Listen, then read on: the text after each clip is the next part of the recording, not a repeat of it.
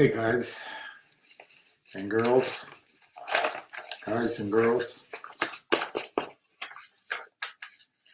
guys, where would we be without girls? Put that in your thought. Ham will be on at 1:30. I think he'll have some insights on both Finger and DJT, the election and all of that. I think I might, we've got a few minutes, I might start a presentation of an article by Byron King, which came in Jim Rickard's letter. But I'll read some of that first. Basically, it's a concise education and a stock recommendation in oil and gas. And I think you need to know about oil and gas. I think you need to know about miners and probably other real assets. As I don't think it really mattered who became president for this trend, but I think it's clearest under Trump. We're going to rebuild the United States. We're going to rebuild cities, bridges, maybe rails, highways, factories, and there's going to be a demand for the materials that does that. And there, as of now anyway, there's no batteries in the world to store sunlight with enough power to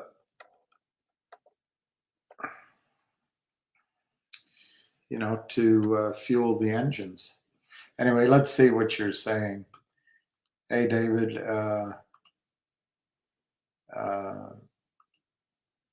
Hey, the one. Hey, Jennifer. Trump. True.p.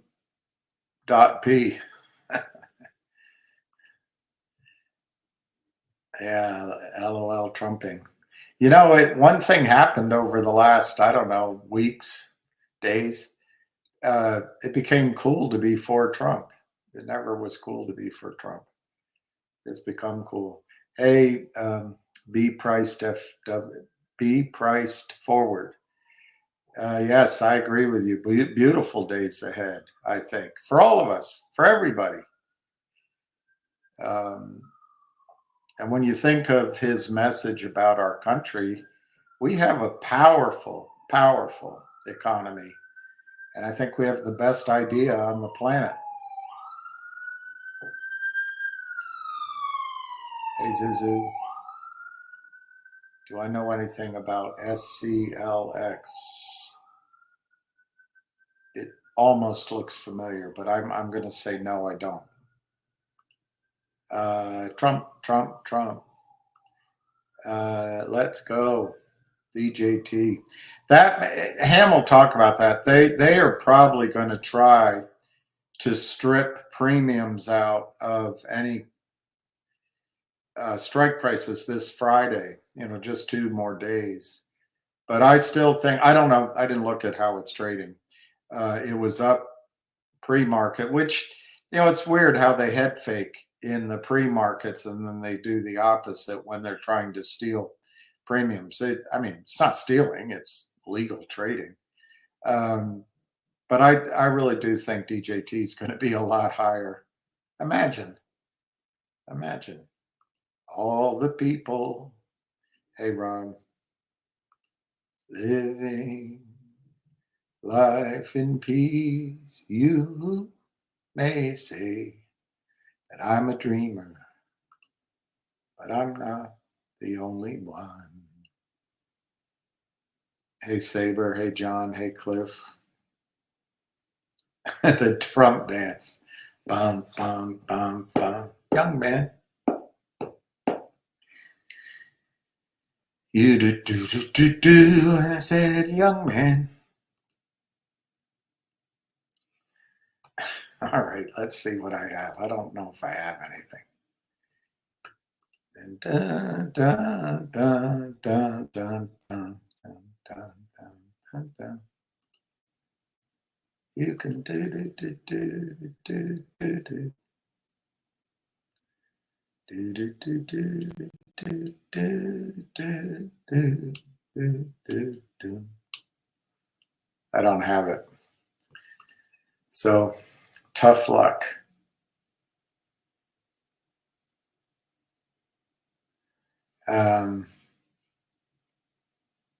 Yeah, Patrick Byrne will be great. David.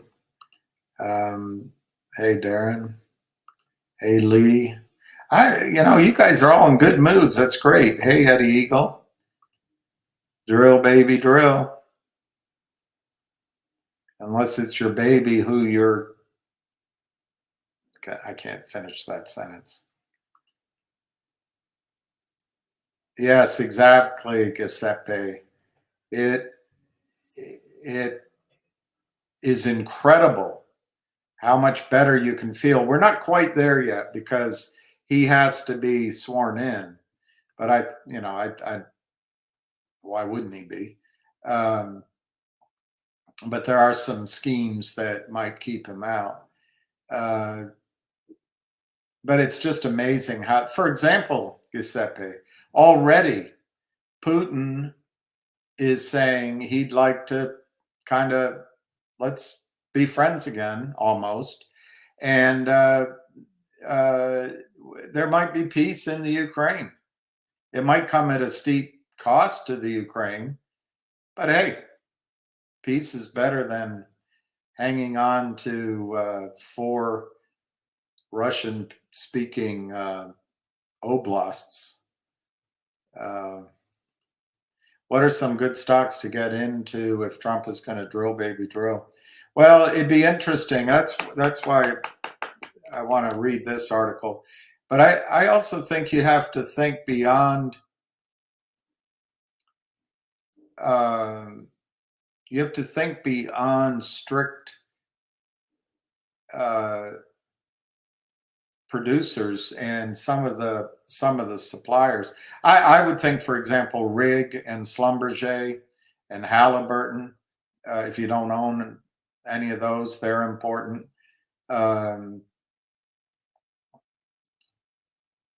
I like APA, but it's more international. But I like APA, but that may or may not benefit from his efforts. I think the pipeline stocks will become in favor. Basically, just like in the mining sector, you've got a generation almost of people that are much more highly educated than you are, and they went to much better schools, and they were trained in the best of DEI and modern global theories, but they don't know anything about energy, and they've gone off to manage money. And they work at Fidelity. They're in Boston. And they direct the energy budgets and where to invest in energy, or in miners. There's been no investment, very little.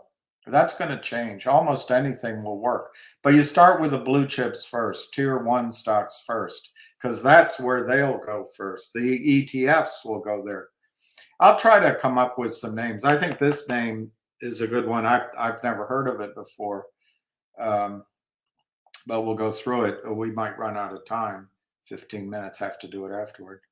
Trump is going to secure the House. I don't know. I didn't see that. Everyone's telling me he's going to secure the House. And anyway, I look at that map, it looks like the demos are going to get it. But I will admit, Jennifer, it's a hard map to read. I sure hope you're right. But it's such a narrow, it'll be such, they didn't call Michigan last night. They should have. I figured out why. They cheated, I think, and they got the Democratic senator elected instead of the Republican who was leading. They did the same thing over in Wisconsin. So it's going to be a thin margin. But can you imagine if we have the House?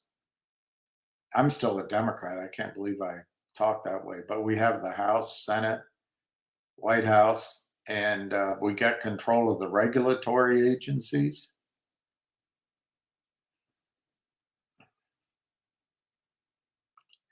I guess DJ. Yeah, it'll be manipulated. Sure, they work in as long as retail's buying. That's us.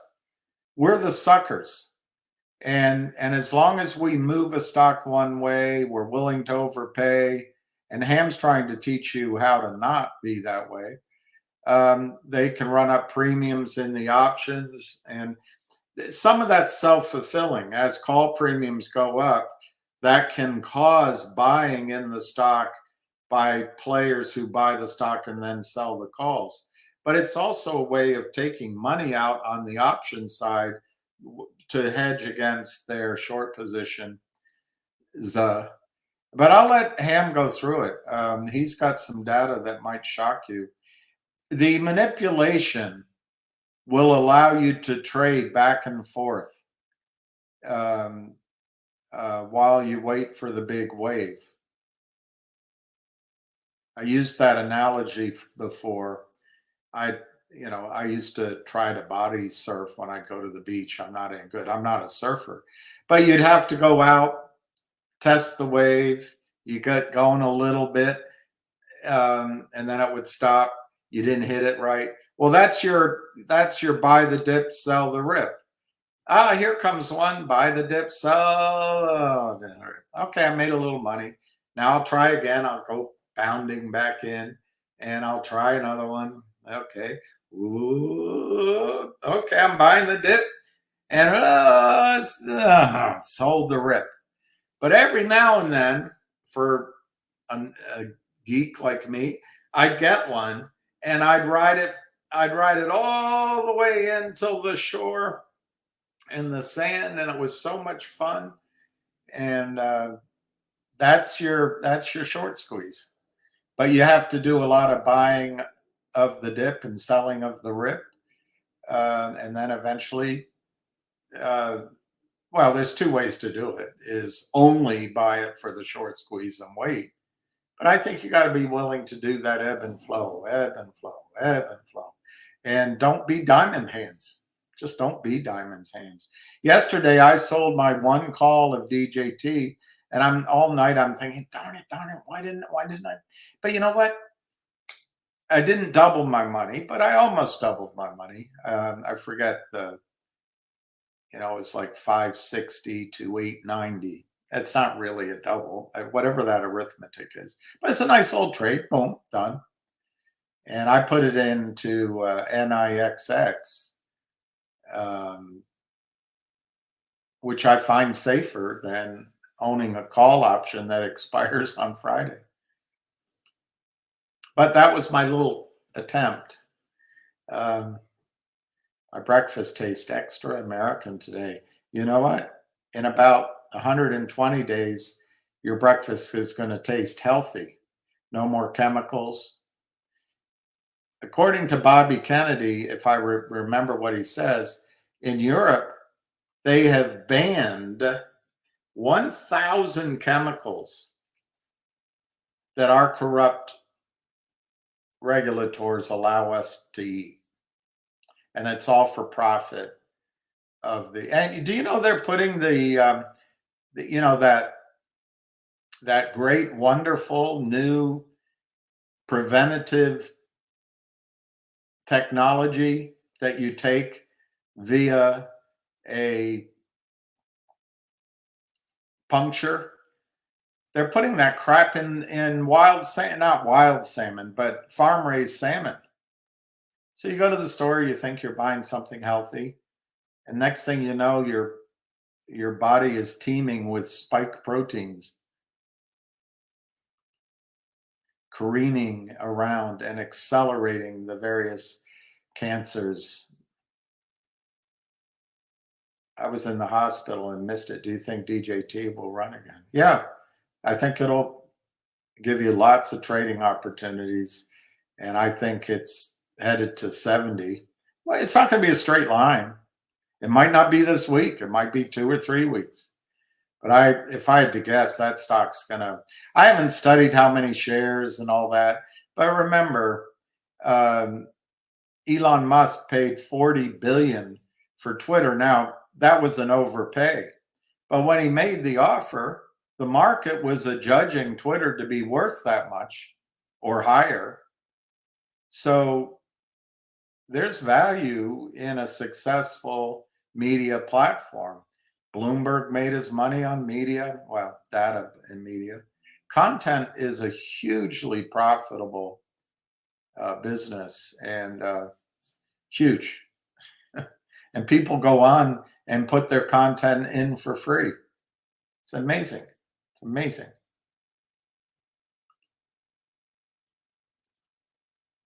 Nappy.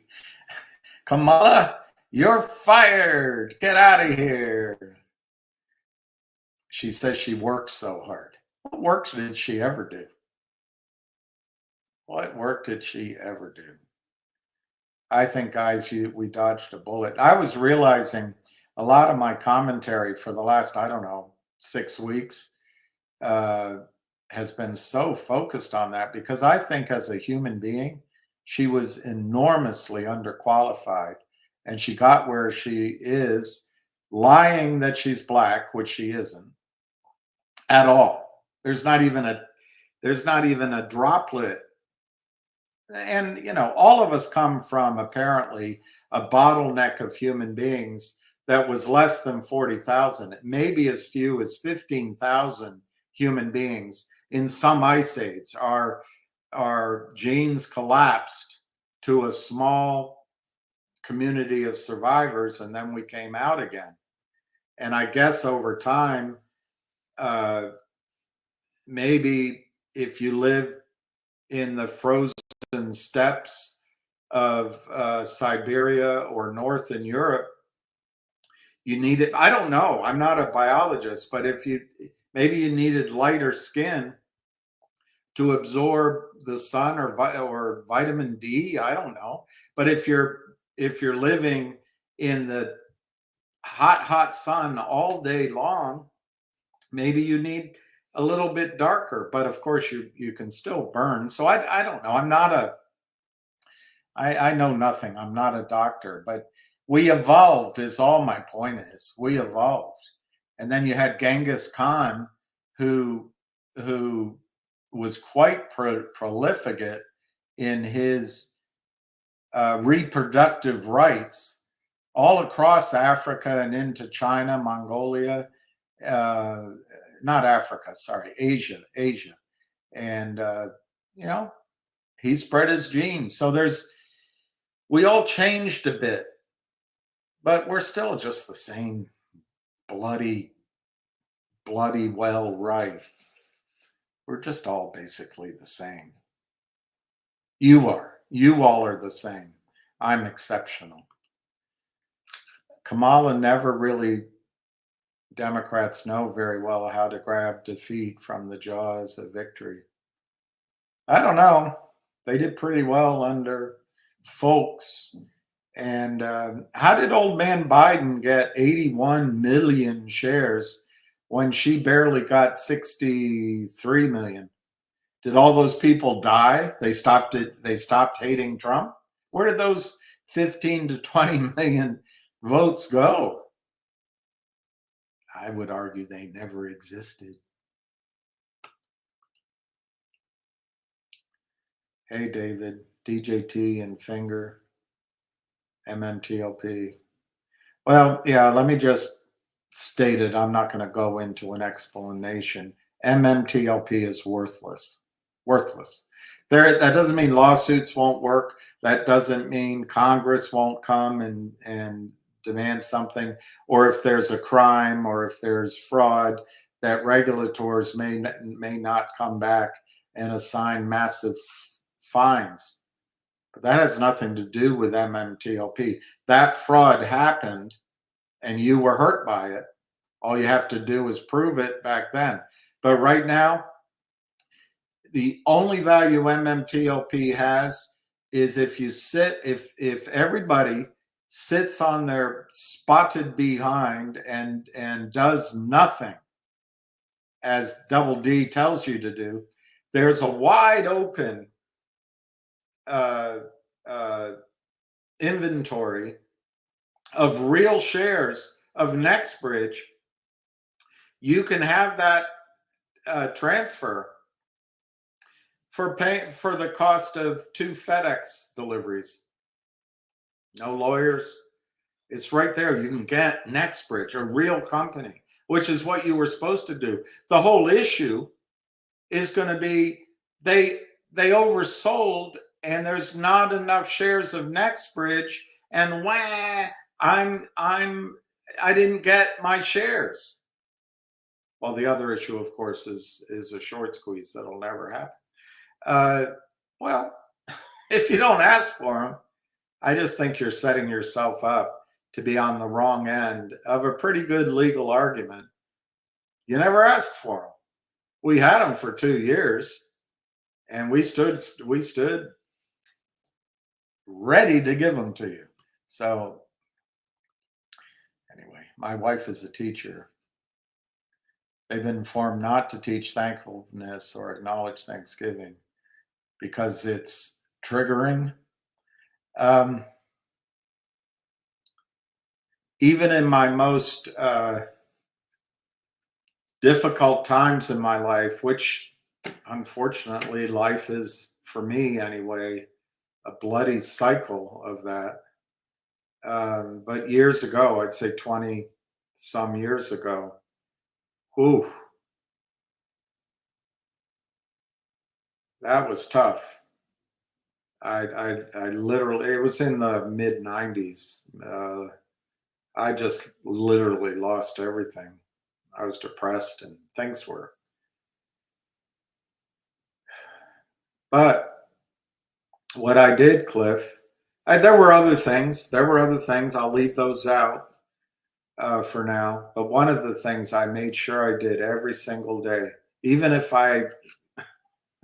even if nothing happened in my day, I made sure I said a prayer of thankfulness for something. My cat, the sun, the tomato I grew, cornball stuff. But I was thankful every day, and I don't know where I got that from. I think it came from the good Lord above. But it's slowly, maybe at first, but it does change your life to be thankful. And there's a lot to be thankful of. A lot. There's so much for free on this planet. Animals are the best. It's nothing like saying hi to a friendly dog. Nothing. I think you can put it right up there with owning a Maserati, to have a dog come running toward you, glad to see you, and wanting you to pet her. Nothing better than that. Trump was just reported that rump. Rump. Kamala never really had a chance. Well, I think she had a chance. I really do. Yeah, I saw that, David. Michigan was announced, and that's fantastic.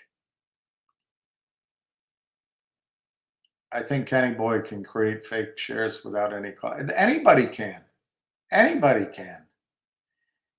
You don't understand the market maker exemption. They're able to sell stock they don't have. And a guy like Ken has all these billions, trillions even behind him. He can use that as collateral. He can sell endless supplies of stock he doesn't have.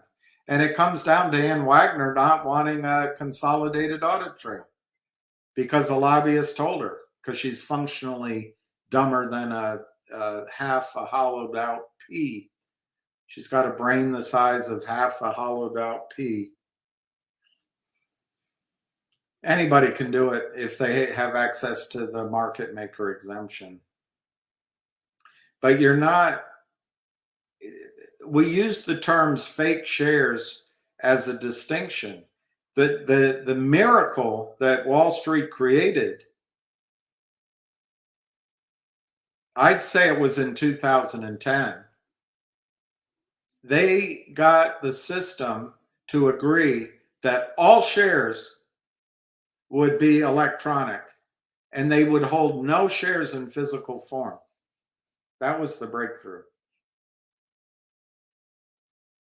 All right. All right. The speaker's not there. Hang on. It's not, doesn't take long.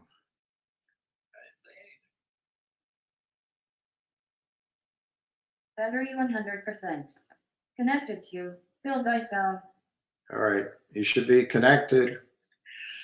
All right, everybody. Let's start off with the first thing is that Trump won the election. Really? All right. That means we get Pat Byrne and January 20th. That's the bad part. We got to wait another 40 days or what the hell it is. But I've been fighting for 24 years, naked shorts. I had to help get the president elected, and now I got to wait till he gets sworn in. I can wait, and I have no problem doing it. If you just look at Kristen Shaughnessy, she just put up, I have no idea. the word is Johnny Tobacco has an inside track to bring trade settlement, toxic funding, and NSS reform to the SEC. Johnny Tobacco is one of us. I don't think so. He's actually from an old neighborhood of mine, so we all know each other. You work with Pat Byrne, and he's he's a back office guy.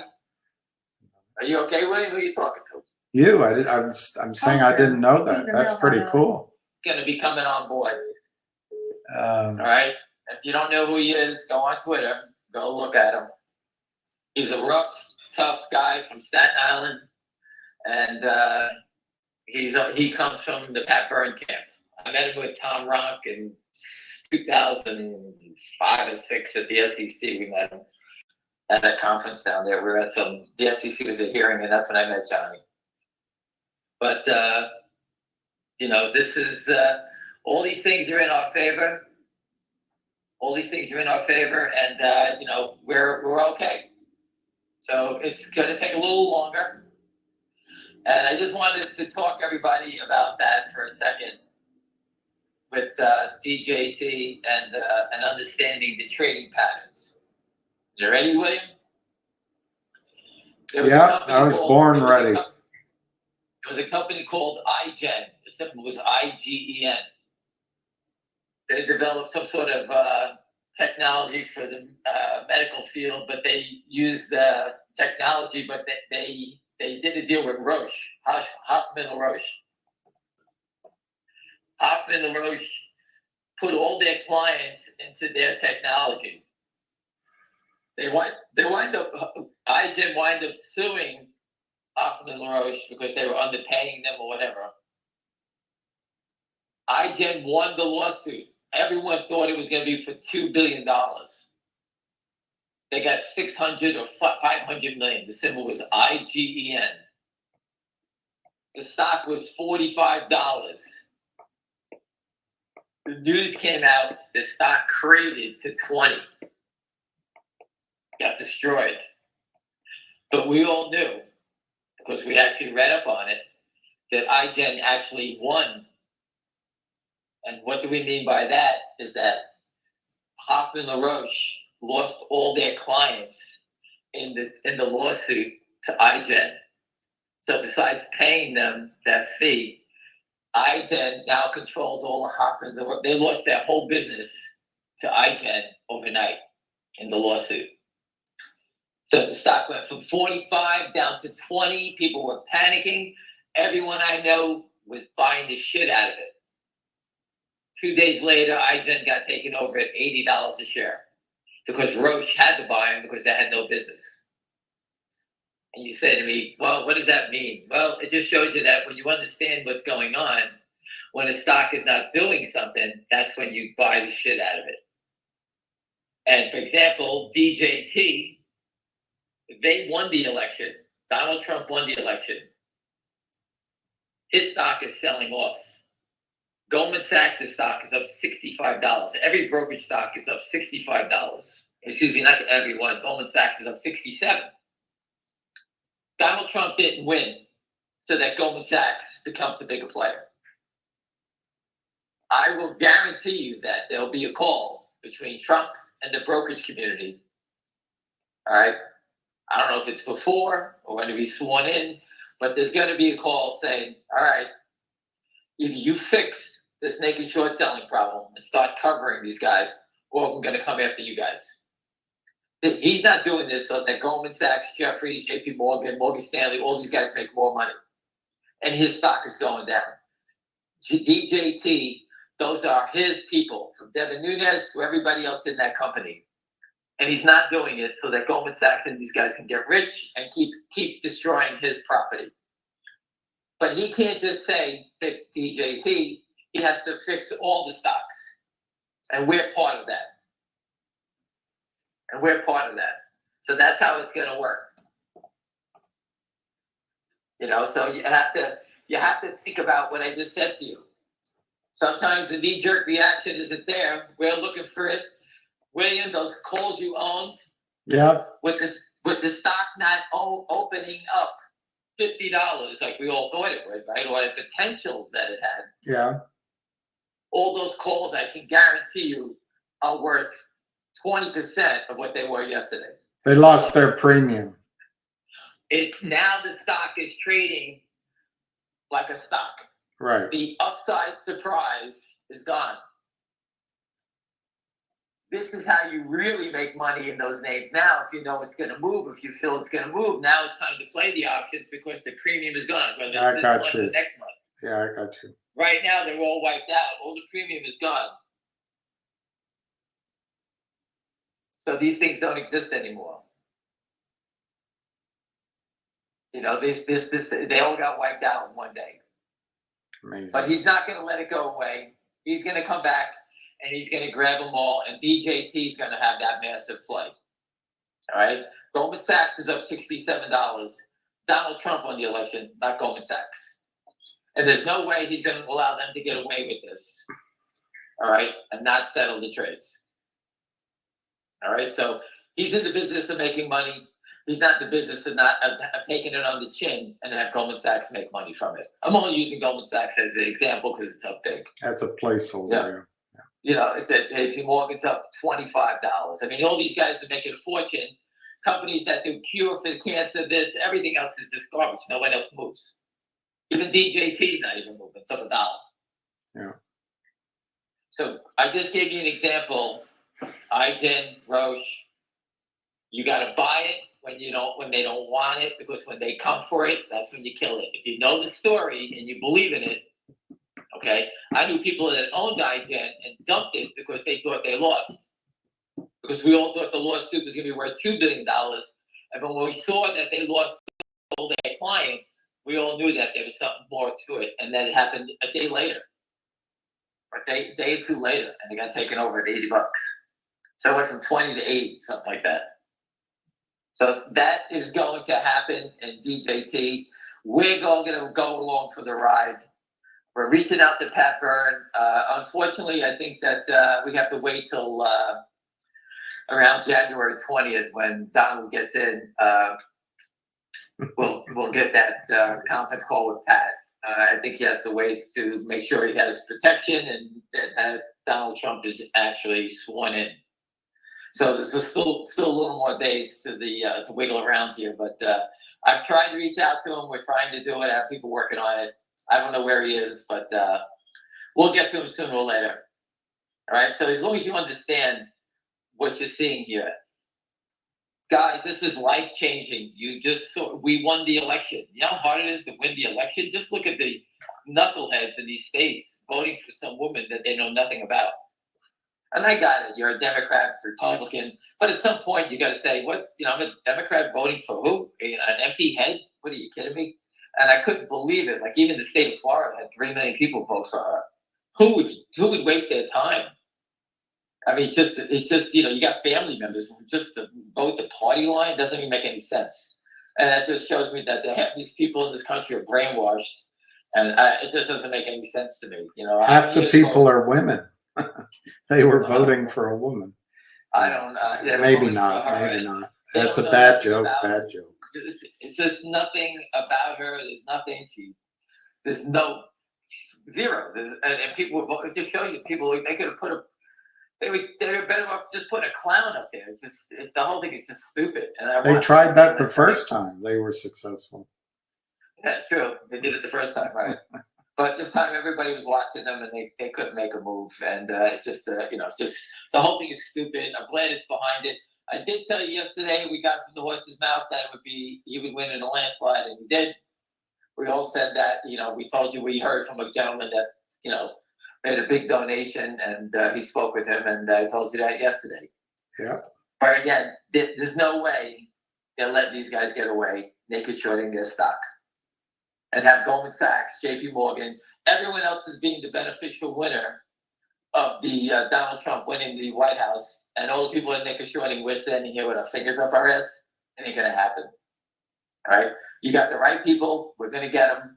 Jeff Easton and all these guys are going to jail. Johnny Tobacco, if you read the Post, hold on, let me read your Post.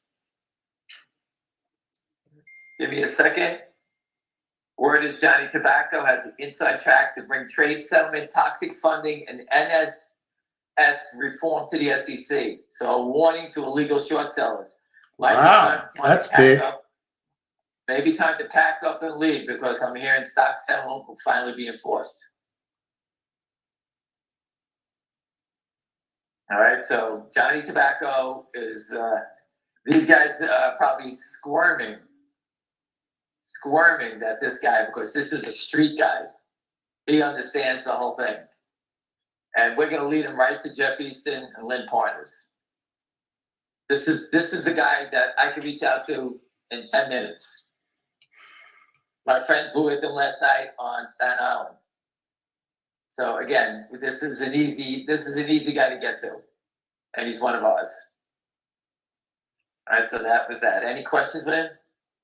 Any word on Finger's interview with Martin?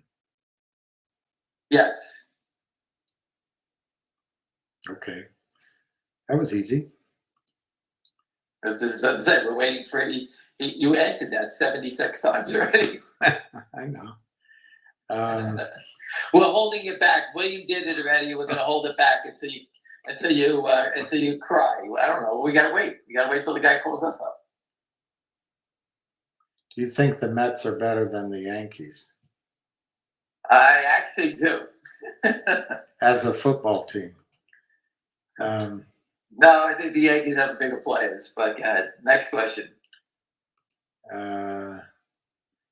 Byrne begins work. This guy's suggesting, could we know who we sell our stock to, buy or sell it? Could it be that transparent? I don't think so. But.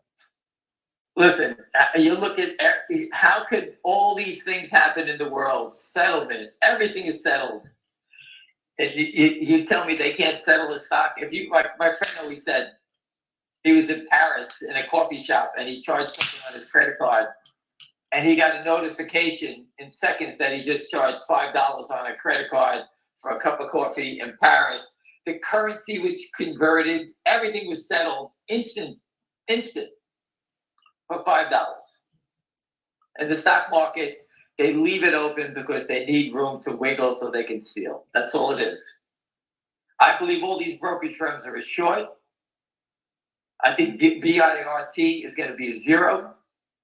They have no business. All they are is a market maker. They're a worthless company. And all they do is steal. Ken Griffin is not public, so you can't short him. All right? And these brokerage firms, when these small hedge funds start to blow up because their shorts are being forced, at any given time, there could be 500 eruptions of shorts getting blown out here. Any given time. Who's going to take the hit for them? The brokerage firms. And they're going to wind up taking losses on it because they're the ones that are fronting the money. Let these guys, let them live.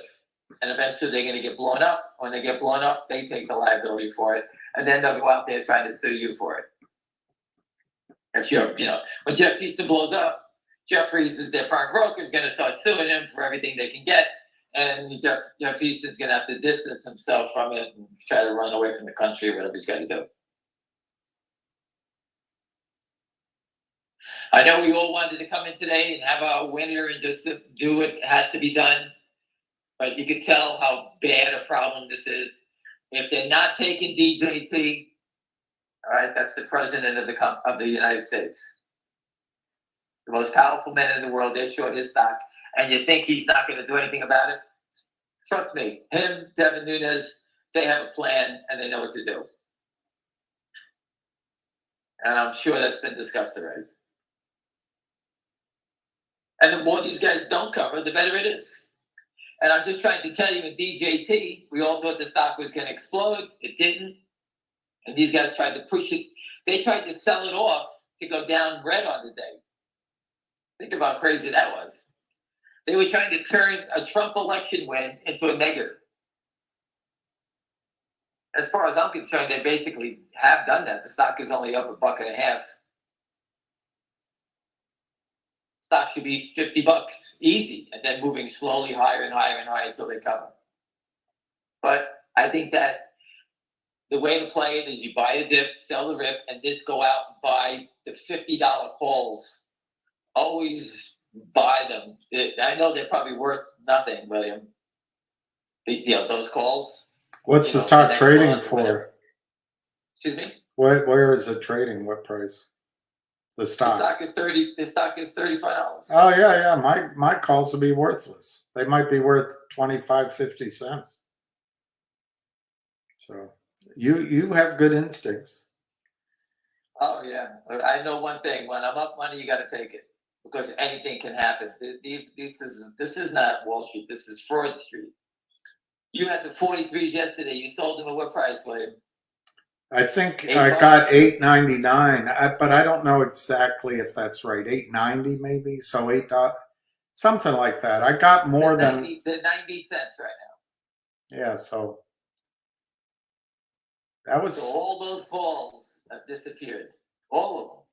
I owe you a ham sandwich. So when you're playing now, I would buy the stock, sell the stock, and buy the 50s, the 45 calls at a quarter. Anytime you see, there's no more premium in this game. The premium's been removed. Because the uncertainties have been removed. Well, the Super Bowls happened. Trump won. Exactly. And they're looking, okay, nothing happened, so the people are not playing it. There's no more hype. Now's the time you should, every chance you get when you make money, throw some FU money at the cheap calls.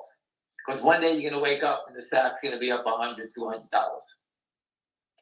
So on that subject of DJT, Bryant wants to know, do you think the shorts, the real ones, and the naked shorts are working together in DJT? And if listen, there's multiple shorts in DJT. There's a couple of big ones, and the big ones control the flow. And the small ones, they're like those little fish that swim around the shark. Guppies? I forget what they're called. Pilot fish or something. Pilot fish or something like that. And they just hang around it. That's all it is. So if the broker dealers know they're naked shorting in DJT, why don't the broker dealers just buy them in, knowing that they're going to walk away from their accounts? Why are they going to buy them in? There's no reason. No one's forcing them to do it, right? Right. 75% of the money Goldman Sachs makes is from what? Stock loan, right? Yeah. Stock lending, all that stuff, right? All these little dark corners on Wall Street. That's where they make all their money from. Yeah. So when Trump gets to them, that's when they're going to call them in and say, okay, close all these things out, and they'll start closing them out. That's what's going to happen. Yeah. Because he's going to say, either you fix my stock or I'm going to take down all you guys. But it's so hard to be the president. He can come out with some reform and kill all the brokerage firms, whatever it may be. How would you like me to do this to you guys? Okay, no, we won't. We'll start buying them in. And that's what's going to happen. But the option premium, it's the best thing that happened. Because now they made them worthless. The Super Bowl of events happened, and nothing happened. I had all my friends sell the stock, William. And buy Before the calls? And they just, I told them to walk away. Oh, good. Most people didn't know, they don't want to play calls. I said, just walk away. And they bought finger motion. One gentleman I talked to today, I didn't know he's up to 70,000 shares now. Wow. They buy every day, a couple of thousand. All my friends are doing that. They just keep picking at it. Listen, Jeff Easton is bagged, whether he likes it or not. We're not going away. We won the election.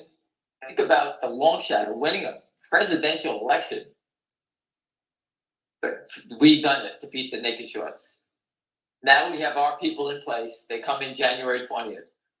I know it's another 30 days, whatever it is. I can't, we're going to do a countdown. I'll decide later. We'll do a silent countdown. You can count yourself. January 20th.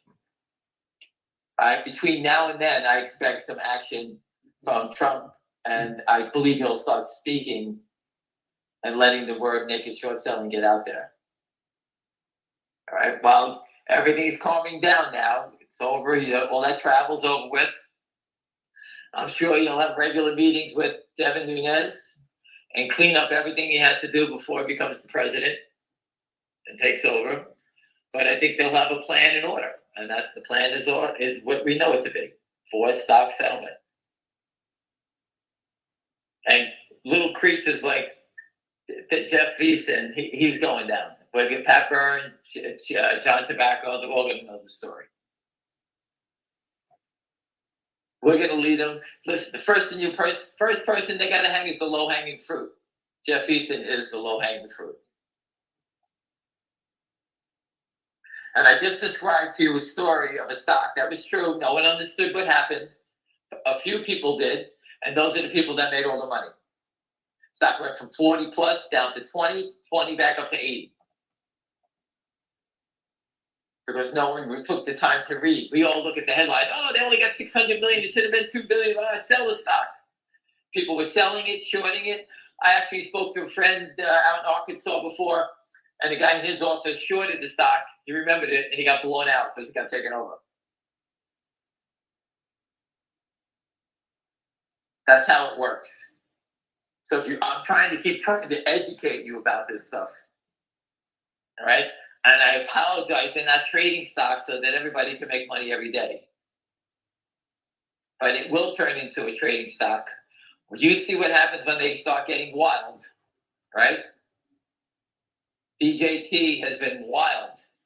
Yesterday, after the close, I had two people buying stock down to 33, 34 bucks, selling it at 42 in the aftermarket after it squeezed up to 46 at one point.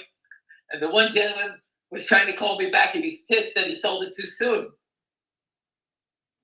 And I turned around and said, don't look at it. You sold it. Don't think about it. Went to 46. Turned around, it was back down to 35 again. That's what I call just chipping away, making money. And that's how you have to look at it. Never think about when you sell it, be happy you made money and walk away.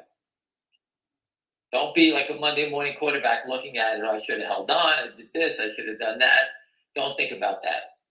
Make the money, and that's the way it goes. Education, William, I can't keep trying to tell you. DJT, 1 billion plus, naked short, average price 41.19. How much? Say that again. Over 1 billion shares. Wow. I'm not going to tell you what the real number is because the real number is really wacky. So I'm just going to say 1 billion. Wow. And it's 41.19. It's funny, William. That's where they sold it down from. It went to 44 today, 45, and they broke it to 41.19. And what did they do? They pushed it right back down again. Isn't it interesting how that number keeps going? Once it breaks it, they push it down so much past it. Mm-hmm. I told you that's the average price of all those shares short. They were choking at 45 this morning, 47. So they attacked it back down again. What did they do yesterday? 4 million shares at the market to knock it down. Isn't that funny? They did the same thing yesterday. 41.19 It probably goes a little lower today because they're selling stock below. But that's the price of all the shorts. Finger motion, I'll do it again. 1.6 million shares is the real short. That means they borrowed shares.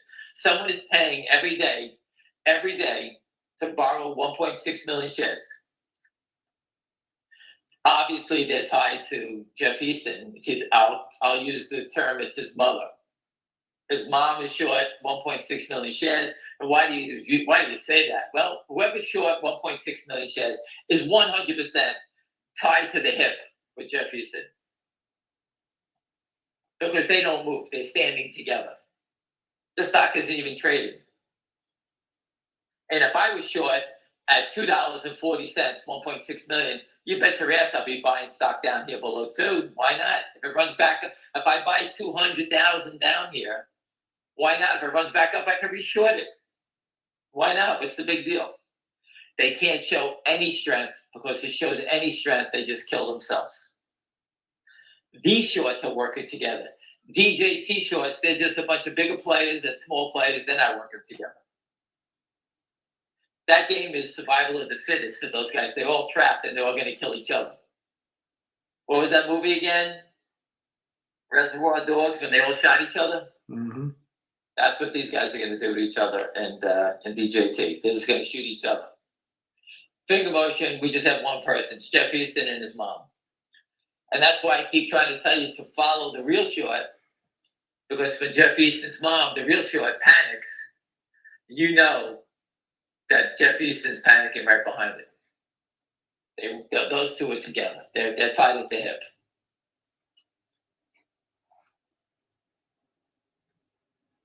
So anyway, the place in DJT is cheap options. You don't have to buy if you can buy the 40, 46s, 47s, 48s at a quarter for next month. Those are the ones you buy for January, because that's when this thing's going to eventually take off from. Which ones would you buy in January? I'm just saying I would try to go out, you know. Mm-hmm. I don't have the option page up, so I can't tell you. Well, give me a second and let me look at it. That's the only thing I can do. I can't just guess, William, right? We'll do calls. We'll do December, January 17th. So let's look at that.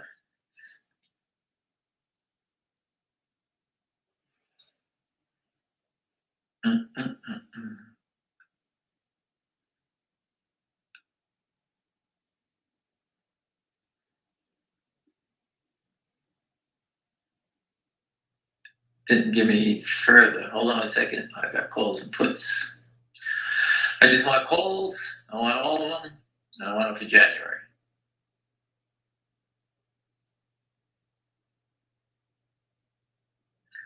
All right, so if you're looking at this is the January calls. They took the 44s are down $4.80 today. The 44 and a half, 85 cents off of today. You can buy those at 80. 10,000 of the 45s traded. They're 71 to 70 cents. Wow, they're cheap. All of them are down $5. The 50s are 44 cents.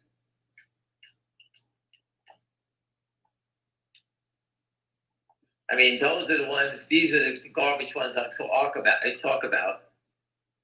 We know they're risky. We know they're garbage. We all know it. But if the stock is going to take off, if you can make $1,000 and you spend 400, keep 600 on a trade, and put $400 into those options, you buy them at 40 cents, $40. That's what you just keep buying them, 2, 4, 10, 20, and you get 50. Next thing you got 100 of them, right? You keep adding to it. And then one day, by accident, the stock opens up 100. And you got the 50s. You're up $50 on 100 calls, you make $500,000 from a couple of $1,000. You know what's happening. We all know the inside information. We knew that we knew that Donald Trump, if he won, that they're going to force shorts. The only thing we didn't think about is what? We needed to win first. We won. And now we just got to wait for him to be sworn in. And it's over with. The hardest part was winning the election, which we did. Think about how hard that was. Everybody was sitting on pins and needles. They're going to win. Is he going to win? Are they going to cheat? Blah, blah, blah, blah, blah, blah, blah, blah. Well, we won the election. Education. I just explained education. Wall Street is about education. If you do not educate yourself, you're lost. If you're going to guess, and you're going to trade by guessing, you're going to get wiped out. You can trade. I'm good at trading. I could pick off stocks left and right. I don't know anything about the companies. I know numbers. But I don't think people here jumping into names you know nothing about. What do you know about this one? What about that one? If you don't know about it, what the hell are you asking me about it for? I don't know. If I knew anything about it, I'd let you know. Hey, that MLSS, the guy told me within 30 days. How high? I told you, so it's going to 10. MLS is 80 cents, That's the one. I own it $1.01. and it's going to go to 10. And if it doesn't, I'll be happy to win to $1.02, right?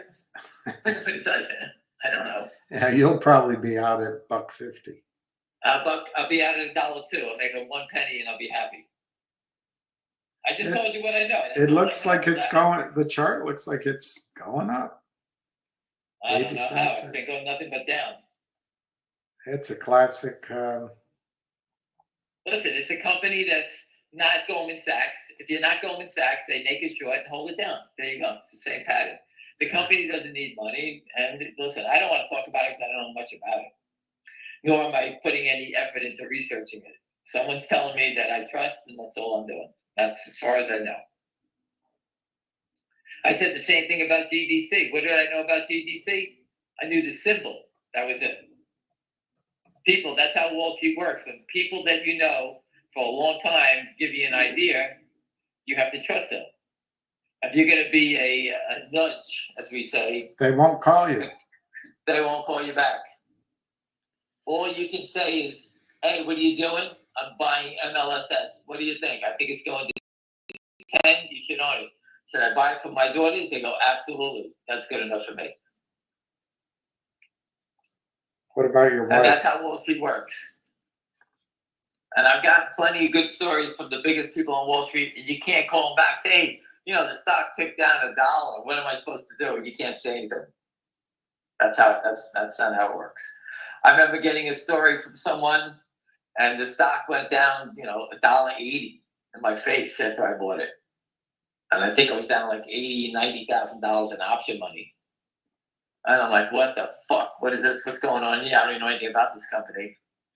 After a couple of days, the stock rallied back. I got back to even.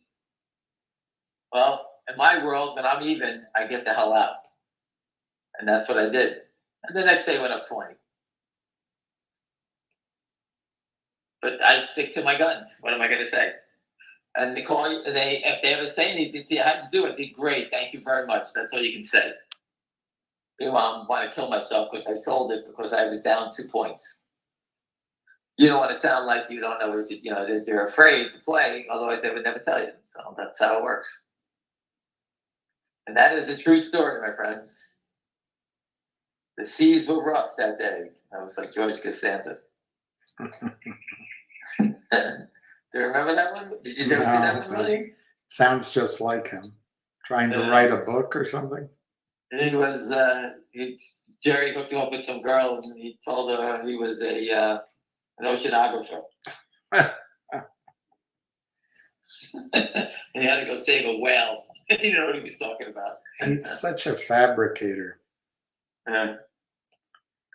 So, any other questions? If there's only one short in finger motion, how come they're only trying to buy 50,000 shares?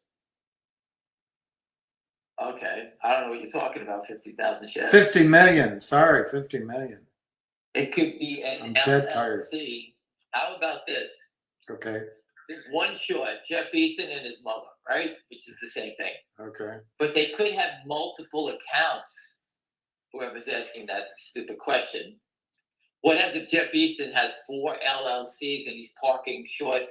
He's parking 50 million shares in each one of those accounts.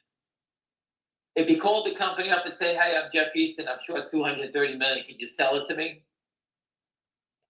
I think every alarm bell in the world would be going off. If he calls up and says, I'm XYZ, no one knows who that is. I like $50 million stock company, and they say, who are you? Oh, I'm Joe Blow Securities and out of the Pacific Northwest or whatever. The company will sit there and say, who are these guys? They don't know. And if they need the money, they take it. If they know it's too short, they don't answer it. They'll go back and say, no, thank you. That's how it works. And for those on the phone, clean your fucking ears. GameStop sold 140 million shares to the short sellers. How do you think they found each other? Roy and Kitty? Someone had to make a call. It wasn't Ryan Cohen calling up and saying, hey, William, I know you're short 20 million shares. Why don't you cover? Hey, thank you very much for giving me the heads up, Ryan. Thank you. I will. The shorts had to know the call in to say, get me in on this deal. That's what they were doing. Yeah. That's how it works. So these guys have to show their cards. Obviously, someone's showing their hand. I don't know who it is. I have no idea. If it's true, someone's showing their hand. Does it happen? It happens all the time. When I was on a trading desk, we used to get calls. Hey, I'm short this stock. If you see any selling in it, you get any orders to sell in it, call me up. I wasn't soliciting it, but if someone called up and said, hey, I got 200,000 DJT to sell, I call William, I got 200,000 to sell at 35 low. William would say, put me up, I'll take it at 35. Boom, I crossed it in a second. And he would call me back and say, thank you very much. I covered it. Thank you. That's how it works.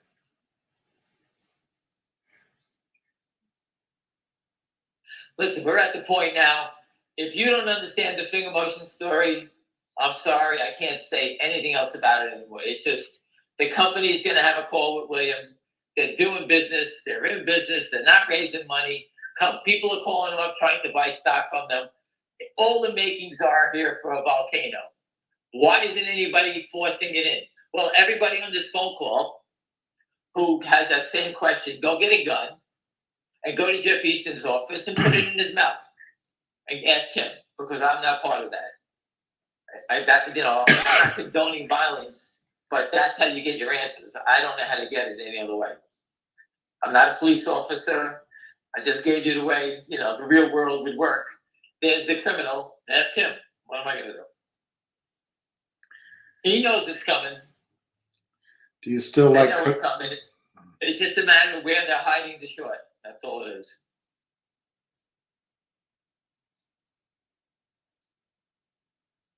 Listen, since this company got listed on the NASDAQ, it's been nothing but for sale. Nothing, every day.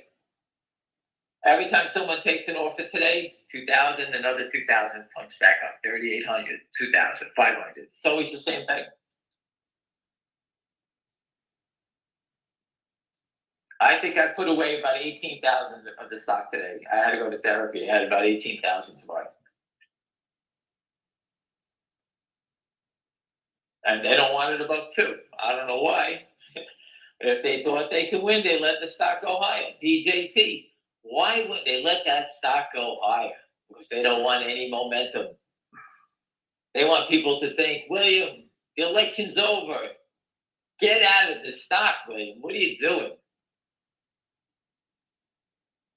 But I'll help them. I'll keep reminding everybody how big the short is here.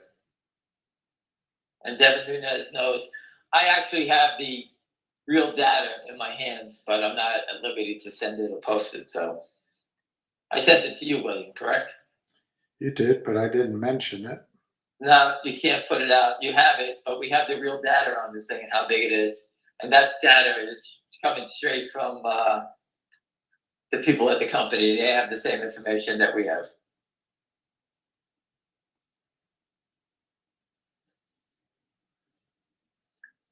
And that's about all I can tell you about the game right now. This game is over. Trump's going to be sworn in on January 20th. These guys can't get out. The only way out is up. There's no selling in the stocks.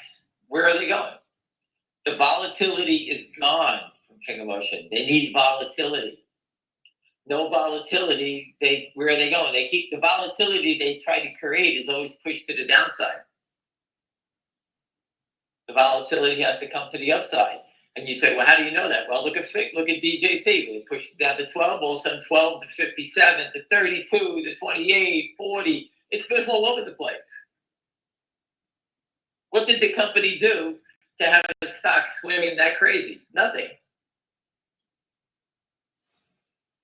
He won the election, but everyone woke up and said he won the election. Let me sell it today. The thing's not even trading.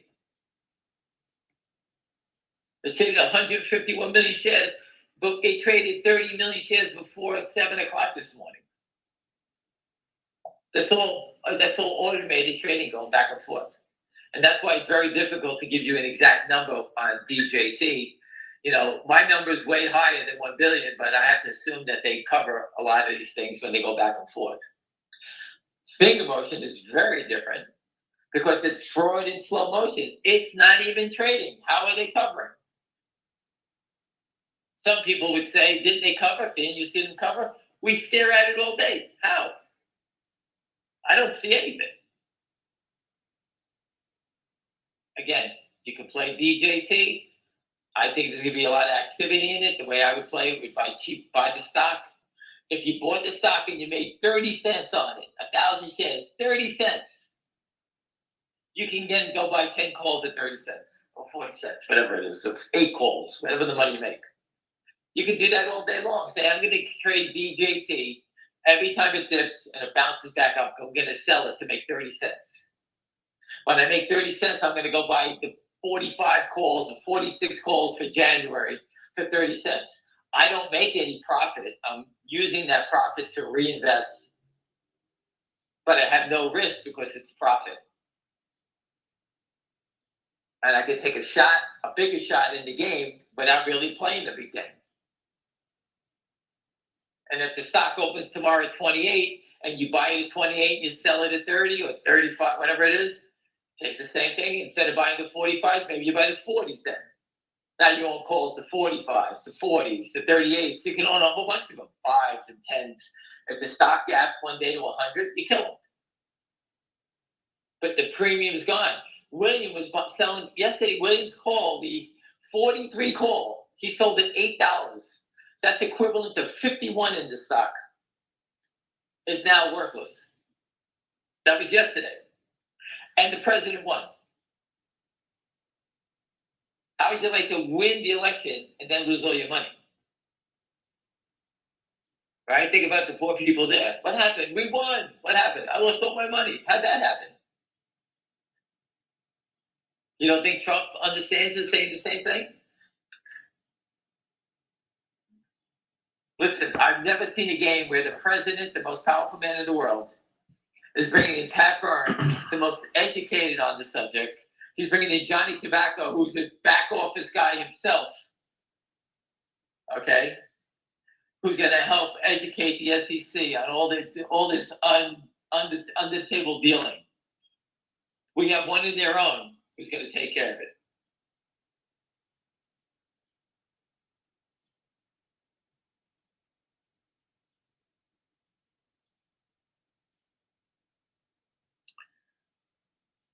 Do you still like Kodak? You know what? 618 is the spot. To sell, or that's breaks through? That's the breakout. I got there a while ago, 618, and they pushed it down. So around 618 is the spot, like right around there.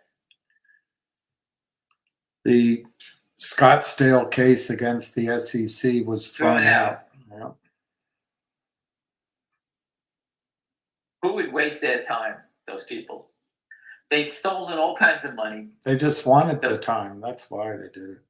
That's all they're doing it for is the time. They're spending money, legal battles. They must be taking $10 a day out of the bank. Whatever they're doing, they're removing their money. There's not even a question. If they can naked short 1 billion shares, they can naked short 2 billion.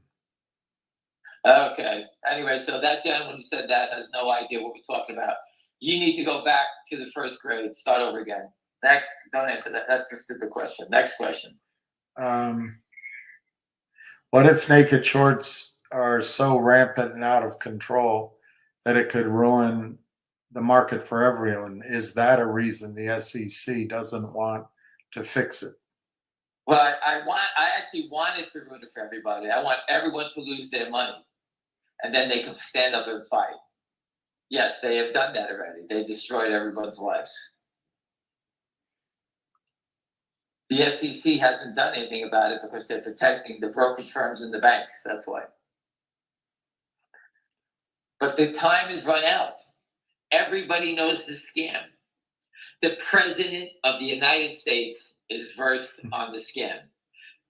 He can't just fix DJT. He has to fix everybody. If he came out and said, okay, everybody, this DJT short seller needs to get away, we're going to arrest him. Everyone's going to say, hey, what about us? Oh, the Democrats are going to yell, he's only protecting himself, you see? He's a disgusting man. He's only here for himself. He can't do that. He's got to protect everybody. I hope you guys understand that.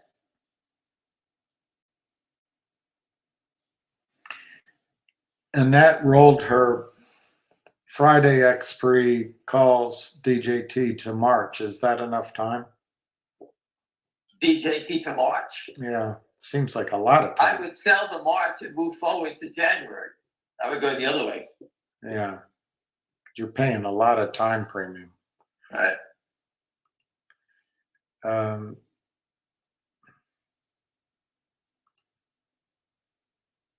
What month is Ham talking about for DJT options? I guess January. As long as you can get into January 20th when it gets sworn in. Something's got to happen between now and then. Okay.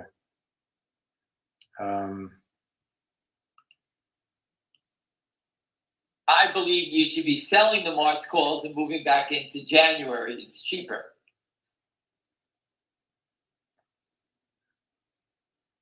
So let's say you pay $2 for the March calls, you could probably buy the January calls at 90 cents. So you should move forward. Because if it doesn't happen, the March calls are going to be 90 cents. You paid 90 cents. Instead of paying $2, you're only paying $1.80.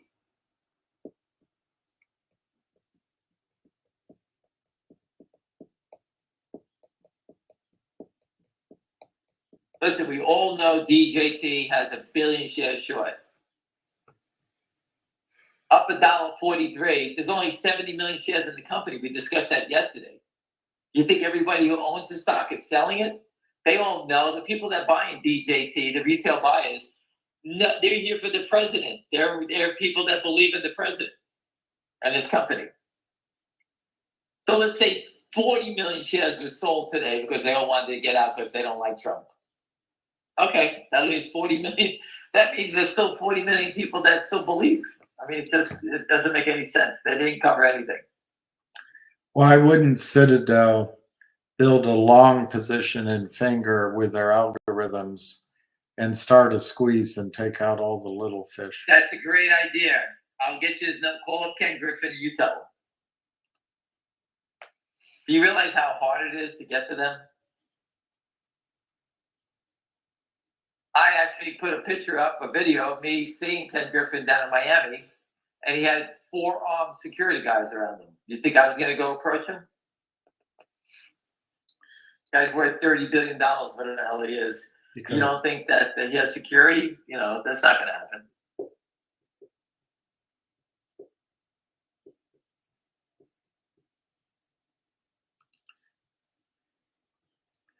WULF is at 750. Good, congratulations. Next. What? Okay. There's nothing to say. It's tied to Bitcoin. Bitcoin's going up. We owned it at 60, 70 cents. We sold it at $3, $4. It went to 6. It pulled back, and now it's at 7. I met a guy the other day. He made $15 million in it. That he was one of the gentlemen that told me to buy it. He held on. He sold it. Made $15 million. Did you quote option prices in January for Finger Motion just now, or DJT? No, I did not. You did it for DJT. DJT, I did And- not talk about finger. Finger One, motion is an option that doesn't expire. apparently the options you quoted for January were incorrect. I don't know if they were or Oh, weren't. that's what I just saw on the system, I don't know. You have to look at your own options before you buy them. I'm looking at the January right now for finger motion, right? For example, Weston is Every saying, option in finger motion in January, the $3 are 5 cents. The $4 are offered at 5 cents. The $5 are 5 cents. They're 5 cents. If you wanted to play finger motion, you want to buy calls and use no money, buy the January. I think it's January. I'm here. Yeah, no, excuse me. I hit December. I'm sorry. I hit December. I see that's you got to check this stuff.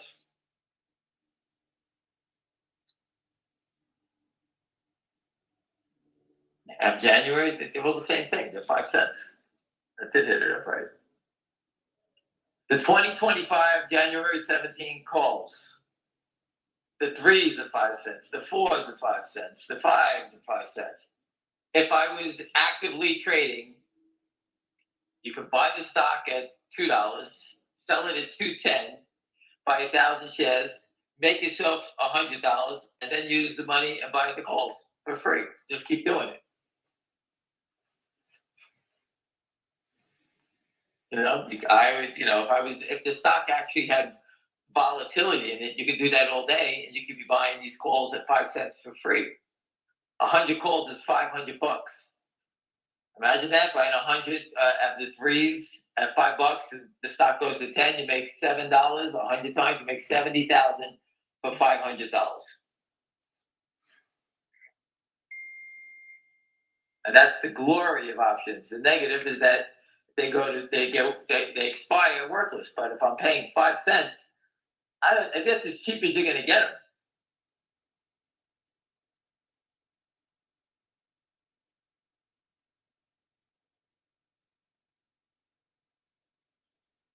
People, listen, we're explaining stocks that have tremendous upside. The only reason I'm talking about finger motion because I believe it has out of this world upside potential. Not upside, out of this world upside, life-changing upside potential due to security fraud. And if the SEC thought we were making shit up, they would have came after us a long time ago for saying shit like that. But we put the truck at their front door 16 times, 15 times, even at their enforcement conference at the Mayflower Hotel, calling it out, demanding to find out what's going on here. They know it's here. The head of enforcement quit. Gary Gensler's getting fired. Donald Trump is coming after them, and he's coming after them for naked short selling. Donald Trump used the Bitcoin thing to drag in Bitcoin voters to go against the Democrats. All right? So he did. I don't care. I don't own Bitcoin. So all these crazy people that play that stuff all voted for Trump because they want Bitcoin to be to the forefront. Which was a nice thing to do. And all he had to do was fire Gensler.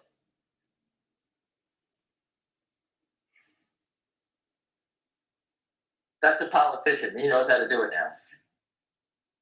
But now his stock needs to be addressed. And you're telling me Goldman Sachs' stock is up $68, Jeffrey's stock is up $8, JP Morgan's up $24.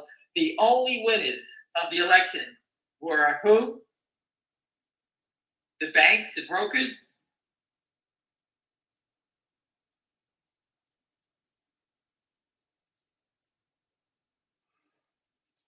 Who would ever thought that, right? Hey, President Trump's going to win. Whose stock's going to go up? Goldman Sachs. They always win. And that's why I keep telling that buffoon, Ryan Cohen, you got all that money, open up the GameStop brokerage firm. Stupid asshole. If he did that, he could save everybody himself and make a fortune. Look at the brokerage stocks. Look at Interactive Brokers, where it's up it's up to $170. The guy commits fraud, naked short selling. His stock is $160, $170. Never comes in. Interactive Brokers, a brokerage firm. What are they doing that's so valuable? Nothing. Robinhood. This idiot, the stock is $30 up $5 today. He screwed every GameStop holder. Couldn't care less. He's got a $30 stock. He's a billionaire. And Ryan Cohen is doing what? He's doing nothing? That guy's got no brains.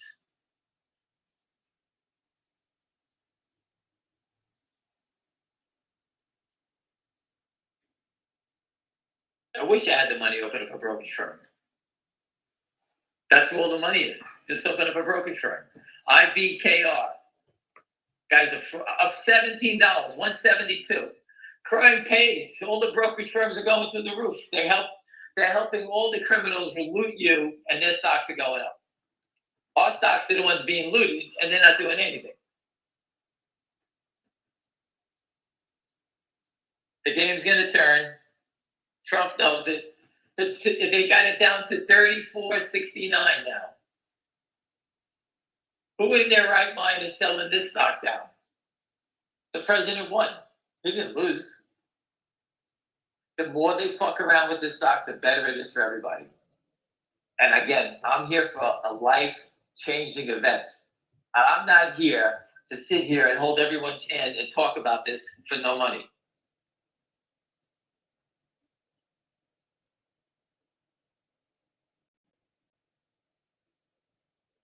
I'm not here to sit here and look at this stuff and help you guys out unless it's for big money. I'm not doing it for any other reason. I believe this stock could go to $1,000, $2,000. And I'm never changing my opinion on that. They haven't covered anything. Zero. Again, if you were short at 240, why wouldn't you buy some back here knowing that there's a chance that you're going to get squeezed? Well, let's buy some back in. You're short 1.6 million. Let's cover some. They don't even move. The stock hasn't even traded. Oh, excuse me. They sold 400 shares at 1.6 after bid.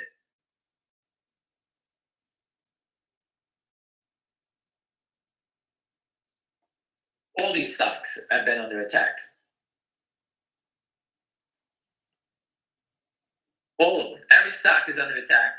The only stocks that are not under attack are the brokerage firms, robbing everybody, and the big boys, like the video and all that stuff. My favorite is everybody's been putting the negative stories about the video, and the stock keeps squeezing higher. Their biggest client is that other stock, and it's not reporting their earnings, blah, blah, blah, blah. That's what I'm saying, that people play these games, they follow, the video is a short. Well, the only reason people are shorting because it went up so much, and this NOL, it's going to pull back, we can make a lot of money. That's the only reason. The information about it, I don't really understand it, so I wouldn't get involved in it. If you don't understand, if you know the information, it's a different story. If you don't, then you're playing, you wind up getting hurt.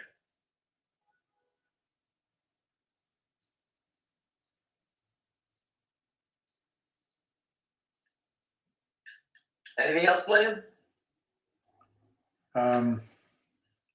I went over the iGen story with you in relation to the DJT. DJT, the news came out, you thought you won, but the stock isn't doing anything. There's going to be a delayed reaction. That's why I told you the iGen story. And that is, you can go back and Google it. The symbol was IGEN.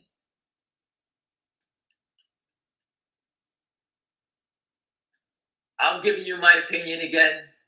DJT, you gotta be a smart trader to trade that stock. Buying the cheap out of the money calls, waiting for a home run swing is the best way for a novice person to play that stock.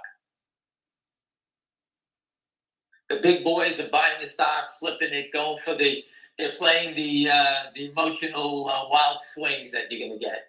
The wild swings in DJT are for one reason: to get people to sell. That's what they're trying to do. They're trying to make it wild.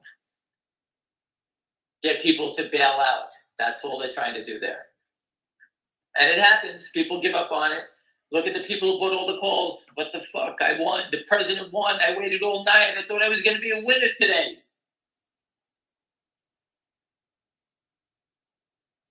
And that was one of the reasons why I wanted you to sell yesterday, William, because I don't know what they're going to do. Right. You know, you have an $8 option. If you had a 30-cent option, I wouldn't even care. I'll let it go to zero. Who cares? Yeah. $8 is a big difference than 30 cents. Yeah. And that's why I always play the cheap options. I only risk, but you can't buy cheap options if the stock's going to move up $1. We're looking for a stock to go up $30, $40, $50. Again, naked short selling has created this crazy event. When you're right, look at the stock drug. It went from $2 to $75 in 2 days. I think it was 75. 79, excuse me. And it's still up 50. It's still at $56.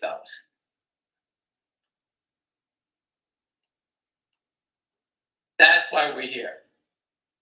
And I can tell you again, I believe, this is my opinion, so don't fucking say that, you know, he's telling me to buy it. Finger motion to me is the greatest play that I can see right now. I believe in GTII, so don't stick that up my ass either. I can't do anything about that. It's going to come back when it comes back. But for those in GTII, the proof is there from the NSCC and the SEC, so don't come back at me with that nonsense. I showed you the proof already. But finger motion is a trading stock. We know the short. We've been studying it. We know where it came from. We know who the guy was. Everybody knows that the benchmark, Lynn Partners, they're all tied together. And you can see how they do their business. The company got rid of them. The company, William, you watched it. We went from like 6 million to 100 million shares short in what, a 2-week period, a week period, whatever it was. Mm-hmm. I watched it 10 days. They were just selling into it like crazy. Yeah. So, you know, 230 million shares over a couple of years, they don't cover anything.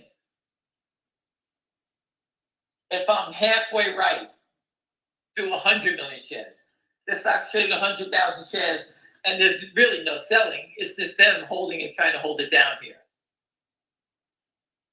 When it turns, okay, when it turns here, I think the first move is going to go, you're going to see, you know, it's going to go 2, it's going to be 253, and you're going to say, what the hell was that?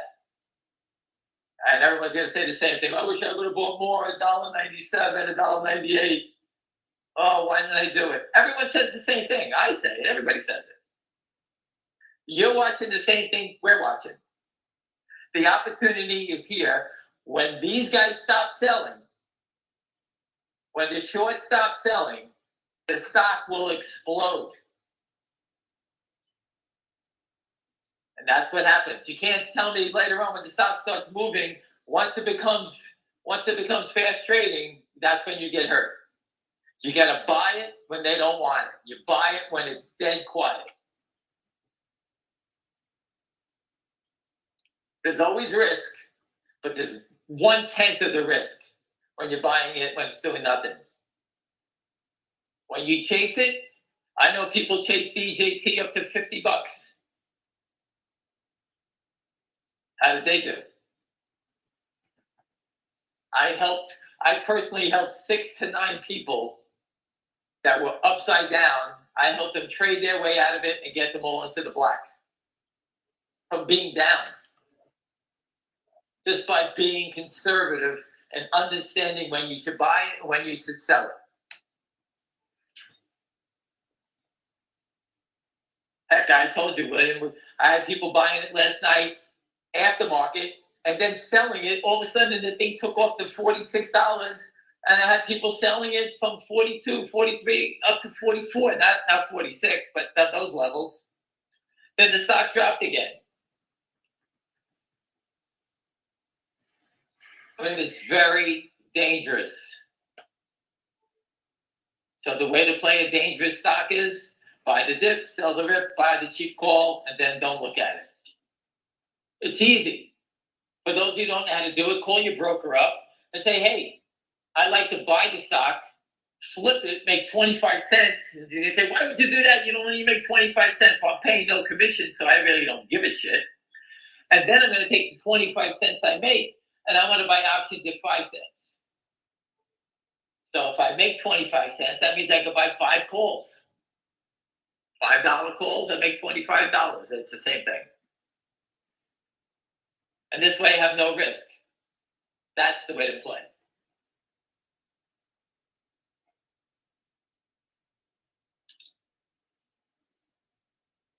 And like I said, I feel finger motion, to me, the stock that it's trading is just lights out. It hasn't even had a run yet.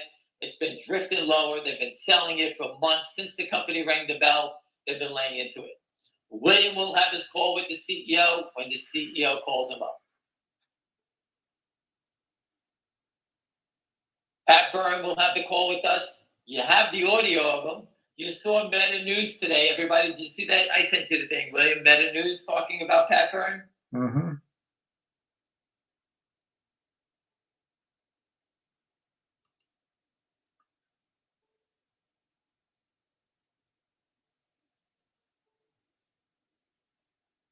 You know?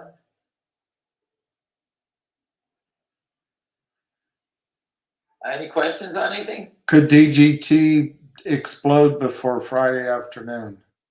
Yes. If the shorts are calling the Whoever said that they must know how I think, because that's 100% what I think. cheap calls, might as well take a gamble.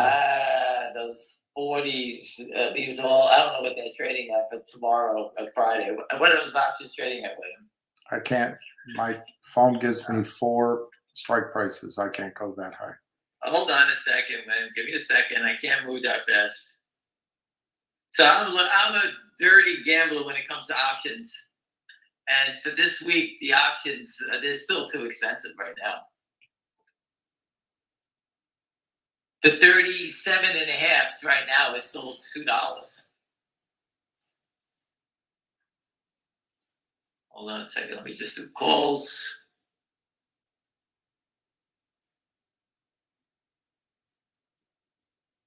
Yeah, they're too expensive still. That's a tough play. It's a tough play.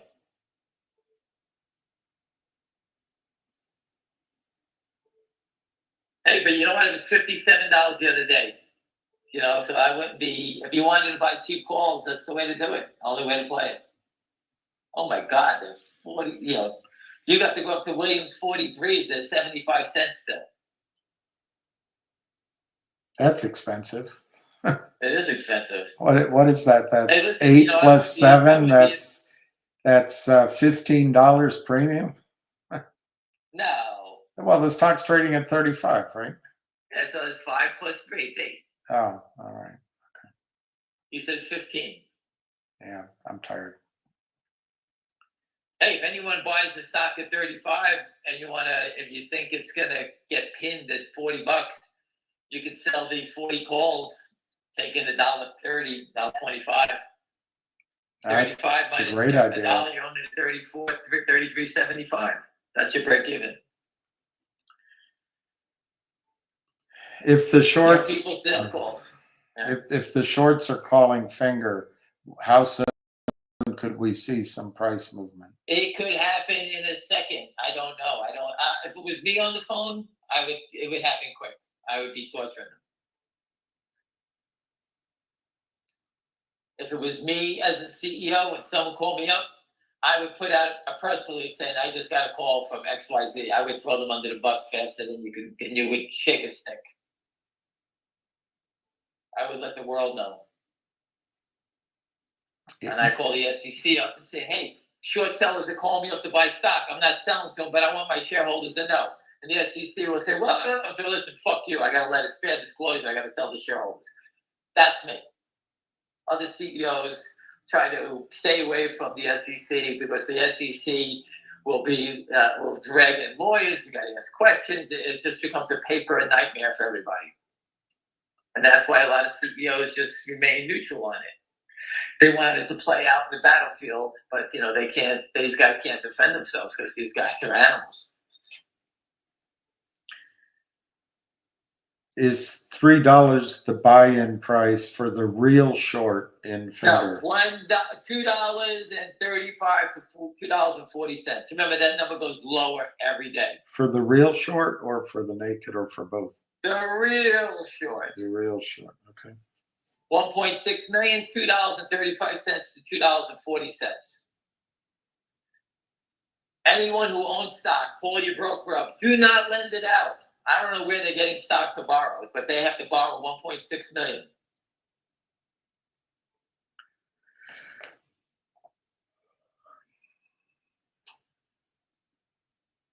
Some people have lent their stock out. If they want to get paid some money, go lend your stock out.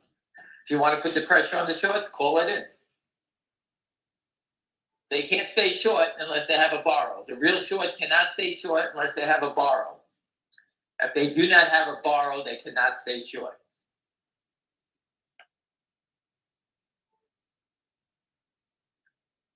You understand that? Yeah.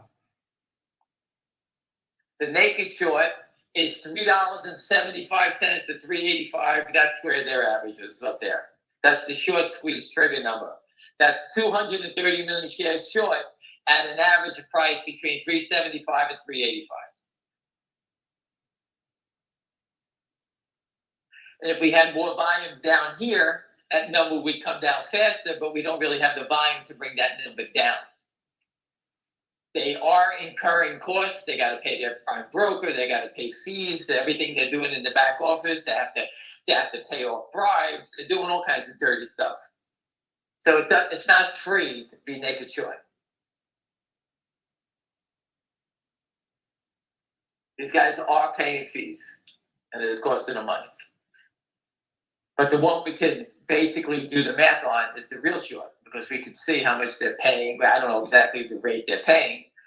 That's something that's negotiated. But every day they have to pay. So let's say they pay, a quarter penny a day on all the shares. At the end of the week, they got a penny and a half, whatever it is, 2 pennies, and it keeps coming down on all the shares. So they keep paying those fees. At some point, they'll be upside down where they're paying and they're losing money. And that's why they keep trying to hold it down, because it keeps moving closer to them where they're going to go bust. And that's why they keep trying to sell it down to you. And you're getting the opportunity to buy it at $1.71 because the short's in trouble. He can't let it go up. That's it. And it's not going to go on forever. The company's fundamentals will surpass this nonsense short. Okay? The company survived. The company survived the attacks, and now they're trapped. The company survived the attacks and even survived the election.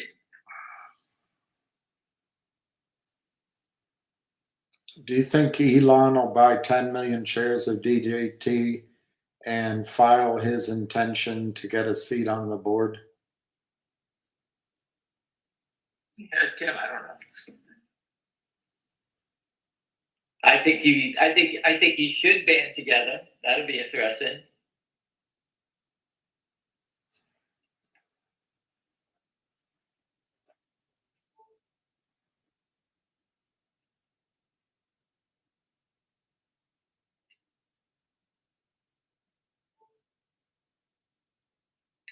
That was a great little thing I just put up on Twitter. Anybody's on Twitter, give it a little retweet. I think it's pretty cool. Some guy just designed this for me. It says FNGR, we fought the counterfeiters, then won the election. Now we wait for Patrick Burns to force stock settlement January 20th. I said, we can wait. That wasn't good, William? That's very good. Very impressive. You don't enjoy it. You're like a killjoy lately. I'm not a killjoy. Listen, everyone. I know you've been here a long time. You can't stand it. You hate every fucking thing about it. I've been doing it 24 years. January is 25 years. I'm not going away. I know it. You want to sell it, move on. You're more than welcome. I'm not leaving. Just like Michael Burry thing we posted. It will. I'm in early, but it will pay. That's exactly the same thing. And when this guy stops selling his stock at 197, I see it going 210, 220, bang, bang, bang. That's what's going to happen. Why are people buying it? I don't know. I'm not in your machine. I can only tell you what I see and what I believe. I think I've been pretty right on DJT. I've been pretty right on GameStop every day, buy the dip, sell the rip. And I'm not even your broker. I have nothing to do with you. I'm just talking off the top of my head.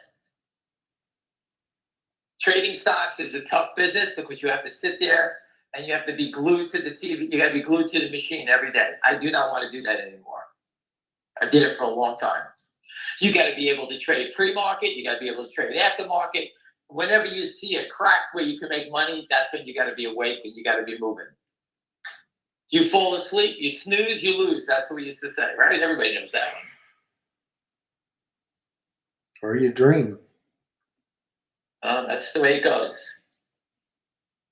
Listen, I've told you before, people ask me, I'm not leaving. I've been here a long time. I'm not going away. Jeff Easton is the target. He's going down. When GTI starts trading again, we'll reevaluate when they put the company in there. We'll see what it is. And then we'll go after that. Because we know there's 500 million there. But until that happens, I can't do anything. It's like MMTLP.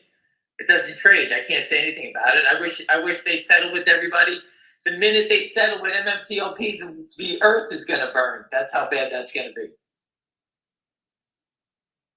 They've been hiding it and torturing those people for years. Everyone behind that thing should be in jail. Hester Pierce is a disgrace. She turned her back on everybody when she's on Charlie Payne's show. Oh, we got to look into it. Everyone says the same thing. We got to look into it. No answers. They're protecting people like Virtue. VIRT is a zero. When Pat Byrne comes in stock settlement, that stock is worthless. It's just us. Imagine what we got, 100 people here. Everyone here works for Virtue. We're traders. How do we all trade, right? Half of us win, the other half lose. We lose big, we win, whatever. That's trading. This guy's just stealing. He's stealing. He's buying hockey teams. You can't make that type of money. He's a crook. That stock is worthless. But that's how you have to think. Think ahead. When Goldman Sachs, when Donald Trump calls Goldman Sachs up and JP Morgan, these guys, and says, hey, this naked short selling has to be cleaned up. Those brokerage firms are all going to take the hits for when Jeff Easton goes out of business. He's going to walk away because he can't afford to buy the stock back. He's going to go to jail, and someone's going to take the bullet for his loss. Someone's going to lose a couple of $1 billion. Who's it going to be? Is it Jeffries? Does he split some with Jeffries? Does he have some with Morgan Stanley? I don't know. But someone will take the hit for it. And when Pat Byrne gets in there, there's going to be a bunch of hits taken. There could be 500 stocks go up one day when they start to clean this up.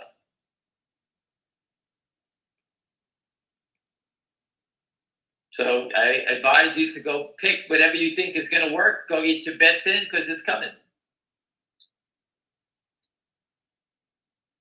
The only guy they didn't want to see come back into this thing is Pat Byrne.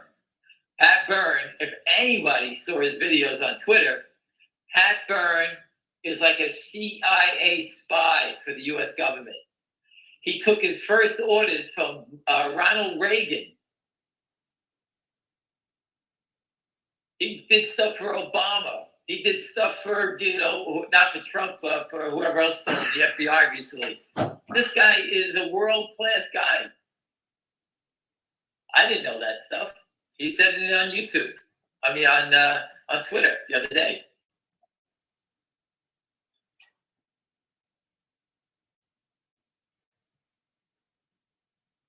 That's our leader. Go to Pat Byrne on Twitter and watch this video. I forget who he's interviewing with. He tells you. He helped set up Hillary Clinton for a $19 million bribe from a foreign country. He did that for the FBI. That's our guy. It's not me, some fucking retard from Brooklyn. I'm a stock trader. Pat Byrne is world class. He grew up, his father sold his business, Geico, to Warren Buffett. He grew up with Buffett, Milton Friedman. This guy is world class. He speaks Mandarin. He's brilliant. And their problem is this guy understands everything about the crime because he fought it. Look at his videos. There's no one better. I'm a little bit crazier than he is. I can basically say it in baby language what's going on. Pat Byrne, when he speaks about it at such a high level, it makes me hard to understand what the hell he's talking about. But dude, we have the best person possible on our team. And I know, finger motion, blah, blah, blah, it's been drifting down, I got it. We all know about it. But we're here for the main event. The main event is coming. We had to win the election. Everybody on this phone was sitting here shitting the pants. Who's he going to win? Who's going to win Pennsylvania? Who's going to do this? I told you yesterday, he told us he was going to win. But everybody was concerned. My daughters, my cousin, everybody. We won. The hardest is to win election. The guy won the election. Everybody hated him, and he won the election. If someone's not on our side, someone is on our side pulling for us. I can tell you that. You know, for those people who are not holy rollers, there's someone on our side. To get Pat Byrne to be our leader, not me, Pat Byrne to be our leader, and to have Donald Trump win the election, and his company, it's not that Donald Trump won, his own company's being fucked over. You couldn't ask for anything better. I keep cheering it on, keep fucking around with it, the better it is. The more they fuck around with it, the better it is for us. Because we're all going to benefit from it. Does that mean all the small cap stocks are going to benefit? I don't know. The ones that have a big statement, a big stink in there, they will.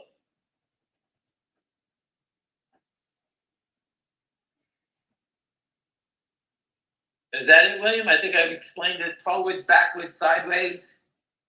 Do you have anything to say on TLO, ZJYL, GDC? Yes. TLO, I can't believe they still fuck around with that stock. Because that's the stock that I'm dying to see work. Who doesn't want it to work? They keep holding it. I saw it below 5. I still can't believe they still play around with it. At 465. The other names, you know what I know. GDC, ZJYL, I believe they're both going to explode. When? I don't know. I know people that have been buying the dips after the rips. But, you know, you just got to watch it. I think GDC, again, remember we broke out from 220. If it rallies back to 220, it'll go again.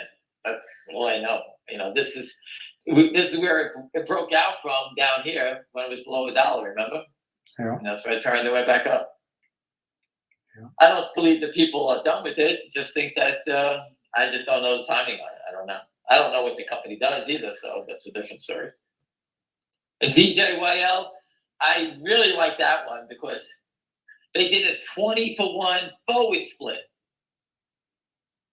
So if you have one share, you now got 20. When the stock was at $300, and most people will probably remember that, people were buying, how many shares did you buy, William? 10? Of? 5? Of ZJYL.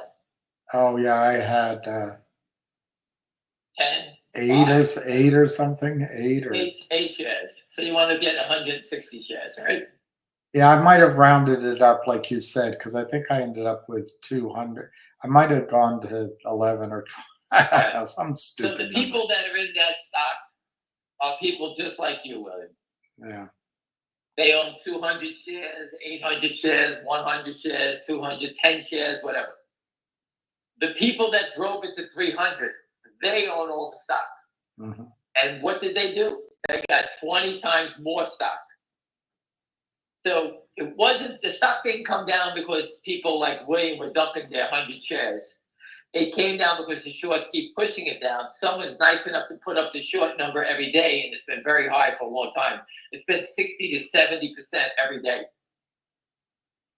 So to me, someone is short 20 times more than they don't want to be. And they're trying to get those big plays to come out of it, and I don't think they have. So I watch it and I think about it just based on that. That's my thinking on it. I don't know when it goes. I know nothing about it. But when it does go, I believe it's going to have a nice big run too. Mm-hmm.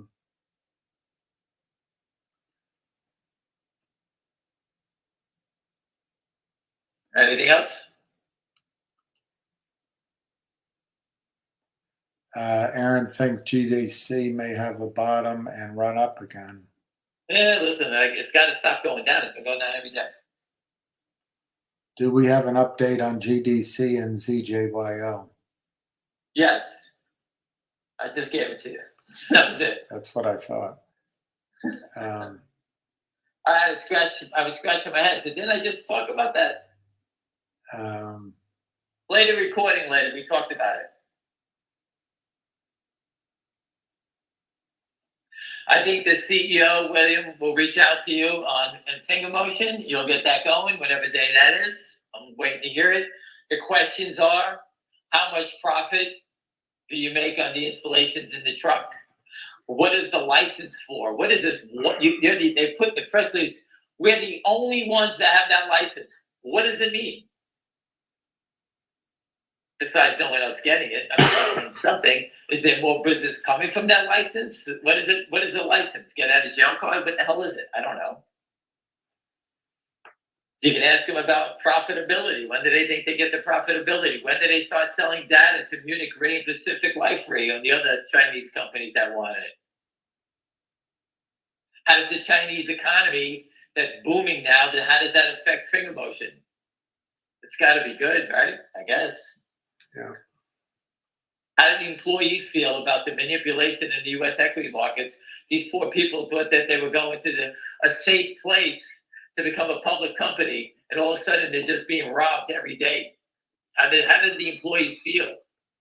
You're lucky I'm not an employee.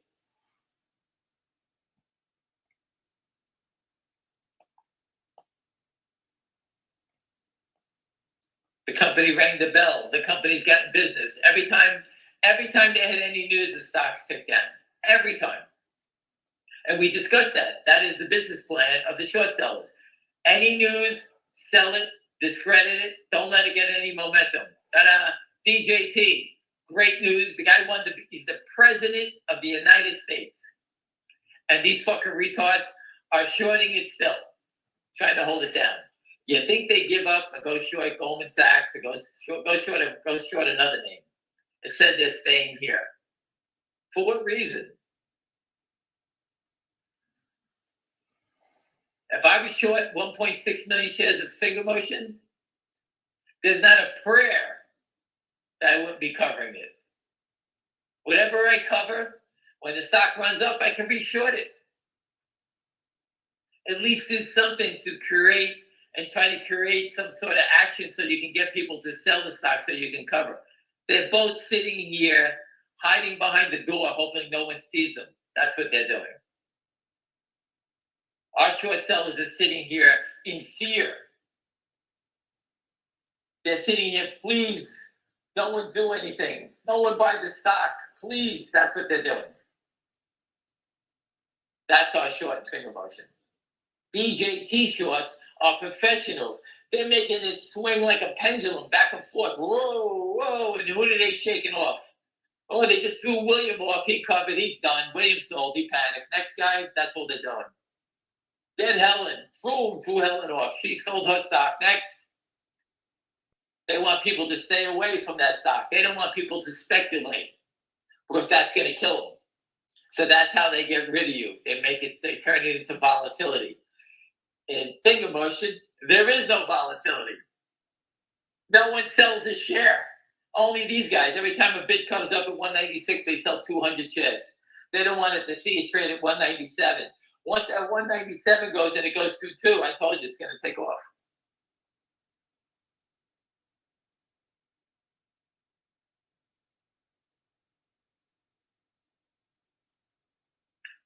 Nothing else, William? No, there's nothing else. Well, I tried my best, everyone. I'm excited. President Trump won. We're all okay. He's going to put in Pat Byrne. You know the date. Meta News put out the story about Pat Byrne. I just put out a nice little, a nice photo of Pat Byrne coming in.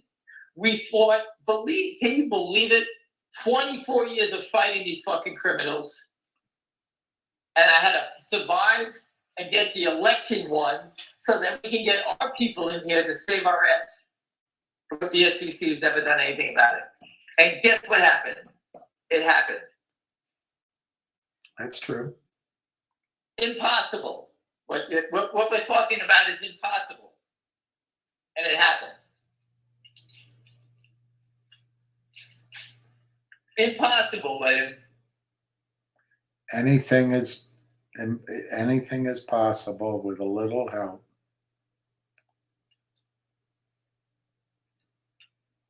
Listen, if there's anyone looking down on us, the gods are looking down on us because we just got the gift that I can't believe. And if you don't feel it, listen, people, if you're still on this call and you don't feel it, and you don't believe it, just hang up, go someplace else. We're not asking you to hang in here. This is more about education and how to have patience when you're trading instead of just guessing on what you're doing. If you want to guess, good luck. You'll be wiped out. And I told you, if you don't understand the stock market, go on the side and paper trade. Just get a little piece of white paper and say, I like to buy DJT at 35. I'm going to buy 1,000 shares. And if the stock breaks 35, that means you own it. And say, I like to sell it at 36. Put it out there, make believe you're putting out there for sale at 36.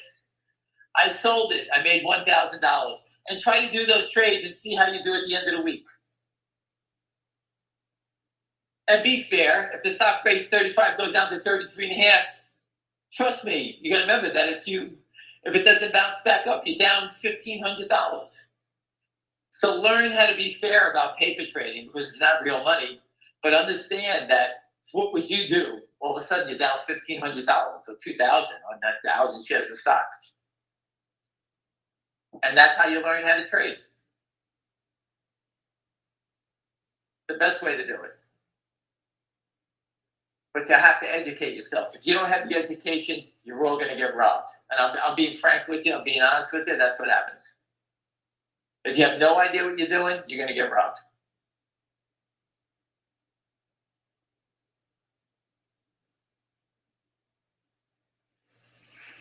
All right, William, I don't know what to say.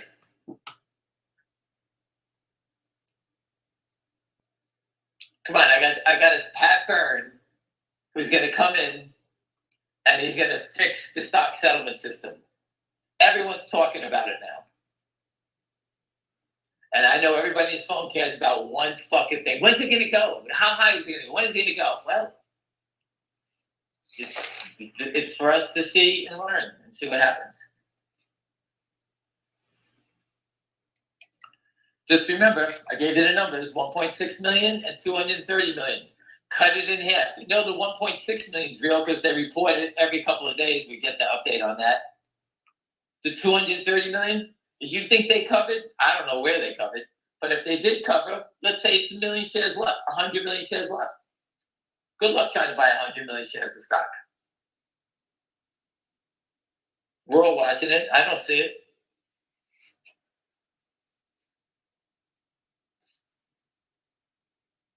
And I'll say it again, everyone on this phone, you should buy one share for everyone so they can understand it. What's it about? You're speculating on a short squeeze. If you're right, you'll be able to see something and educate yourself on a short squeeze. It's better than paper trading. The stock is $1.97. You put up $1. You don't even put up $2. And you can teach your kids something about the stock market. And I believe in that. I think that's the most important thing to do.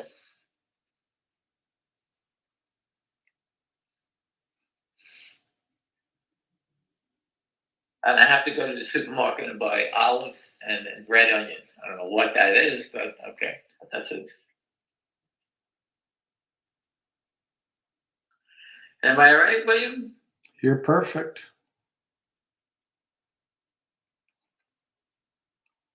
Everyone writes back. I hope he cans Gensler and buries these guys. Everyone's saying the same thing. What more can you ask? Right? What more can you say? We've had everything in our favor right now. We didn't have it in our favor for a long time, but we have it now.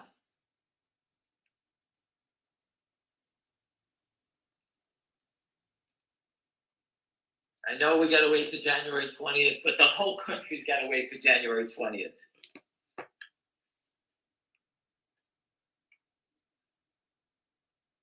You know, there's 100 things going on. Wars, this, that, this thing, everything.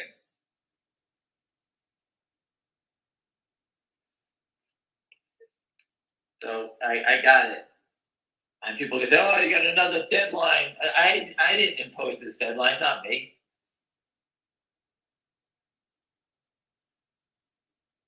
And I just think that the stock is so ready to explode that, you know, I really don't even watch it. I'm not even concerned about it. There's no volatility. Volatility can only come to the upside. There is no volatility to the downside.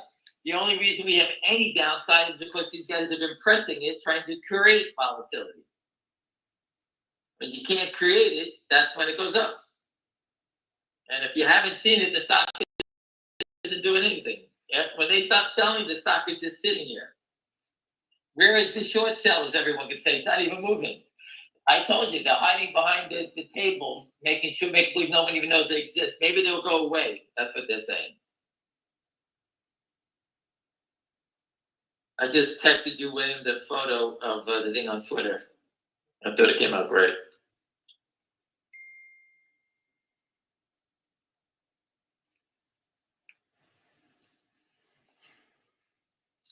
And that's about it, my friends. I'm going to go get the olives and the red onion.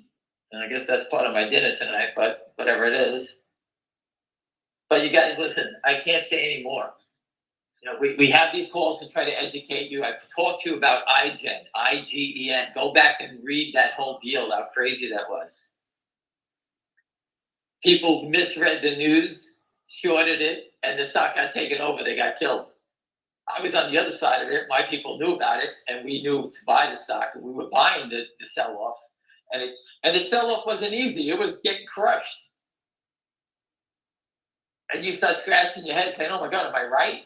I can't be right. This can't be right. I can't be the only person that understands this. But we were right, and we made a big killing on it. And I think Stevie Cohen made a ton of money on that one. Actually, I think you probably could see that in probably one of those releases. But that's how it goes. You got to buy it when no one wants it. When it's fucking ugly, you have to buy it. When it's not doing nothing, you have to buy it. When it goes, you can make your determination to sell it based on what you know. If you based on what you know is saying, wait, it's 230 million shares, but that fucking guy is crazy. Maybe it's 100 million. You know what? Make it 50 million. The stock's traded 2 million shares. Well, that's at least 48 million to go. It's pretty easy to count the math once you see the stock start to go. 1.6 million is in stone. It's not hidden. It's in the filings. You can see it right there. Go to shortsqueeze.com. It's right there. That's accurate, and it gets updated every 2 weeks. We know they're not covering because you can see it. The only time they cover is when they watch the trades and when they watch the stock back and forth. I didn't really watch all the volume today, but we only traded 100,000 shares. What the fuck did they watch? 10,000, 20,000 shares? If they did any?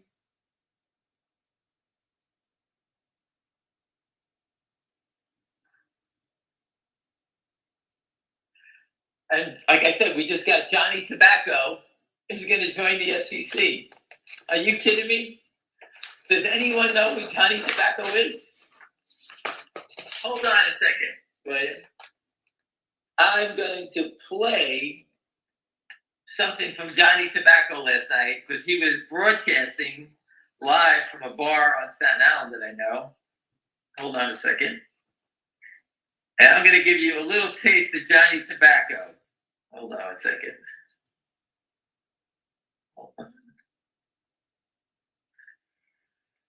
Hold on. This is Johnny Tobacco. Hope you can hear it. You have a good shot. So we're over here in Staten Island. This is the mother country. And it's actually good. Shows going on, everything else. With my buddy Bobby here. You know, like when he does let him no. That's Johnny Tobacco. He's one of us. He's from my area, my people, as you can hear.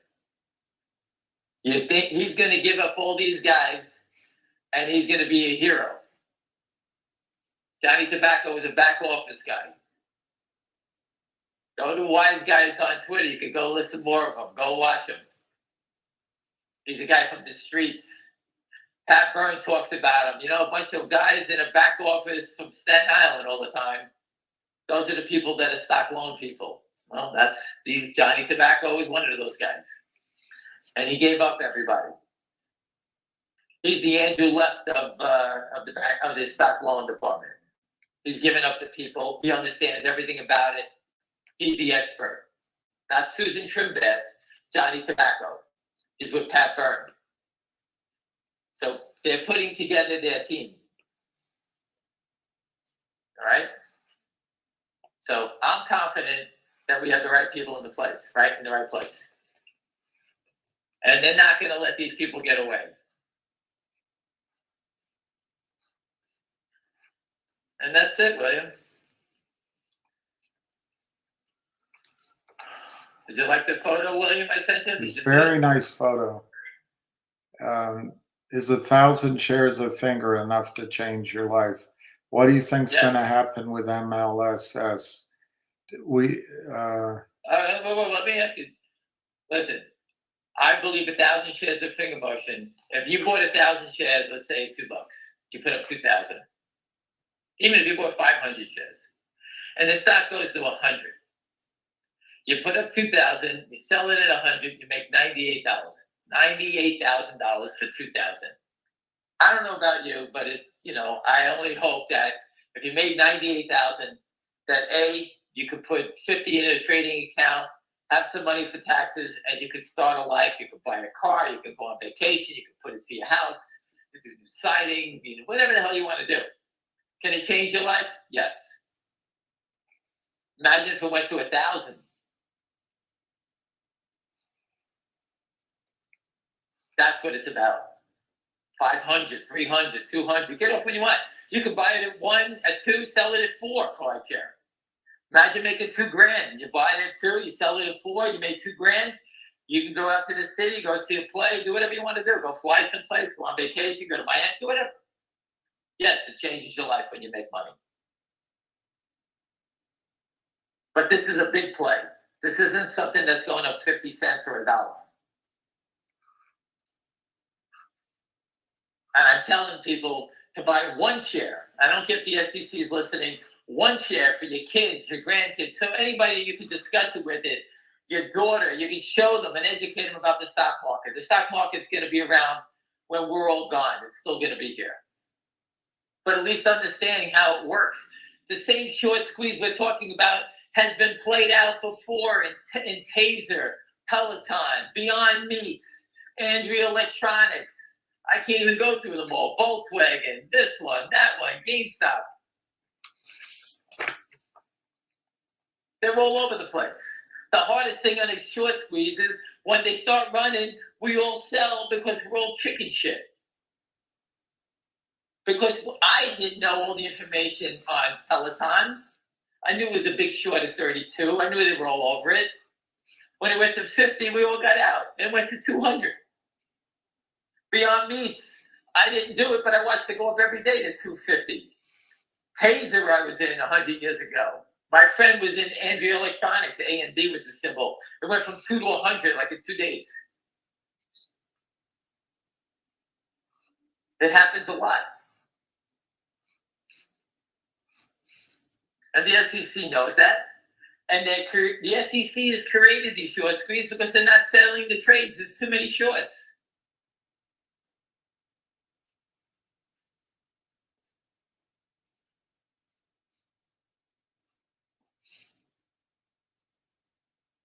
That's what they call a crowded short. There's too many. The only difference is that we have a short that's crowded, and we have the same stupid idiot, one person doing it. Very different. We have one short seller. DJT's probably got 300 of them. You know, guys that are shorting 10,000, guys shorting 100,000. Everyone's looking to do what? Sell 100,000 at 37, buy it back at 35 and a half, make a quick 150,000. That's what hedge funds are doing. That's why you see these crazy wild swings. Guys are coming in, guys are getting out. That's what's going on. Very volatile. Finger motion is sitting like a bump in the road, just sitting here. It's basically all you can eat right now. That's how I look at it. What was the next question, William? I forgot what you were saying. What's the first thing Patrick Byrne is going to do? Is he going to, what will he do with MMTLP? A share count? What will he do? Stop all shorting? Those are two separate questions. What will he do with MMTLP? Do a share count? Do you think he's going to let them get away with what they're doing to the people there? I don't Yes know. or no, William? I don't know. Absolutely not. And Pat Byrne's going to stand up and fight for the MMTLP people. 100%. Pat Byrne will do whatever's to get it right. That's the guy. That's who he is. your friend Steven says that we don't have to wait till the 20th. The three of them could make an announcement that they're going to order settlement of trades. Well, I was going to get to that, but I believe that you're going to see soon something come out and basically shoot the warning shot, telling everybody, hey, this is coming. We're not fooling around. And I think that's what's going to happen. Just like Donald Trump did, talking about Bitcoin, how same thing's going to happen here about the short selling. And that could come tonight. It can come tomorrow. It can come in 2 minutes. And you know what? If you think that we're crazy and say that's never going to happen, okay, then I wouldn't advise you to be involved. But the writing is so clear that they're going to come out and say something. I didn't want to say that because I want people to say, well, when are they going to say it? It's not me saying it. I'm just telling you how they operate. They're not going to just drop this out of the sky. He's not the president yet. He's the president. He's been voted in. He's got to be sworn in. But to do it before, I've always said, I think he's going to do it before he's president, right? Well, there's still a couple of weeks before he's going to do it. So I wouldn't be surprised you're going to see some sort of conference about them talking about the short selling is going to end. And then you'll see what's going to happen. And if you didn't buy your stock by then, you don't get anything. So you're risking that. But I'm not trying to tell you to hurry up and buy the stock. That's your decision. What I'm telling you is what I believe. I 100% believe that they will do something and say something before. Because he can't come out and say, hey, fix DJT and not everybody else. So he's going to come out and say something. When he says something, that could be the day Donald Trump stock goes up 70. Finger motion runs up 20, 25 to start the game. When the president of the United States says that stock settlement has to be something they speak of, that's the game begins then.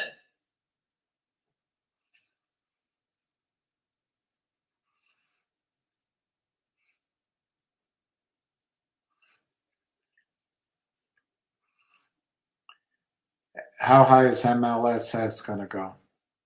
He said it was going to 10. So if you bought it at 82 cents and you sell it at $2, you can be happy about that. You can hold on to 10. I don't know. Let's see what the news is. I don't even know what the news is. What will happen to GTII when Patrick Byrne forces settlement? GTII needs to get trading. They have to do the audited financials to get it back on the exchange. So it's sort of a race, like hurry up. If Pat Byrne, once they force settlement, they get the audit done, I can see GTI open up and run into 10.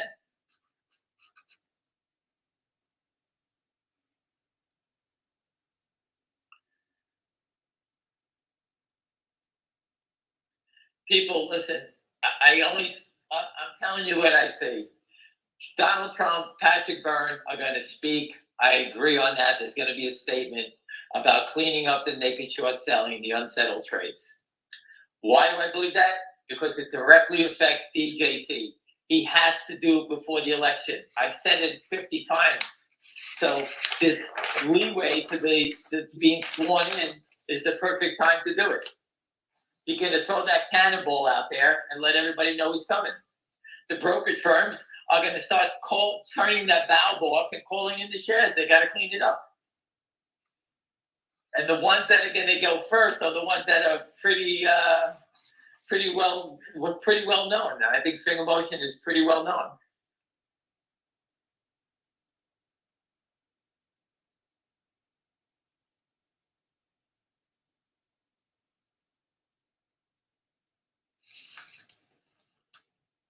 Was there any other questions in that little pile of questions? With Trump winning and Patrick Byrne's coming in, do you think Lind Partners will fold before January? They're sitting there shitting their pants. They can't fold. The person that's going to fold is the 1.6 million. The naked short is just going to blow up someplace.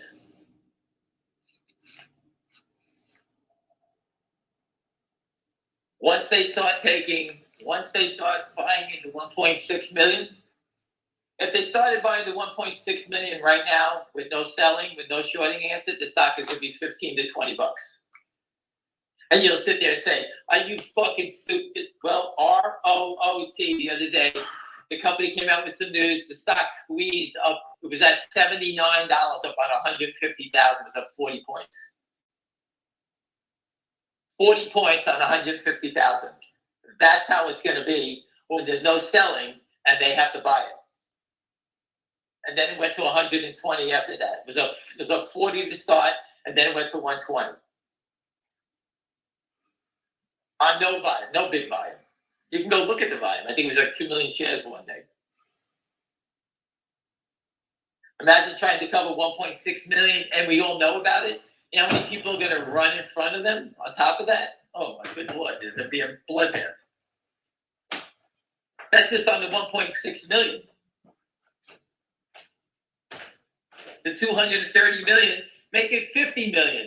The stock could be over $100, $200.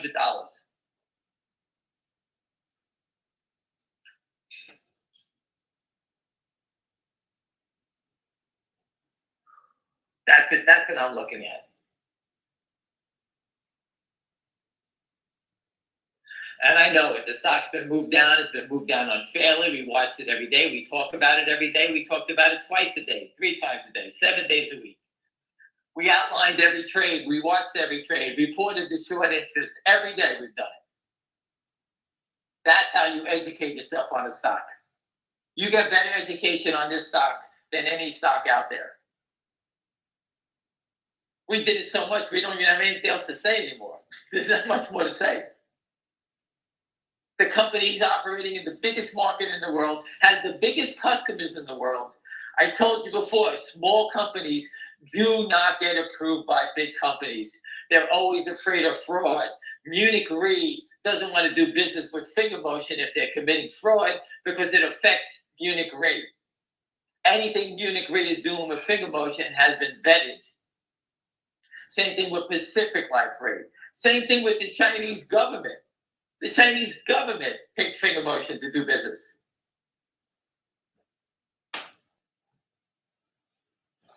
People will kill the Starbucks, McDonald's. Everybody wants to get into China and be a king there. Finger Motion is a king in China. They just can't move fast enough. When it moves, they're getting more business. They have to keep spreading out. When the businesses start to click in and start driving the revenue, and that's what you can ask the CEO. Hey, when does it go profitable? And I think he's going to say shortly. I told you what my friend said. Pay attention to the data. Remember I told you about that? He said, pay attention to the data. Data is going to be a big thing coming up. Well, we got the data coming up, and we also have what? The installation of the software for the emergency vehicles. And that's forgetting all the other shit that they do. And the Chinese government has got the economy going. Everyone's jumping into it. Goldman, Burry, David Tepper. And we're wrong because we say that we're like Chinese, we're like the Chinese market. They all said it. We said it before they did.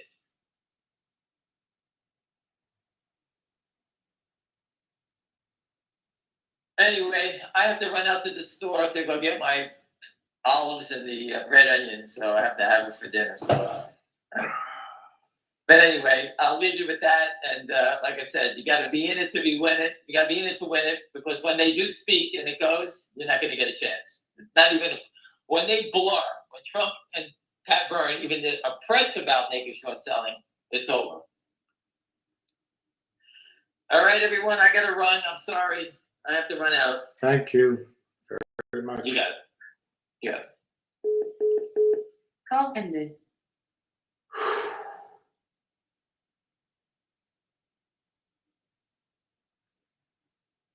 DJT is up almost $3 at almost 37.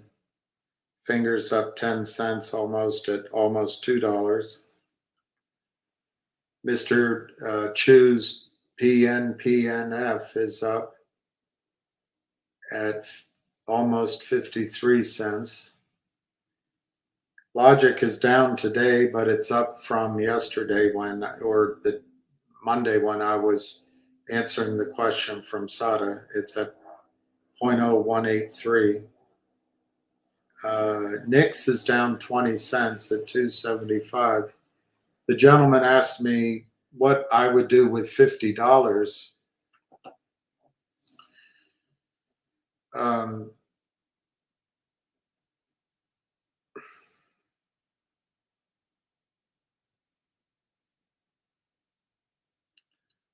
I don't know. It's almost,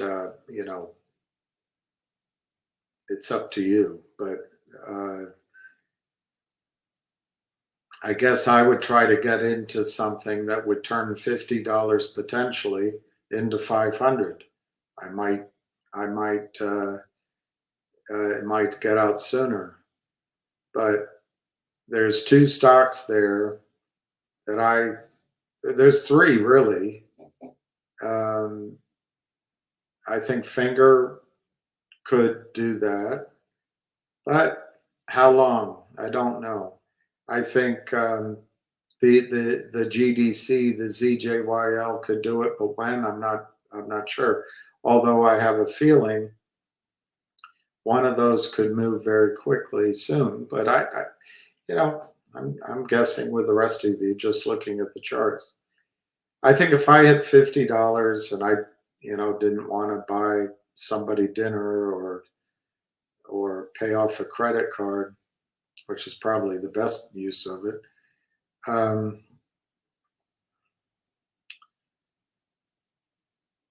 I think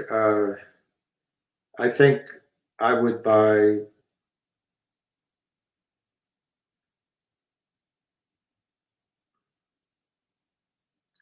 I guess there's three things. You could buy 1 ounce of silver. It'd be less than that, but with shipping, it'd probably be there. I think silver goes to 500. So that's 10 times your money. You could buy, I don't know how many shares of Logic. That's kind of where I'm leaning because you get a number of shares. But I think you might have to wait till January, February. But I'll just, if you're willing to wait, we all end up waiting, but initially we don't want to wait. When you're asking me questions, you don't want to wait, but we all end up waiting. So kind of get used to it. If you were to buy Logic now, I don't know, it depends on what you pay. You could basically buy 2,700 shares, call it 2,500 by the time you do it. Maybe you get it better. I think, let's call it 2,500 just in case you have to pay more than that. I think by next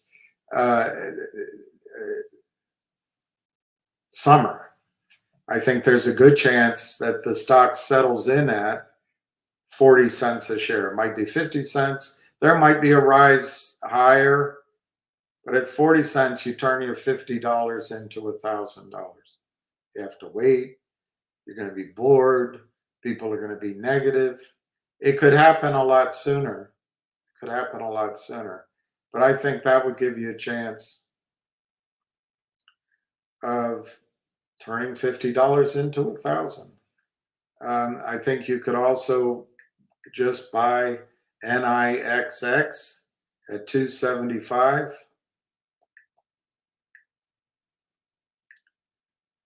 You could buy 18 shares. I think those 18 shares will be $10 in before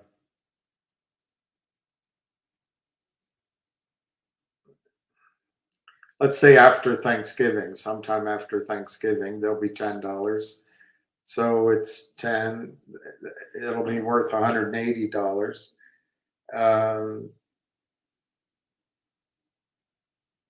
There's a chance that stock, just looking at the charts, I showed you all the lines, that it could go to 20, it could go to 30, it could go to, I'm trying to remember where I think it was at $80. Let's say it goes to, let's say you're able to sell it at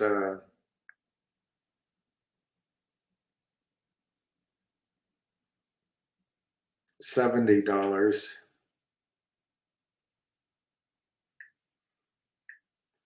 You would make 1,272 out of $50. I think I would do NIXX because of all the announcements I went through. I think there's going to be the chart to me looks like it's going to move soon. You might have a chance to sell it at $8 or $10 and then buy Logic. The risk by doing NIXX is that Logic could finally go to 3 or 4 cents, and then you can't buy 2,500 shares. So I would pick one or the other of those two. I think you can turn $50 into $1,000. But it's going to be waiting. It might involve a little trading, and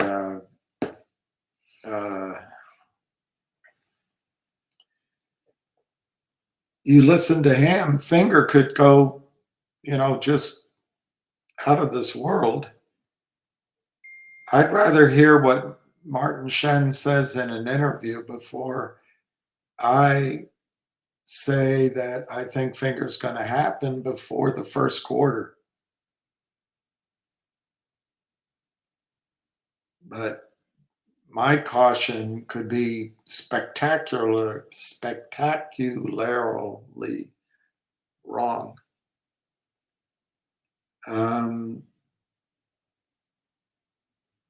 I'll try to get this nickel company guy on. That stock looked like it was breaking out.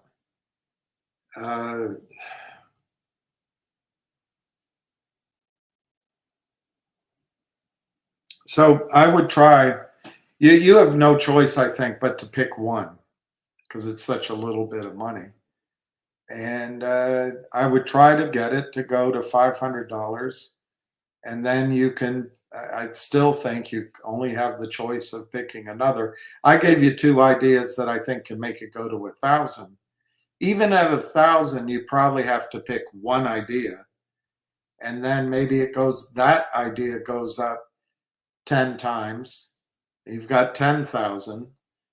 Trick is, of course, taxes, but that's the reason to take your write-offs in GTII, take your write-offs in MMTLP. You can do some trades without having to pay capital gains because you took your losses already. It's the tax code. You might as well do it.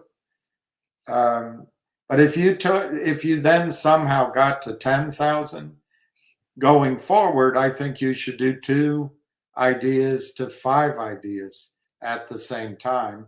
And as one works, you lighten up, you do the lighten up, or is it the tighten up? And then you maybe, if the other stories are good, you add to those. And you could, over time, you could, if you got the same 10x one more time, you could turn 10,000 into 100,000. It takes patience. It takes a willingness to study, and you have to have concentrated positions. You can't diversify.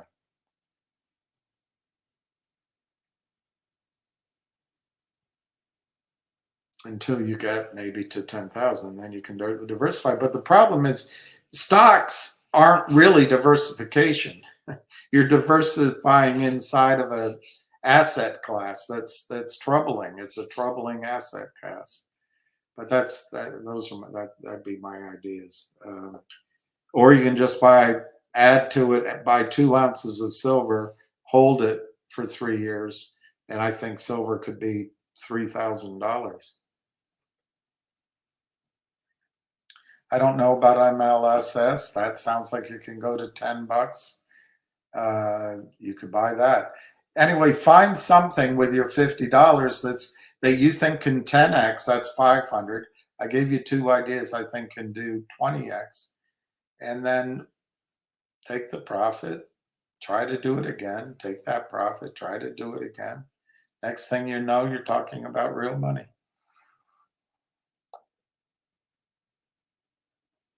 And don't listen to anybody. And I didn't know that Call for him. Johnny And Tobacco was a friend of Ham's. Hello?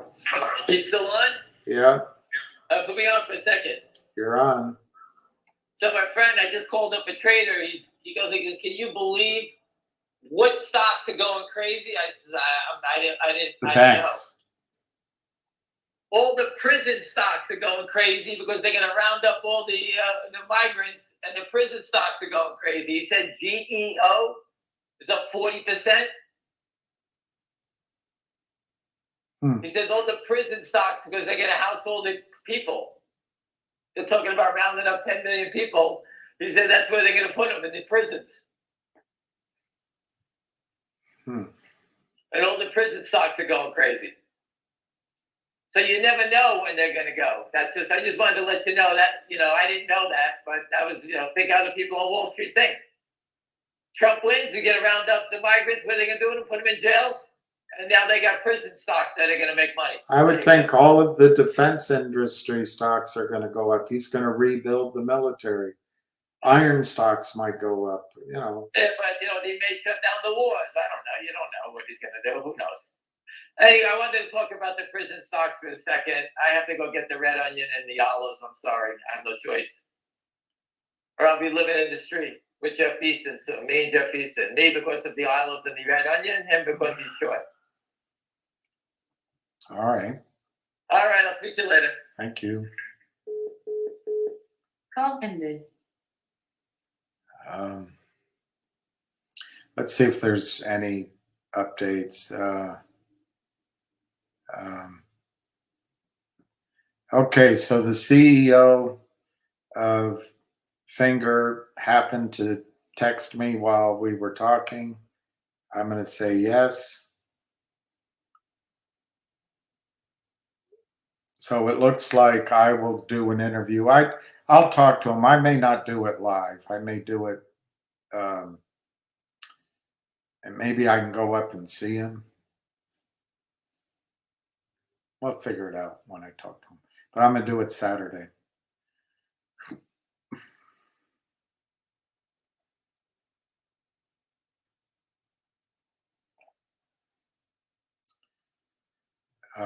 Well, I agreed. Just now, I said yes. I just now agreed to do it Saturday. If something comes up, something comes up. But now you're the first to know. So there, you should have from me, you know, with my typical unproduced, unedited, unglamorous interview.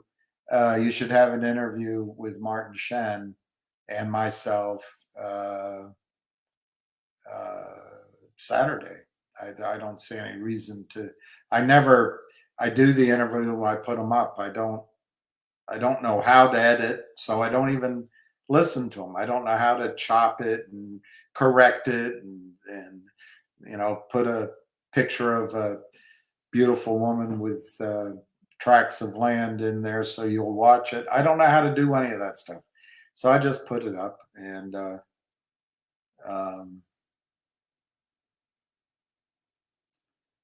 so look for Saturday. Tentative plan. It's 3:42. Let's see how your children are doing. Logic is up. 0.0175 to 0.0187. It's so silly talking about those prices, but now it's back to easy to borrow. It was hard to borrow.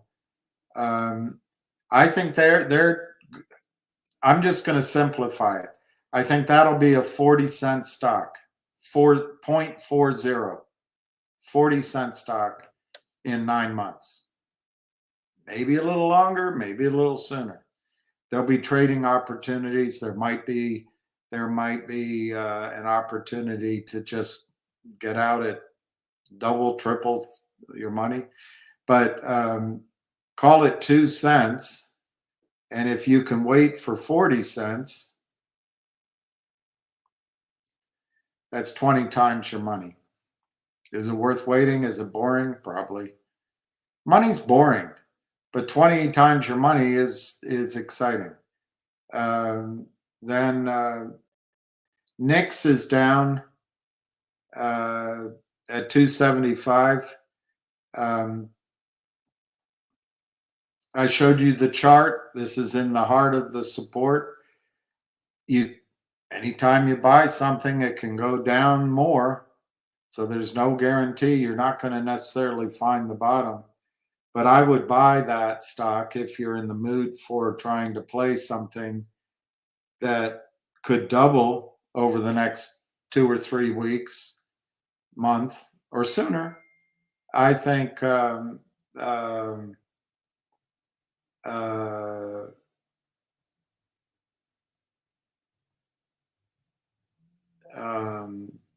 you might have a trade just to double your stock, your amount. It pulls back, you buy it back. Maybe it goes to, like I said to the other gentleman, maybe it goes to $8 or $10. I'm just taking it off of that chart. 5 was the first level, then sort of 8, 10.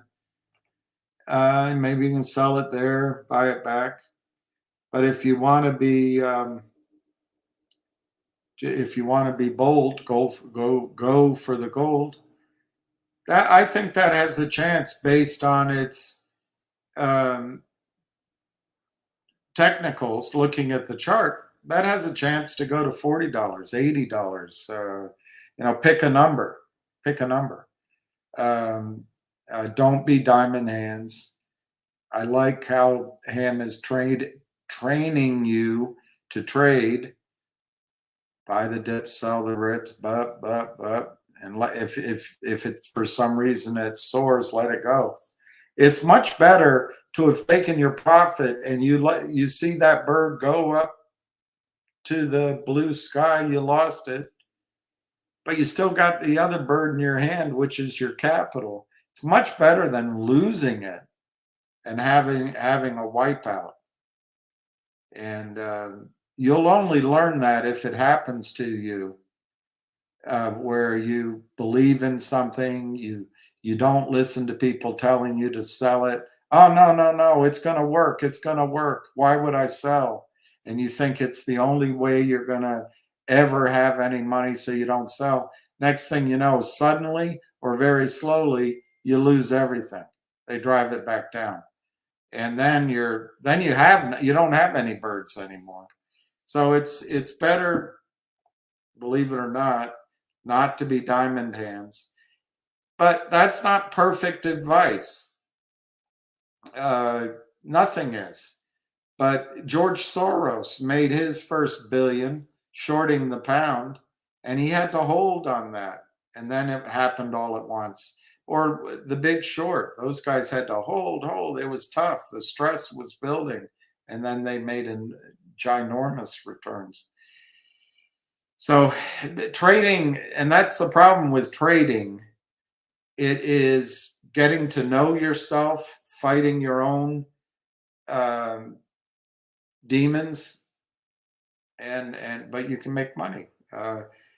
That's why, to the other guy, I'm sorry to say that logic could happen much sooner, but realistically, we're in November. I think it's going to be first quarter. They got 6 or 7 companies by those press releases. How quickly can they get all of that done? And that's Christmas time, Thanksgiving. I think there's a Hanukkah in there, but I'm not positive. I don't mean to be disrespectful. There's other things, there's school vacations. So I think it shifts into the first quarter. And once you're there, everybody's busy. Maybe it's even into the second quarter. That's why I say summertime. But if you can mentally think on logic that it's going to go to 40 cents, maybe it's a little bit below, maybe it's 50, 60. That's a nice trade. And once it starts moving, you have some optionality. Most of these stocks we buy, they don't give us these chances to do trades. Interestingly, I bought one call on Friday. I knew I was overpaying, but I thought that Trump would win. I thought and the stock was down, by the way, a lot on Friday. But the premiums were in the calls, and I thought, gosh, this is a stupid trade. But I did it. And so I bought one call I paid $565 for it. And it was the 43 that expires this Friday. I'm such a big wheeler dealer. How the mighty have fallen.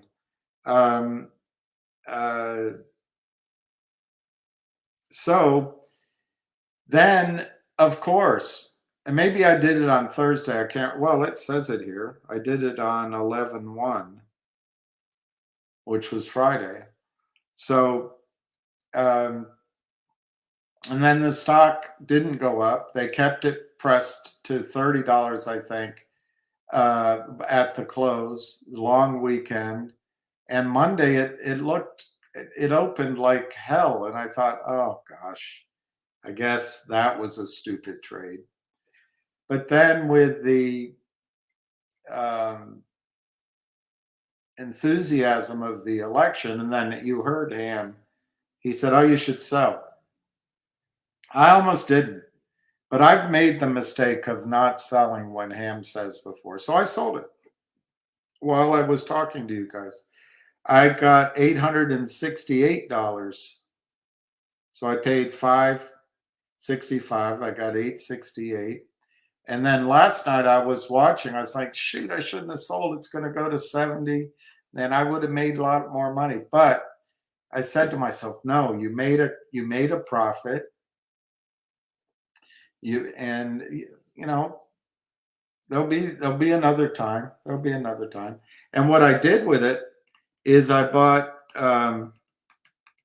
293 shares of NIXX at $3.04. And that was the ask was 310. So that left over a tiny bit of money. So this morning I bought 4 more shares of NIX for 303, and it's down now. It's down. I always overpay. So I basically bought 297 shares of NIX with my proceeds. See how it goes. I'll see how it goes.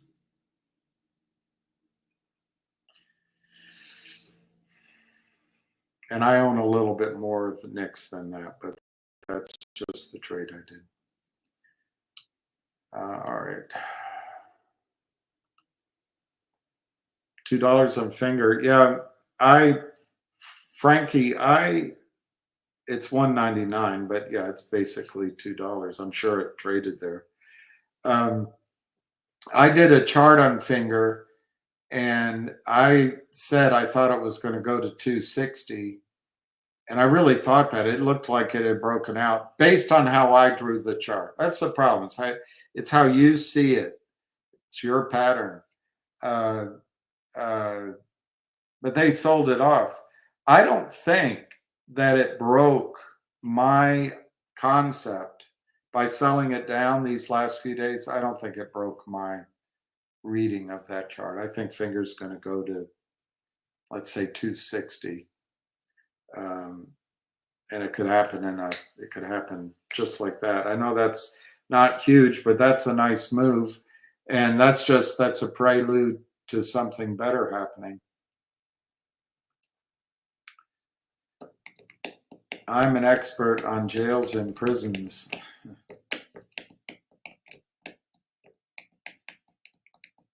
It's a lot of men in prison. A lot of men in prison. And I have a good friend, very good friend. Well, I think last time he talked to me, he was really angry at me. I don't know if we're still friends, but he's a man I really respect very much, and he's in prison. I've had people close to me have trouble with that, and when I was,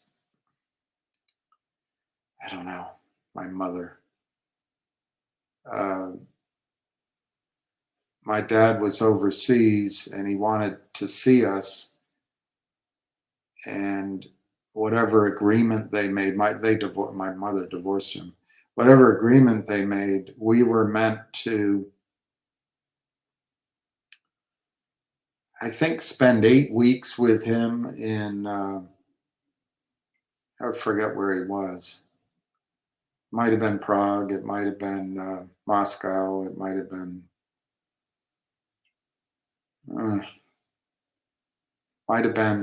another, it was almost certainly Eastern Europe. But anyway, my sister made friends. I mean, anyway, there was one guy that had trouble with his father was going in and out of jail. And then his mother, and he wasn't, I mean, he wasn't a bad guy, but he couldn't help but get in trouble. He's always getting in trouble. And then something happened with his mother. I believe his mother also ran afoul of the law, and she went to jail. So this guy had nowhere to live. And, you know, there's the state takes care of those things, but my sister, unbeknownst to me, came and asked my mother, could this guy live with us? And I found out years later that the deal was, sure, we can help him, but in return, the three of you do not visit your father. So we didn't travel. And this guy had to bunk in my room. So it was nice. My sister was so generous. But anyway, he was always getting in jail. He would do things and we'd have to drive hours to see him in some jailhouse or whatever. Now treat him just like you would your brother. And I could have done without all that. But anyway, long ago, I don't know why I remembered it, but Stephen, I've seen enough of jails that I just don't ever want to get thrown in one. And I think I'll just talk about me as a white straight male, older. I think that our government was heading to a point where they would have isolated us. They've already isolated us. If you listen to some of the commentary, we got to stop this. We got to stop it. There is no patriarchy. There is very little racial suppression. Are there initial things that might hurt somebody's feelings? Sure. But look how much money people are making. There's no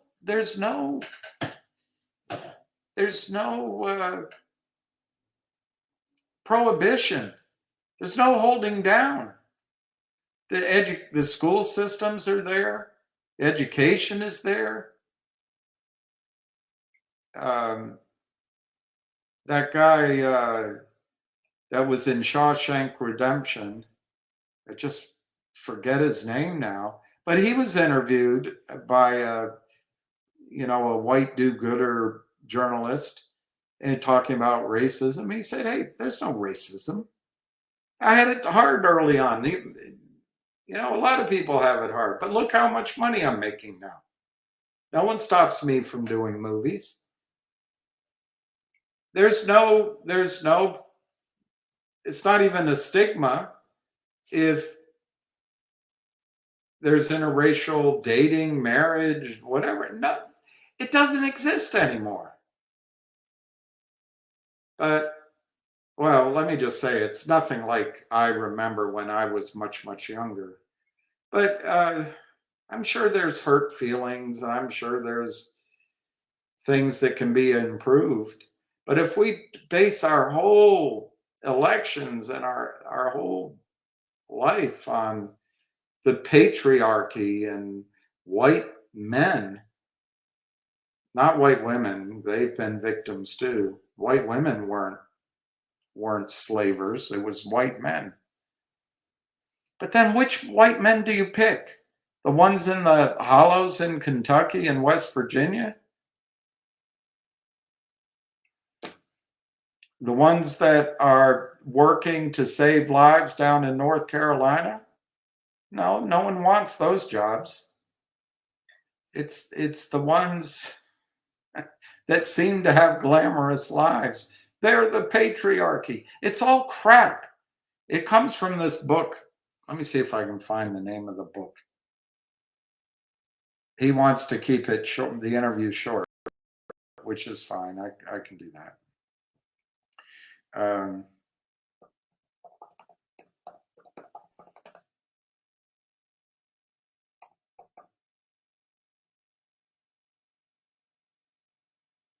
So awful. I may not. I don't see it.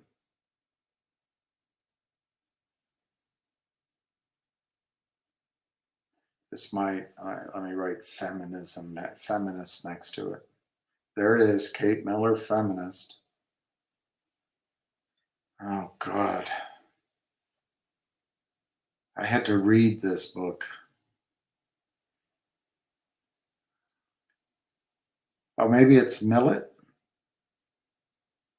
Maybe it's Millet. Let me see if I can find the book. There it is. It's Millet. And it's called Sexual Politics, 1970. What a nightmare book. It's based on her PhD dissertation at Columbia University. This is where it all started. What is the theme of Sexual Politics? She criticizes the patriarchal structures and the heteronormativity of society, which she says is reflected in the works of Western literature.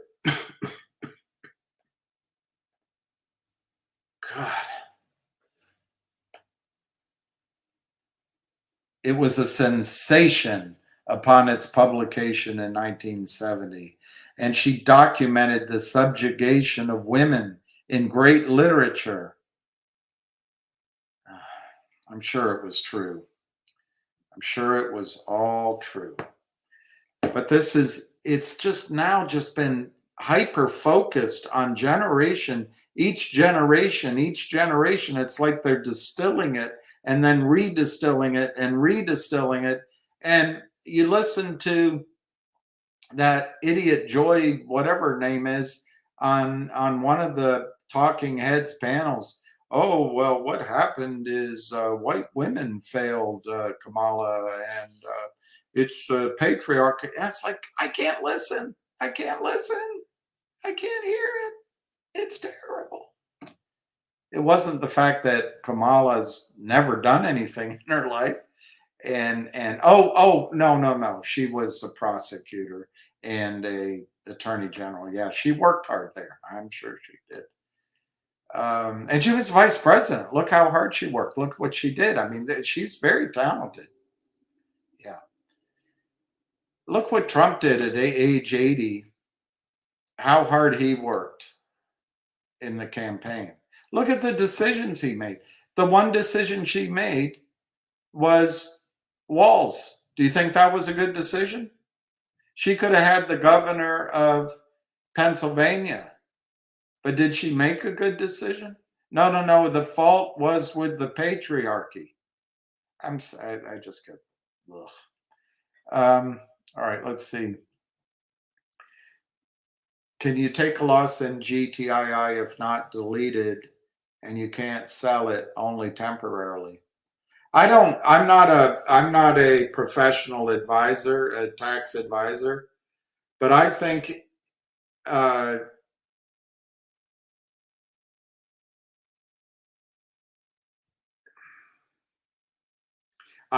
you can, if you want to establish a loss in 2024, you can attempt to sell it.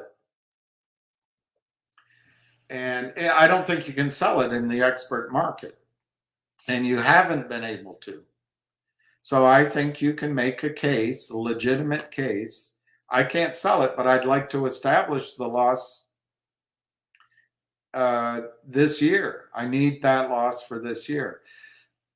So you write it down to 0, but seek professional advice. Ask a stockbroker, ask a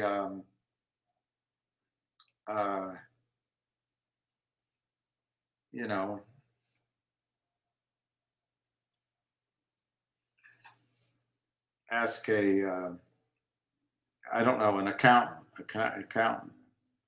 And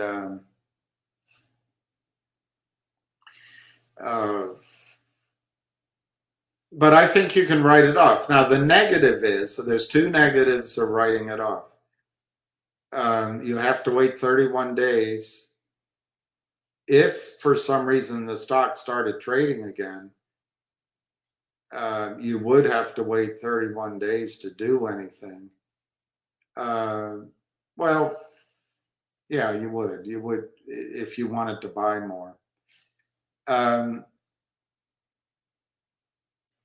your cost basis becomes zero. So let's say you could have sold it at 10 cents and you could have taken that capital. By writing it off, your write-off is at 0 cents. So that 10 cents, which may or may not exist in the stock right now, now becomes profit rather than cost basis. That's a slight negative. It's a slight negative. And then when you sell it in the future, you have to calculate your taxes from 0 instead of from 10 cents. So the IRS makes its money eventually. The other disadvantage is you start your clock on the long term again. But yes, the IRS, let's see. Let's just read what the IRS says.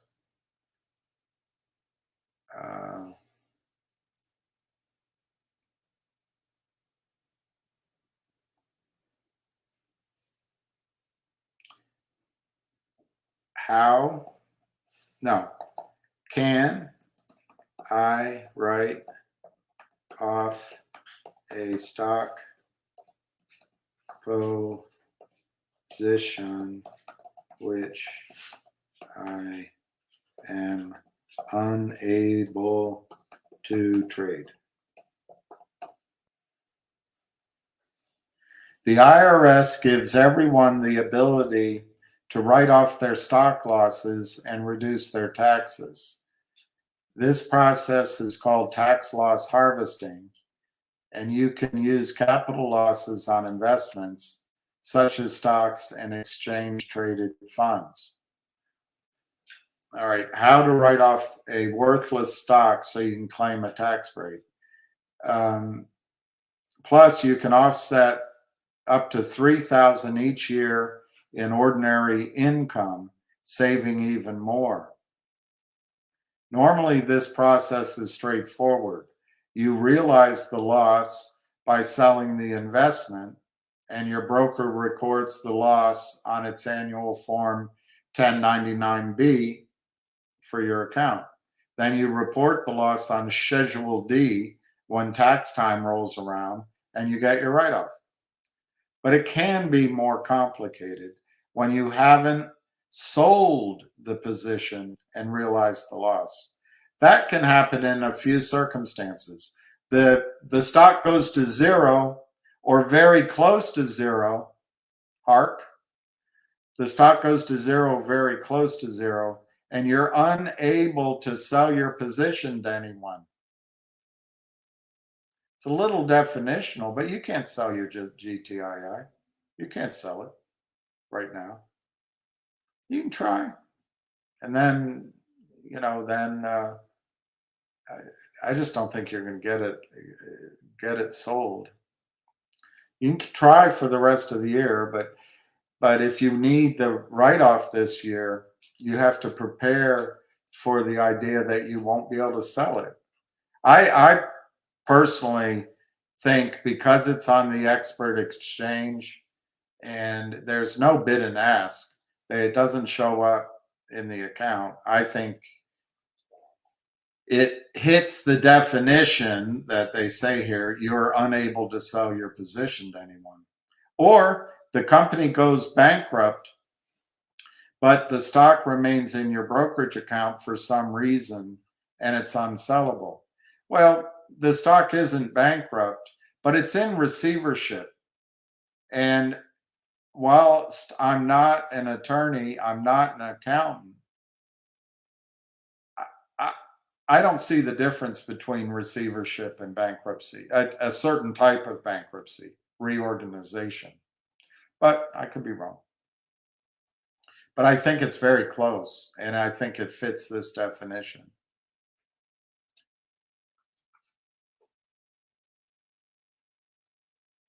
And they also talk about long-term options can become effectively worthless and is unsellable, but it won't be removed from your account until it expires, maybe a year from now. You can do it then. I really think this fits. These are just 3 examples. They're not the only situations. These are just examples of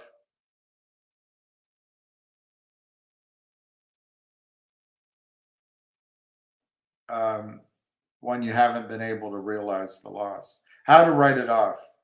When you otherwise cannot dispose of your effectively worthless investment. And that's what you're declaring, that it's worthless. Now, it can come back to life later on, just like this option could. And that's why your cost basis is 0. When you otherwise cannot dispose of your effectively worthless investment, the IRS allows you to abandon your investment. That's what you're doing.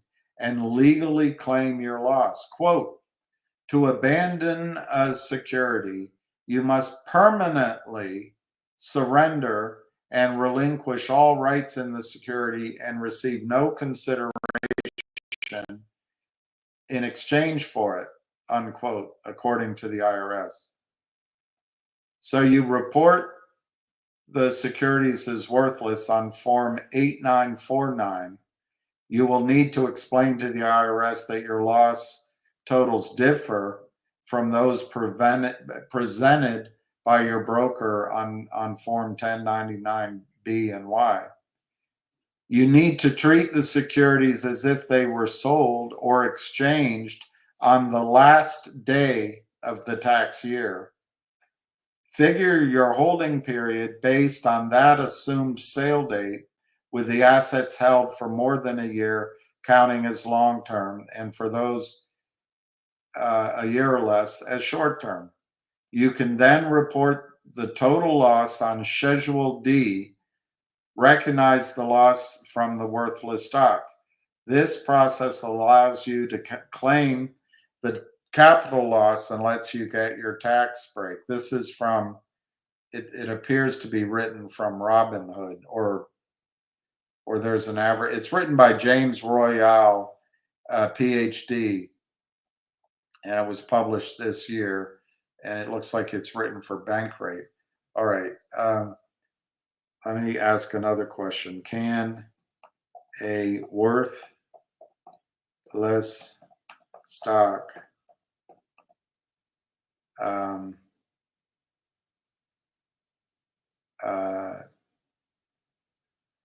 become valuable without jeopardizing your tax write-off?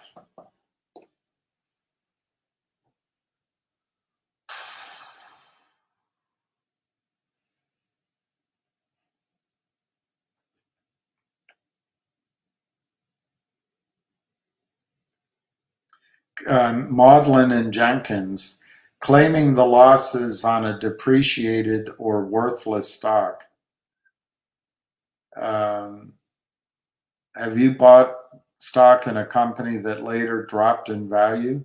While you may prefer to forget such an ill-fated investment, at least you can claim a capital loss deduction on your tax return.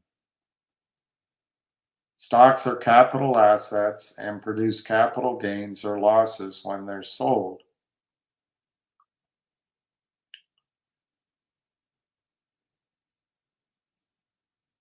Your capital gains and losses for the year must be netted against one another in specific order based on whether they're short-term or long-term. After netting, if you have a short-term or long-term losses or both, you can use those to offset up to $3,000 of ordinary income. Any loss in excess of this limit is carried forward to later years until all of it is either offset against capital gains or deducted against ordinary income in those years, subject to the 3,000 limit.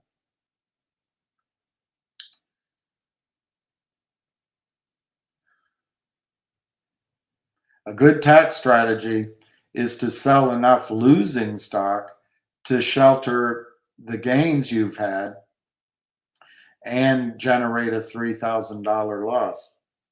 The wash sale rule I said to you. Worthless stock. You may own stock which became completely worthless. If so, you can claim a loss equal to your basis in the stock, which is generally what you paid for it. The stock is treated as though it had been sold on the last day of the tax year. The date is important because it determines whether your capital loss is long-term or short-term. Stock shares become worthless when they have no liquidation value. And I think that's the case in MMTLP and GTII. It may be definitional, but I can make that case. If you don't feel you can, then this isn't the strategy for you.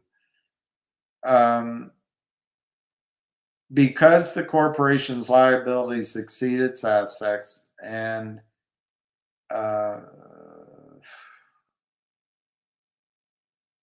okay, so shares become worthless when they have no liquidation value, leaving that out, and no potential value because the business has no reasonable hope of becoming profitable. Now that part, you have to feel that's the case. I would feel comfortable in taking a write-off in GTII and making that argument. It may end up working, but it's only because they're going to completely transform the company and the business. Right now, the liabilities are greater, as far as we know, than the assets it has. I'm not sure that the shares will survive whatever machinations that go on. I don't know, and I'm not trying to cause.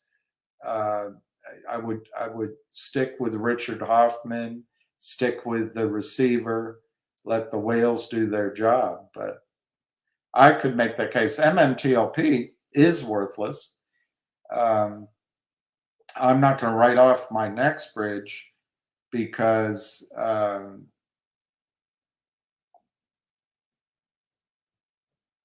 I guess I think it could be worth something. But I think a case can be made if you have lost all faith in NetsBridge. You're reading about bankruptcies, you're reading that they lost the leases, and you know they have debt. You can make a case, as long as it's a credible case, that the stock is has no liquidation value, and there's no reasonable hope of becoming profitable. So, to continue, a stock can be worthless even if the company has not declared bankruptcy. Conversely, it's possible a stock may still have value after a bankruptcy filing if the company keeps operating and the stock keeps trading. See, that's the thing, if it keeps trading.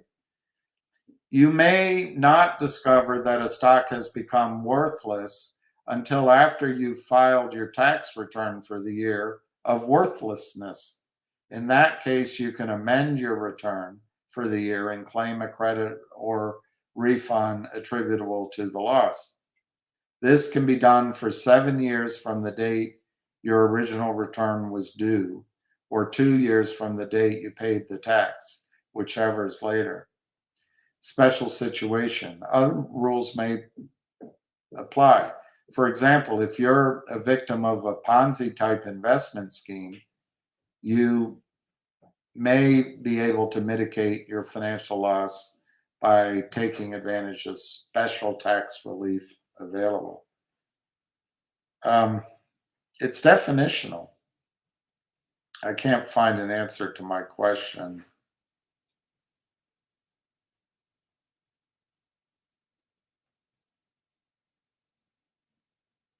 I can't create a question to find the answer. So the test here is if it has ongoing value. Well, what if it's worthless now? And then in 18 months, because a bunch of people come in, new people, new ideas, and they bring it back to life and they bring you along for the ride, and now your stock comes to life. My understanding and what I was trained, I'm not telling you I'm a professional though, is your new cost basis is zero. Not what you paid for it. It becomes zero. And so if that has value and you sell it for a profit, you have to pay your short-term or your long-term capital gains from zero. And that's how the IRS makes up what they're obviously not getting when it's worthless. But I really think you have to check with an accountant and make sure that my interpretation is correct. I think it is, but it doesn't mean I am correct. Oh, Kamala's going to talk. Let me see if I can find that.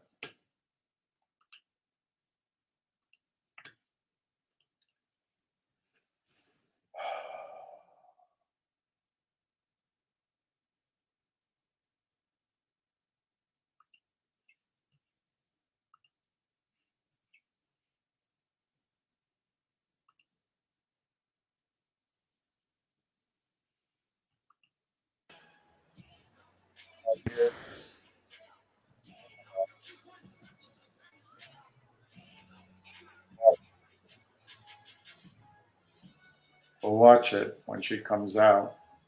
This is Fox Noise, so there's no talking heads. So Grant, it's there. I'll stop talking when she comes out. It is fun to stay at the YMCA. I can't imagine. He never visited you in the 4 years? I have a friend, I haven't visited him because I don't know where he is. But I'm not sure he'd receive me.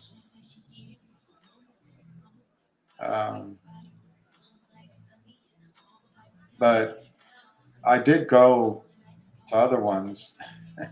I didn't like it. I didn't like the idea that if you said something, you'd end up there. I hated it.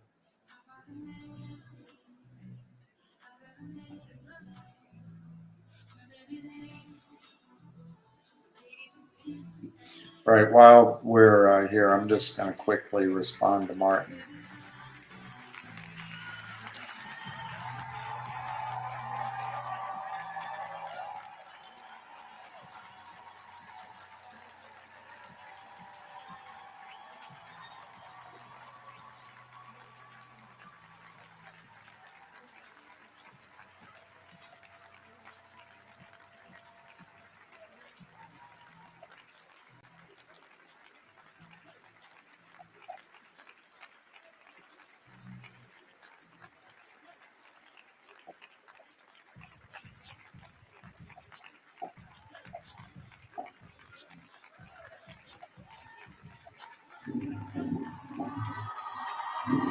All right, here she comes, Grant.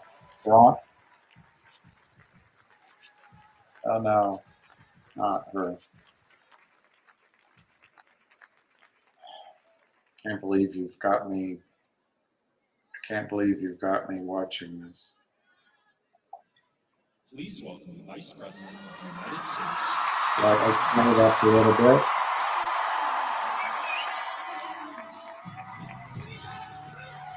I'm proud to be an American, where at least I know I'm free.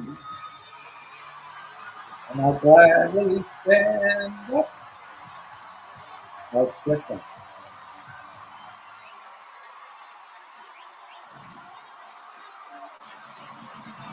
I think she's.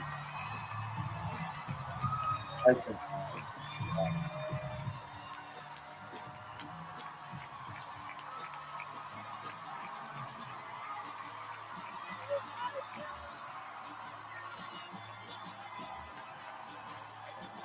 Good afternoon. Good afternoon. Good.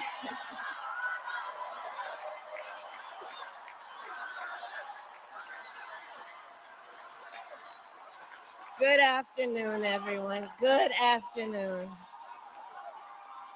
Good afternoon. Wow, Good afternoon. I'm already regretting it.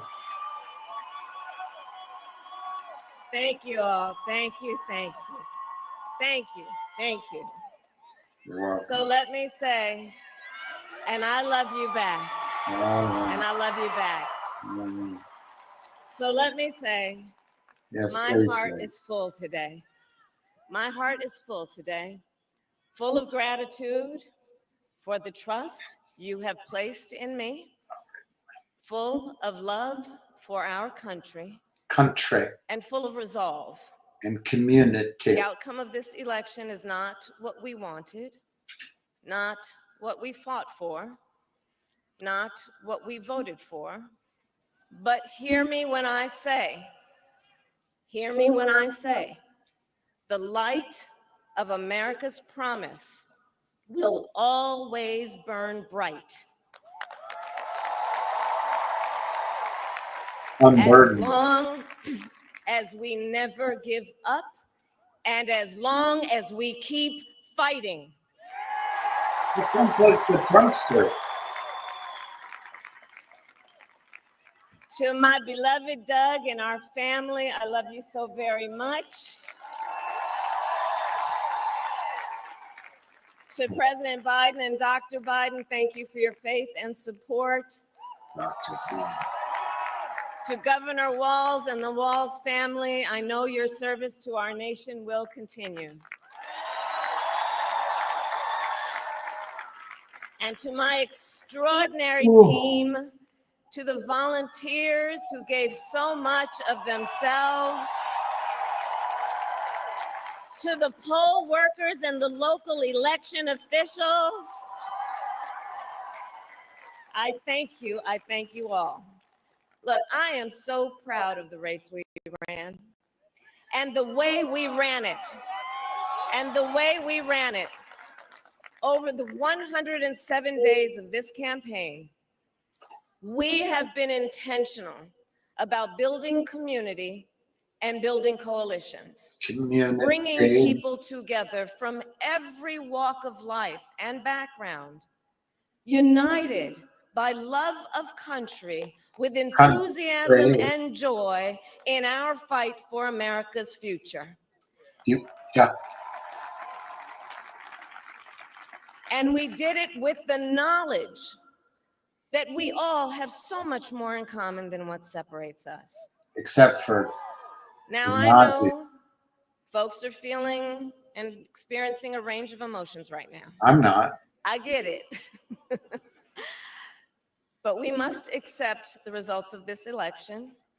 Wow. Earlier today, I spoke with President-elect Trump and congratulated him on his victory. Wow. I also told him that we will help him and his team with their transition, and that we will engage in a peaceful transfer of power. You're not in power. Don't tell me you're going to be president. A fundamental principle of American democracy is that when we lose an election, we accept the results. That principle, as much as any other, distinguishes democracy from monarchy or tyranny. And anyone who seeks the public trust must honor it. At the same time, in our nation, we owe loyalty not to a president or a party, but to the Constitution of the United States. Yeah, like the J6, like with the border. And loyalty to our conscience and to our God. My allegiance to all three is why I am here to say, while I concede this election, I do not concede the fight that fueled this campaign. The dream will go on. The fight for freedom, for opportunity, for fairness, and the dignity of all people. A fight for the ideals at the heart of our nation. the ideals that reflect America at our best. That is a fight I will never give up.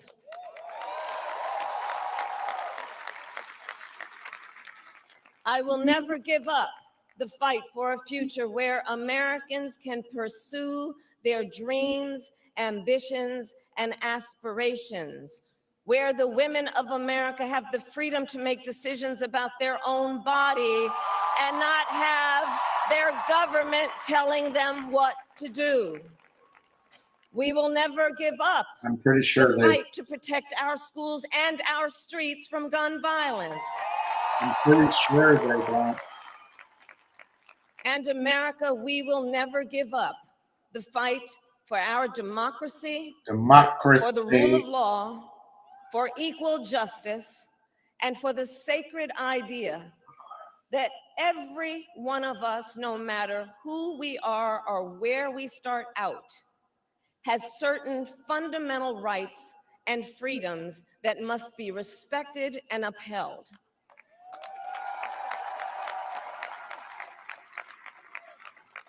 And we will continue to wage this fight in the voting booth, in the courts, and in the public square. And we will also wage it in quieter ways, in how we live our lives, by treating one another with kindness and respect, by looking in the face of a stranger and seeing a neighbor, by always using our strength Oh, grown. to lift people up, to fight for the dignity that all people deserve. The fight Except for for our Trump. freedom will take hard work. But like I always say, we like hard work. You do? Hard work is good work. Like you did Hard at the work border? can be joyful work. Really? And the fight for our country is always worth it. It is always worth it.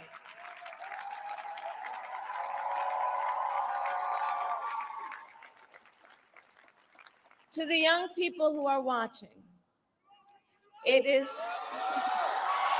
I love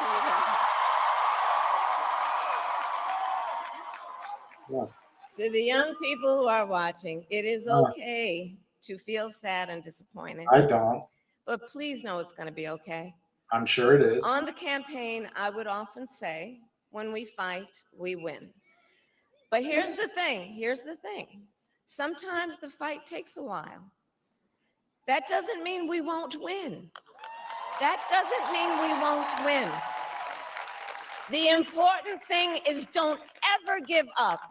Don't ever give up. Don't ever stop trying to make the world a better place. You have power. You have power. And don't you ever listen when anyone tells you something is impossible because it has never been done before. It's impossible to tell a baby not to cry. You have the capacity to do extraordinary good in the world. Oh. And so to everyone who is watching, do not despair. I'm This not. is not a time to throw up our hands. This is a time to roll up our sleeves. Yeah. This is a time to organize, to mobilize, and Organize, to stay engaged mobilize, for the the sake of community. freedom and justice and the future that we all know we can build together. Except Look, for many with of you Trump. know, I started out as a prosecutor, and throughout my career, I saw people at some of the worst times in their lives. People who had suffered great harm and great pain, and yet found As the within Attorney General, themselves I jailed them. the strength and the courage and the resolve to take the stand, to take a stand, Yes. to fight for justice, Oh, yeah. to fight for themselves, Yes. to fight for others. Yes. Others. So let their courage be our inspiration. Oh, yes. Let their determination be our charge. And I'll close with this. Oh, please do. There's an adage an historian once called a law of history. True of every society across the Russia's a big country. The adage is, only when it is dark enough can you see the stars. Oh, I know many people feel like we are entering a dark time. oh, I don't But feel for that the way. benefit of us all, I hope that is not the case. It But here's isn't. the thing, America, if it is, It isn't. let us fill the sky with the light of a brilliant, brilliant billion of stars. Oh, The light, gag me with a spoon. the light of optimism, of faith, Except when it of comes to truth Trump. and service.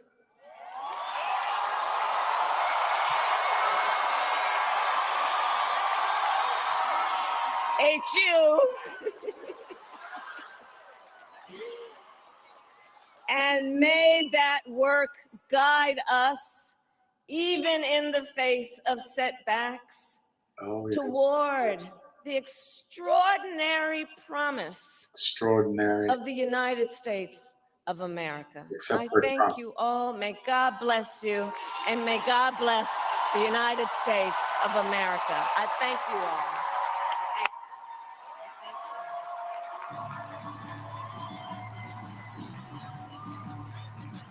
You could still be your president in January.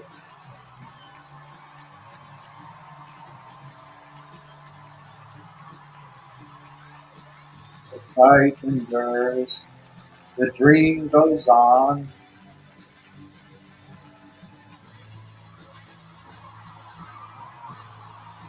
The campaign endures. The fight goes on. And the dream shall never die.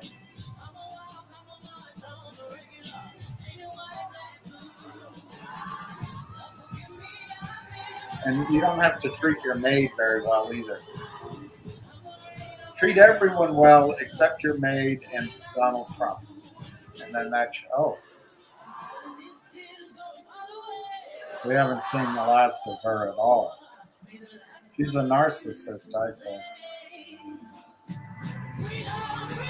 Oh, well. Freedom, freedom.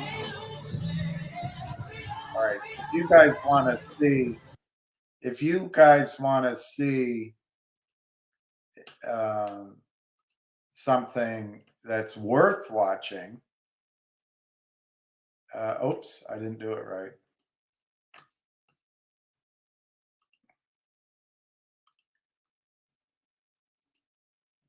If you want to see something that's worth watching, you just watch this. It's not very long. You can see who it is. In closing, let me say a few words to all those that I have met and to all those who have supported me at this convention and across the country. There were hard hours on our journey, and often we sailed against the wind. But always we kept our rudder true, and there were so many of you who stayed the course and shared our hope. You gave your help, but even more, you gave your hearts. And because of you, this has been a happy campaign. You welcomed Joan, me, and our family into your homes and neighborhoods, your churches, your campuses, your union halls. And when I think back of all the miles and all the months and all the memories, I think of you. And I recall the poet's words, and I say, what golden friends I had. Among you, my golden friends across this land, I have listened and learned. I have listened to Kenny Du Bois, a glass blower in Charleston, West Virginia, who has 10 children to support, but has lost his job after 35 years, just 3 years short of qualifying for his pension. I have listened to the Tractor family who farm in Iowa and who wonder whether they can pass the good life and the good earth on to their children.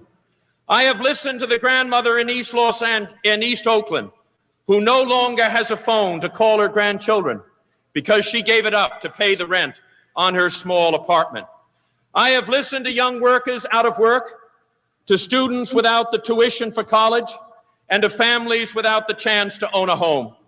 I have seen the closed factories and the stalled assembly lines of Anderson, Indiana, and Southgate, California. And I have seen too many, far too many, idle men and women desperate to work. I have seen too many, far too many, working families desperate to protect the value of their wages from the ravages of inflation. Yet I have also sensed a yearning for new hope among the people in every state where I have been. And I have felt it in their handshakes, I saw it in their faces, and I shall never forget the mothers who carry children to our rallies. I shall always remember the elderly who have lived in an America of high purpose and who believe that it can all happen again. Tonight, in their name, I have come here to speak for them, and for their sake, I ask you to stand with them. On their behalf, I ask you to restate and reaffirm the timeless truth of our party. I congratulate President Carter on his victory here.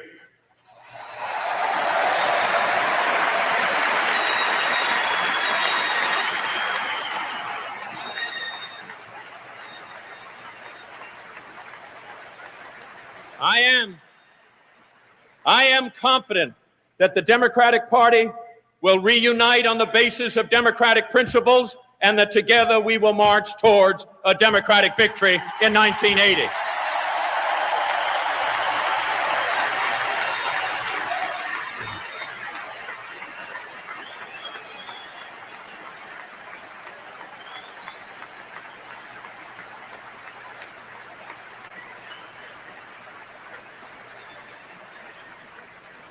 And someday, long after this convention, long after the signs come down and the crowd stop cheering and the band stop playing, may it be said of our campaign that we kept the faith.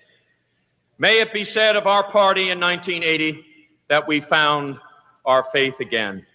And may it be said of us both in dark passages and in bright days. In the words of Tennyson that my brothers quoted and loved, and that have special meaning for me now. I am a part of all that I have met. Too much is taken, much abides. That which we are, we are. One equal temper of heroic hearts, strong in will to strive, to seek, to find, and not to yield. For me, a few hours ago, this campaign came to an end. For all those whose cares have been our concern, the work goes on, the cause endures, the hope still lives, and the dream shall never die.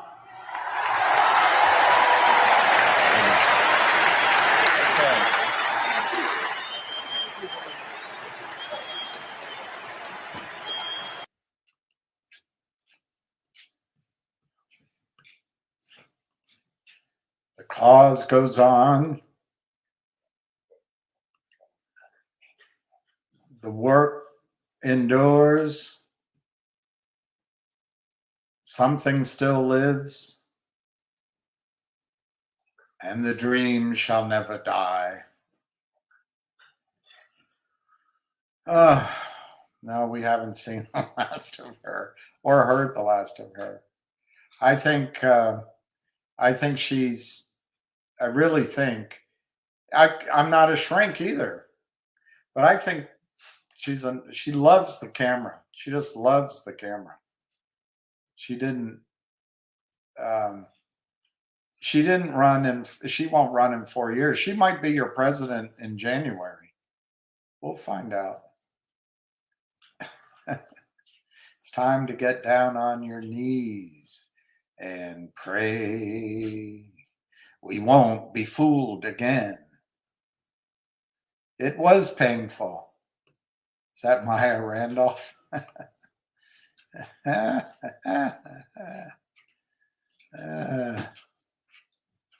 Sorry for my commentary. I can't. She's difficult to listen to.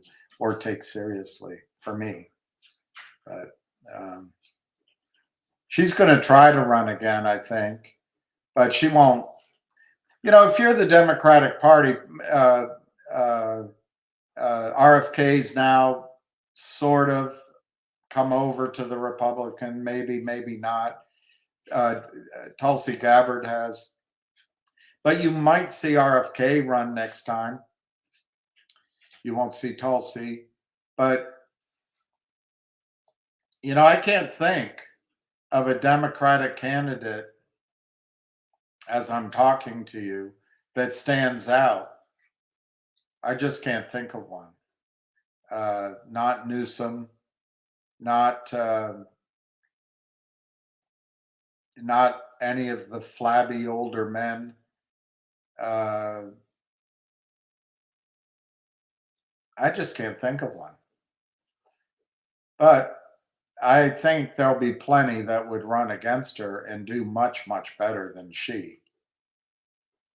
What the hell is she talking about? Well, here's the thing. When it's dark, let's put billions of stars in the sky.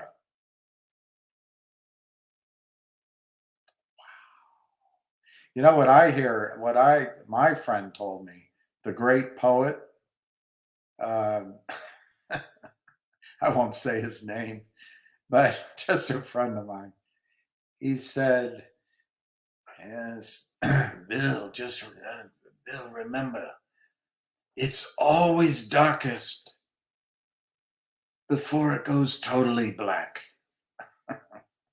I'm sure he didn't make it up, but that's the first time I ever heard it. We haven't seen the last of her. I have people on both sides of the aisle listening to you. It appears you only care about one side. Well, I care about both sides' opinions. I'm a Democrat, believe it or not. But I should be more sensitive, Lou, that maybe you think highly of Kamala Harris. I'm particularly hard on her because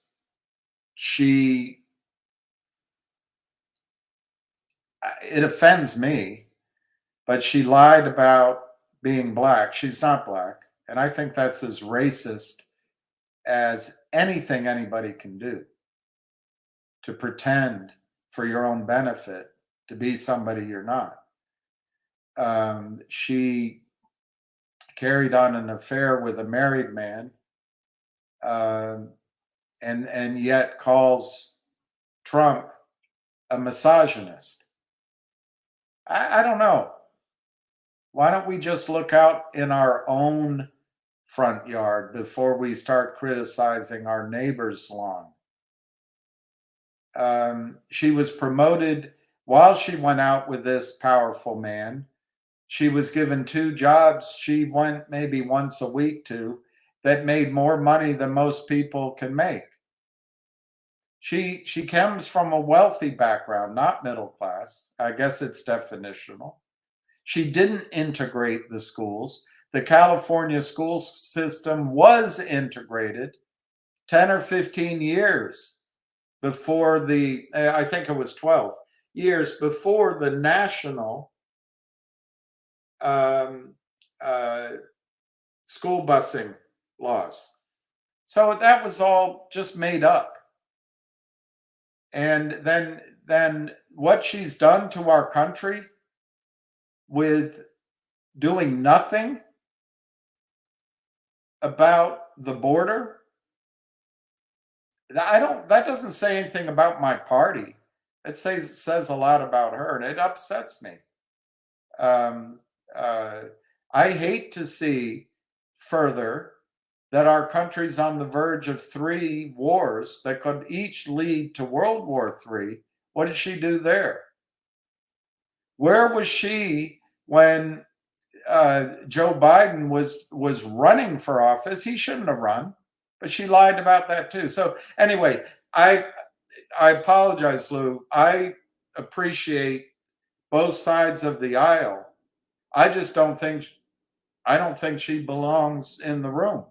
she was terrible, mean and unprepared when she grilled Kavanaugh for a made up thing. I don't particularly like Kavanaugh, but the woman who charged him couldn't remember which house it happened, which year, and it was beer, and something happened, but she wasn't quite sure. He pressed himself on her when he was in high school, but it wasn't real.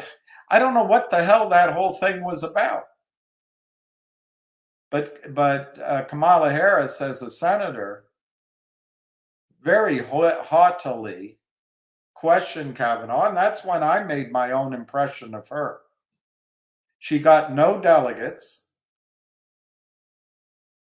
none.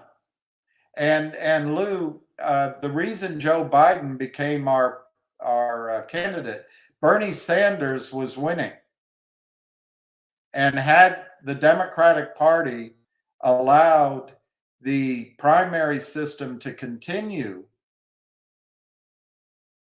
on its pre-scheduled pace, he would have been our candidate. But instead, they decided to move up the South Carolina primary, and Representative Clyburn, who I met briefly once, very kind of him, he said to Joe Biden, I will support you if you get an African-American woman to be your vice president, and if you get an African-American woman appointed to the Supreme Court. Well, I'm not sure that's exactly what Martin Luther King had in mind, but I understand sometimes you have to make adjustments to maybe even up things. I don't know. But the reason Kamala Harris got that job is she lied about being African American. She's a Brahmin. Her mother is a Brahmin Indian. Her mother comes from the highest caste. India has a caste system to this day, from the untouchables all the way up to the Brahmins. Kamala Harris's mother is a Brahmin. Kamala Harris's father is, best that Candace Owens can find, and Judge Brown confirms, is partly Indian, although I don't know if he's Brahmin, but he's certainly of a superior caste than untouchable. It's 7 or 8 castes. And that's on his I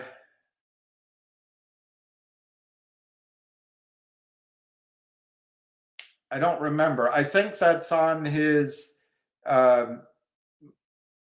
mother's side, but I could be wrong about that.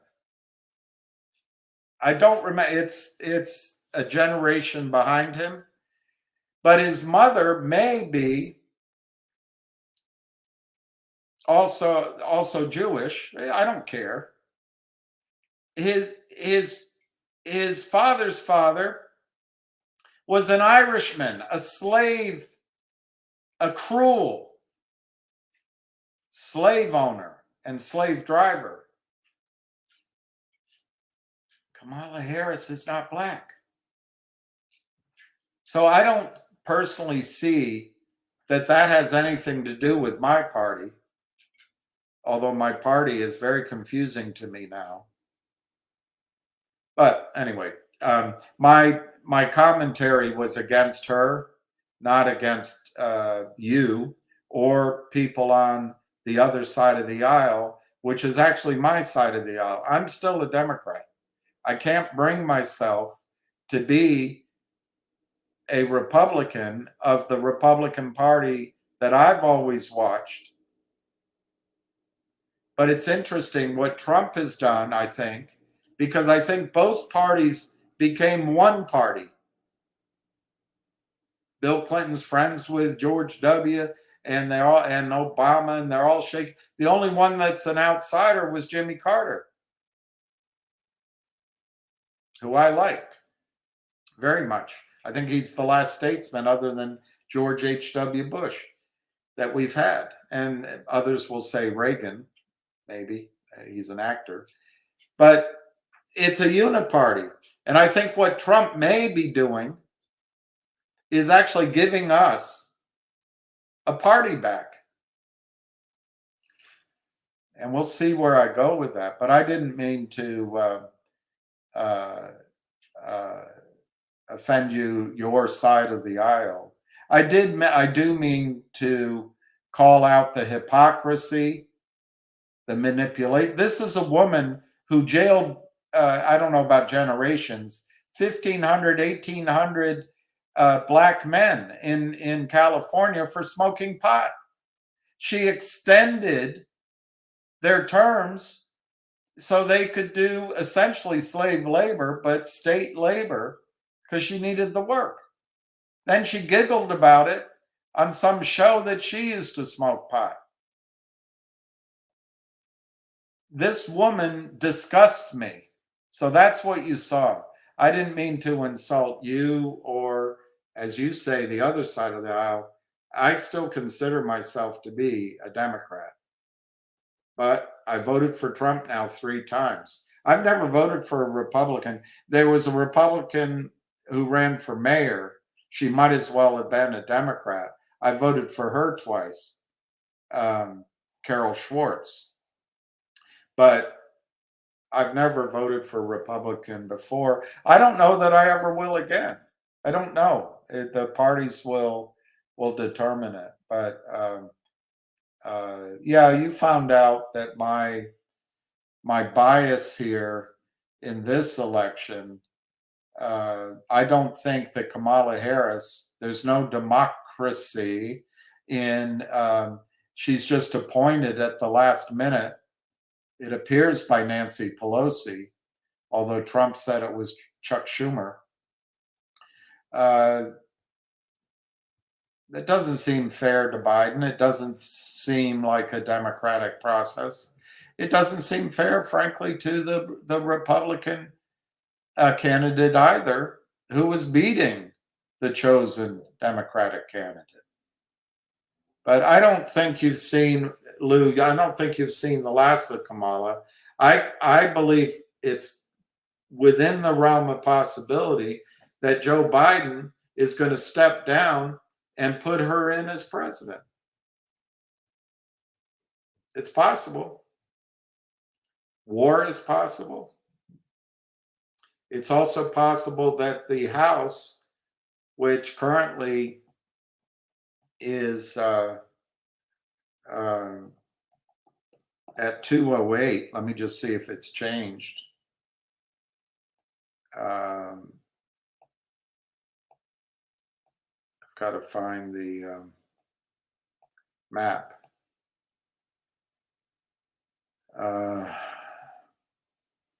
Now it's at 202. So according to the AP, currently it's 202 Republicans to 189 Democrats. They're very slow at calling it, but the Republicans need to get to 218 to control the House. If the Democrats control the House, I don't think they're going to allow Trump to be sworn in as president. If it's Republicans have a small bit of control, I think the lobbyists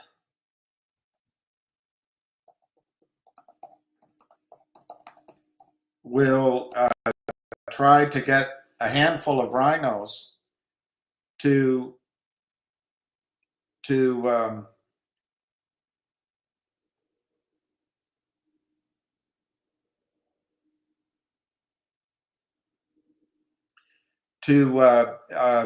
come over to their side in exchange for power and in exchange for maybe making Kamala Harris the presidential candidate or making Nikki Haley, but they're going to do it under the insurrection clause or whatever of the 14th Amendment. Maybe. I thought she gave a nice conciliatory part of her speech where she said we had to honor the results. I thought that was a nice part.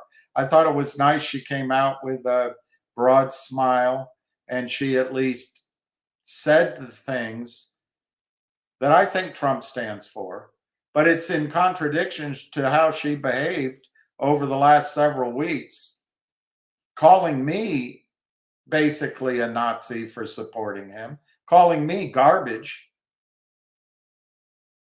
I mean, you can't be both ways.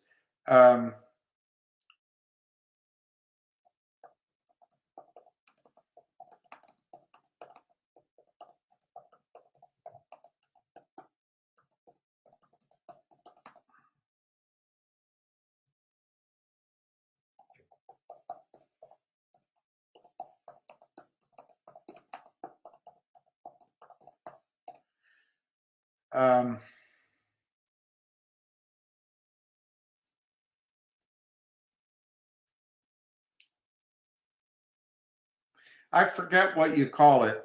The vice president, like Pence, like Gore, I guess it's in the Senate.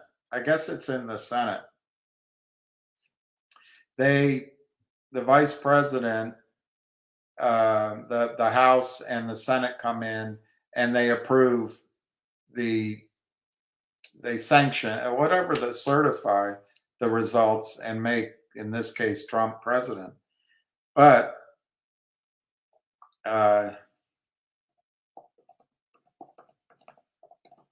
if they invoke the insurrection rule and don't allow Trump to be president, then it's thrown to the House.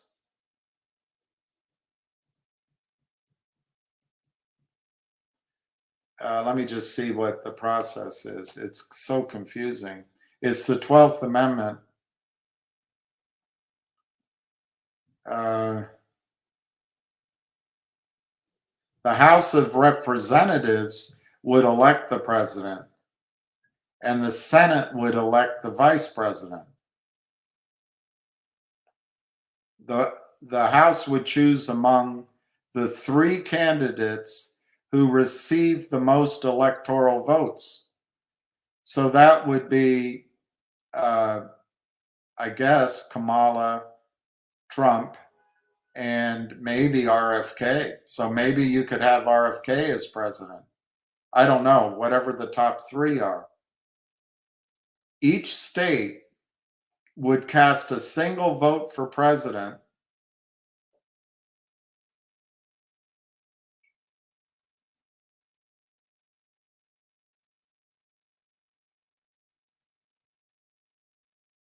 And the Senate would elect the vice president, choosing one of 2 candidates who received the most electoral votes.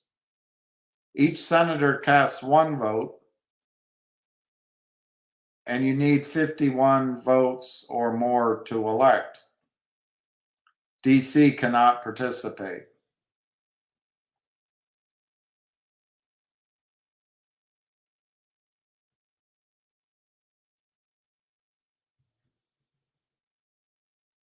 So you could have a president and a vice president of different parties.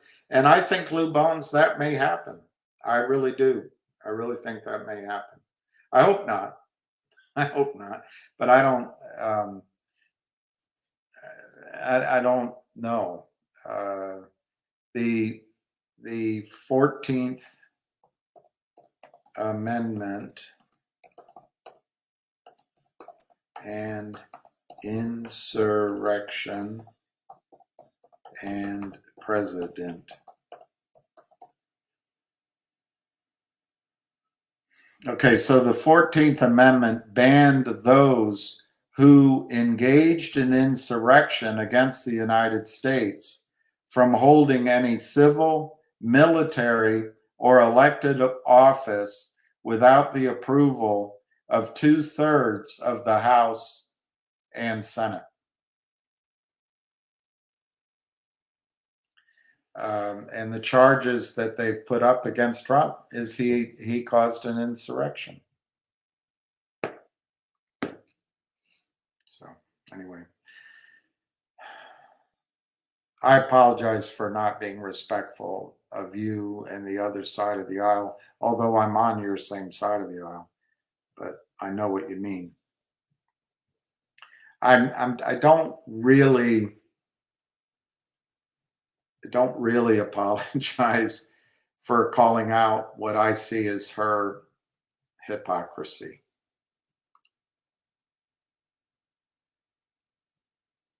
Well, pantsuits seem to be popular. If she's ever president, could you imagine? I believe her career's over. I think she's going to have a good career as an attorney, maybe, or on boards, and she could be appointed the head of a cabinet. She might even make the Supreme Court. Ugh. But she could. I bet she could run in California again for the Senate, and probably win.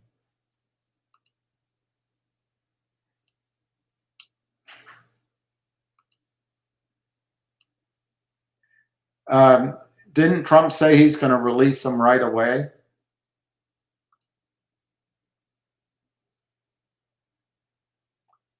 The dream shall never die.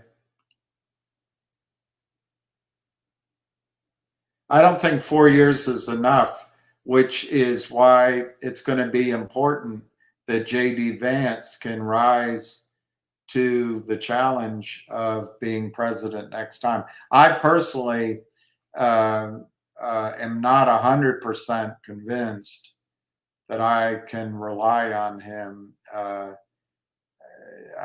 me, he seemed a bit of a rhino. So I'm not all in on that, but I'm starting to like him. He handled himself well. And people seem to like him. He's tall. And as my mother said, honey, tall matters. I said, thanks, Mom. She's not authentic, no. Relax, Lou. There are many Democrats here, but this was not a viable candidate. I agree with that. I think she was placed, and it's offensive. The party has left most of us standing here, scratching our heads as they march off a communist cliff.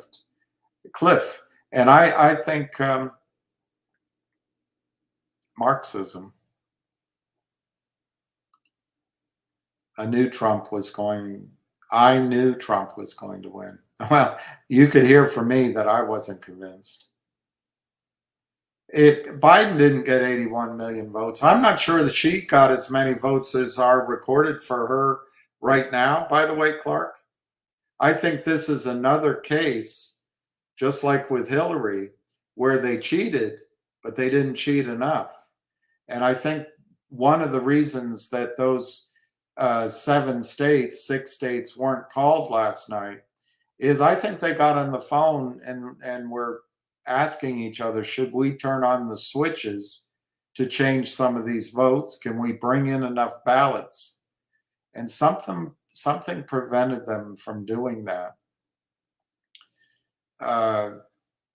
They also changed and may have stolen, I don't know, but 2 senators' seats, Michigan and Wisconsin, were coming to the Republican side. And somehow in the wee hours, it was a widespread. It was like Senator Alan Craig, widespread. All of a sudden it changed. That might have been it. But I don't think she got all the votes that they're showing that she got. That's just my opinion. Can you prove it? No. Are you a lawyer? No, I'm not. Are you an officer of the court? No, I'm not. Do you know that you can only talk about things that are entered into evidence? and have been accepted by the court and approved as evidence? No, I'm not a lawyer. I didn't understand that. Do you realize that you're speculating on facts and not making sure they're agreed as factual? It might be hearsay. It might be circumstantial. Yes, I realize that. I'm not a lawyer. Yeah, imagine the trouble we've had, because I don't think Biden won. I think Bernie Sanders would have kicked his butt in a normal primary, just like Bernie would have won if Hillary Clinton's team hadn't cheated in the Bronx, in California, and elsewhere. But no one cares. And respectfully to Lou, I'm not picking on Lou. It offends me that the Democratic Party is no longer democratic. They cheated. They cheated Bernie, and they propped up Hillary, which was wrong. They propped up Biden, which was wrong. And then they put Kamala. It's all wrong. It's not right. It's not the party I knew. Yeah, I just showed you the speech. Ted Kennedy ran a campaign against the sitting president, Jimmy Carter. That's back when you had campaigns. The Democratic Party wouldn't even let RFK on the stage. I don't call that a party, actually. I think it's a party that's falling apart.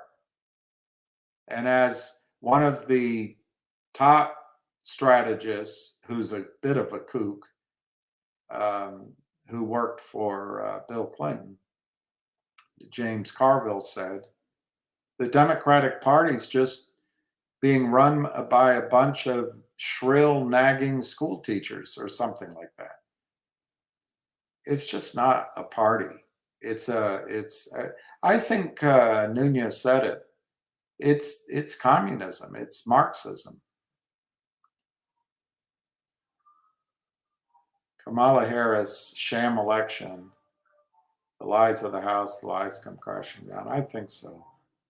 The Republican Party is no longer the Republican Party. Well, it's interesting. I was thinking about that in the middle of the night. What Trump has done is he's wrestled from both Democrats. Republicans can't stand him. My friends, a few who are Republican, can't stand him. But he wrestled from both and gave us a party for, believe it or not, the poor and the elderly, the working class, the middle class, the trades, the Army, Navy, Air Force and Marines, Space Force, and away from the banksters. And that's my problem. Maybe it's because I'm white. I suppose I'm white. I'm Irish, Italian, Lithuanian, maybe some French, Huguenot, but maybe a lot more Irish. I mean, it's just a mixture. Not that it matters, what people are, but I don't think Trump's racist. I don't see it. I think he can be a bit of a Barnum and Bailey and a bit, he always has to fight back. But that's Roy Cohn's influence on him. But I don't see him as racist. I don't think he focuses on race.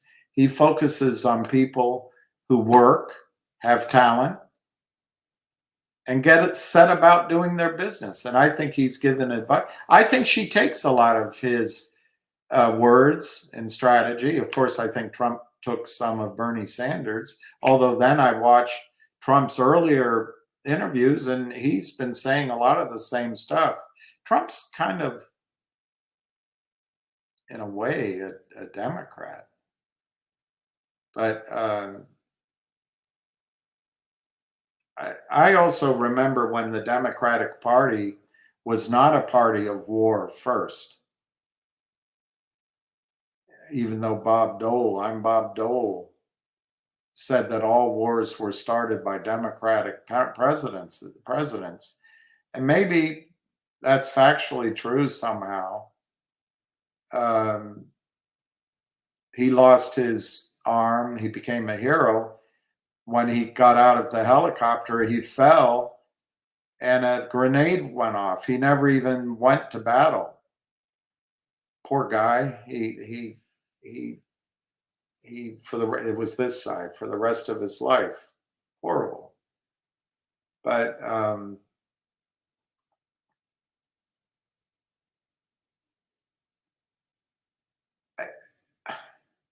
I think Kamala Harris represented a risk, and my party, of war. I don't want any more of these wars. Hillary too. And so I don't see, just because unqualified women are put in place to get the women's vote, and then they raise the fear of, what's this called? Reproductive rights? That's not really, that's very Orwellian. It's the right to decide not to have reproduction, not to have life. And we can debate what that means. I don't want to judge anybody. But in a time of contraception, I know mistakes happen, but maybe there's ways of making sure that you're with someone that if you get pregnant, you want to have the child. I don't know. I don't want to judge it, but it's just a weird way of phrasing it. But it's a great gift that women have. Women can have life. Men can't do that. Men can't do that. It's a great gift. But they want to, I don't know. I'm not going to get into that. But I don't think Trump took that away at all. I'm not a constitutional scholar, but I think the issue is that our republic, our national government, should not impose rules on citizens who live in various states, and that the decision should be made state by state. And that's not specific just to that issue. But anyway, there's no way to win on that. And Lou, if I told you I voted for Trump because he's a man, I think you would drive me out of the country. But it's okay for women to say, "Oh, I voted for her. She's a woman." Anyway, I didn't mean disrespect to the Democrats or to the other side of the aisle. Kamala Harris put parents in jail, including a woman whose child was ill, a straight A student, for truancy. And she took a broad definition of that, and she laughed about it. That's a person that shouldn't have power.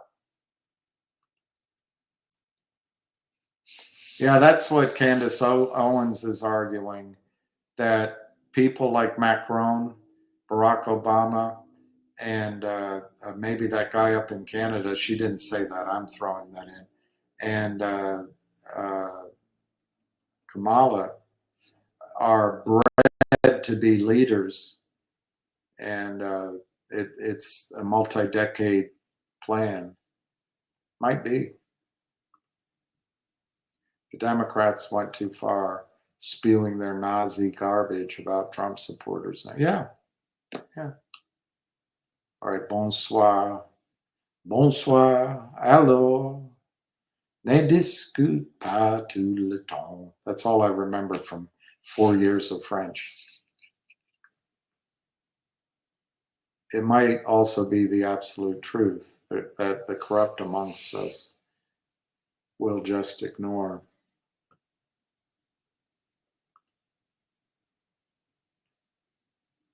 The big guy is back, Leanna.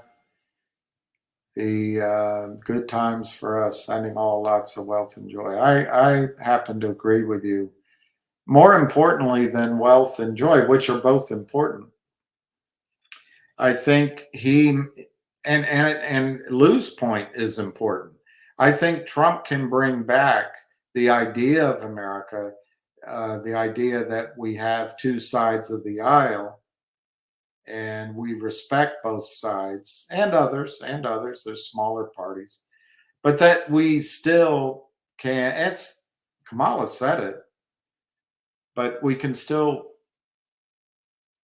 if not like each other, respect each other and treat each as human beings. And anyway, all right, Lucky, we'll go on a walk. My conversation is going downhill very quickly. It's going downhill. Nix is up now at 282. Logic is flat in the aftermarket. DJT is actually down. They're just going after premiums. They just want to. I would wait. I think I would wait now on DJT until after Friday. But Ham said, buy some of the cheap calls and see what happens. Finger is 199. Are you out of your mind? And GDC is 136. It's so, to me, it's so cheap. But I looked on the chart. I don't have time to bring it up. It could go lower, but I don't think anything's changed there. And so it might be something to punt on. ZJYL is cheap, but it's nothing's changed there. This MLSS, he said it could go to 10. It's 81 cents. And then let's just look at Northwest Bio for the hay of it. NWBO. God, 25 cents. Well, almost 26 cents. Unbelievable. I don't think that's the stock to trade. I think you can accumulate it, and if they get approval, someone will buy them out. And maybe you'll become rich on the buyout. And final thing, I'm going to look to see if they called any more states for either side. See this? See this, Lou? Sign the petition. I'm a Democrat. I get these things. Sign the petition to pass Chuck Schumer's No Kings Act and strip Trump of his immunity. They're going to come after him.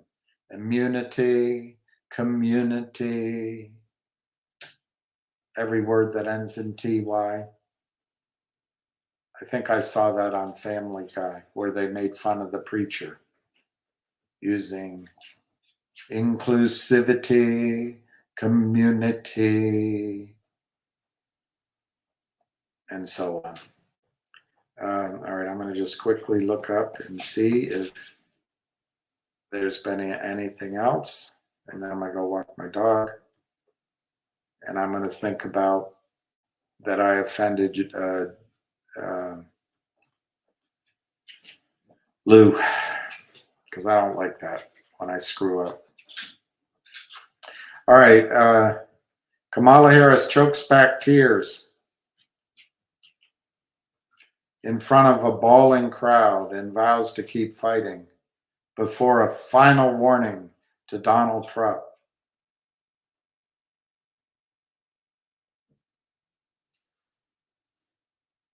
Harris makes major promise to supporters, hinting at future plans.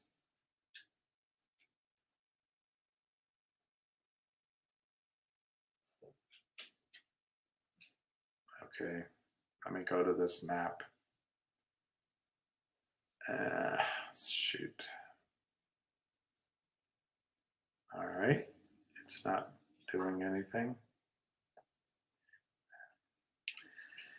My computer is, I think, overloaded. Here it is. Nope. Oh, they called Alaska. That's good. They called Alaska. According to AP, Trump has 295. They called Maine, so Kamala Harris has 226.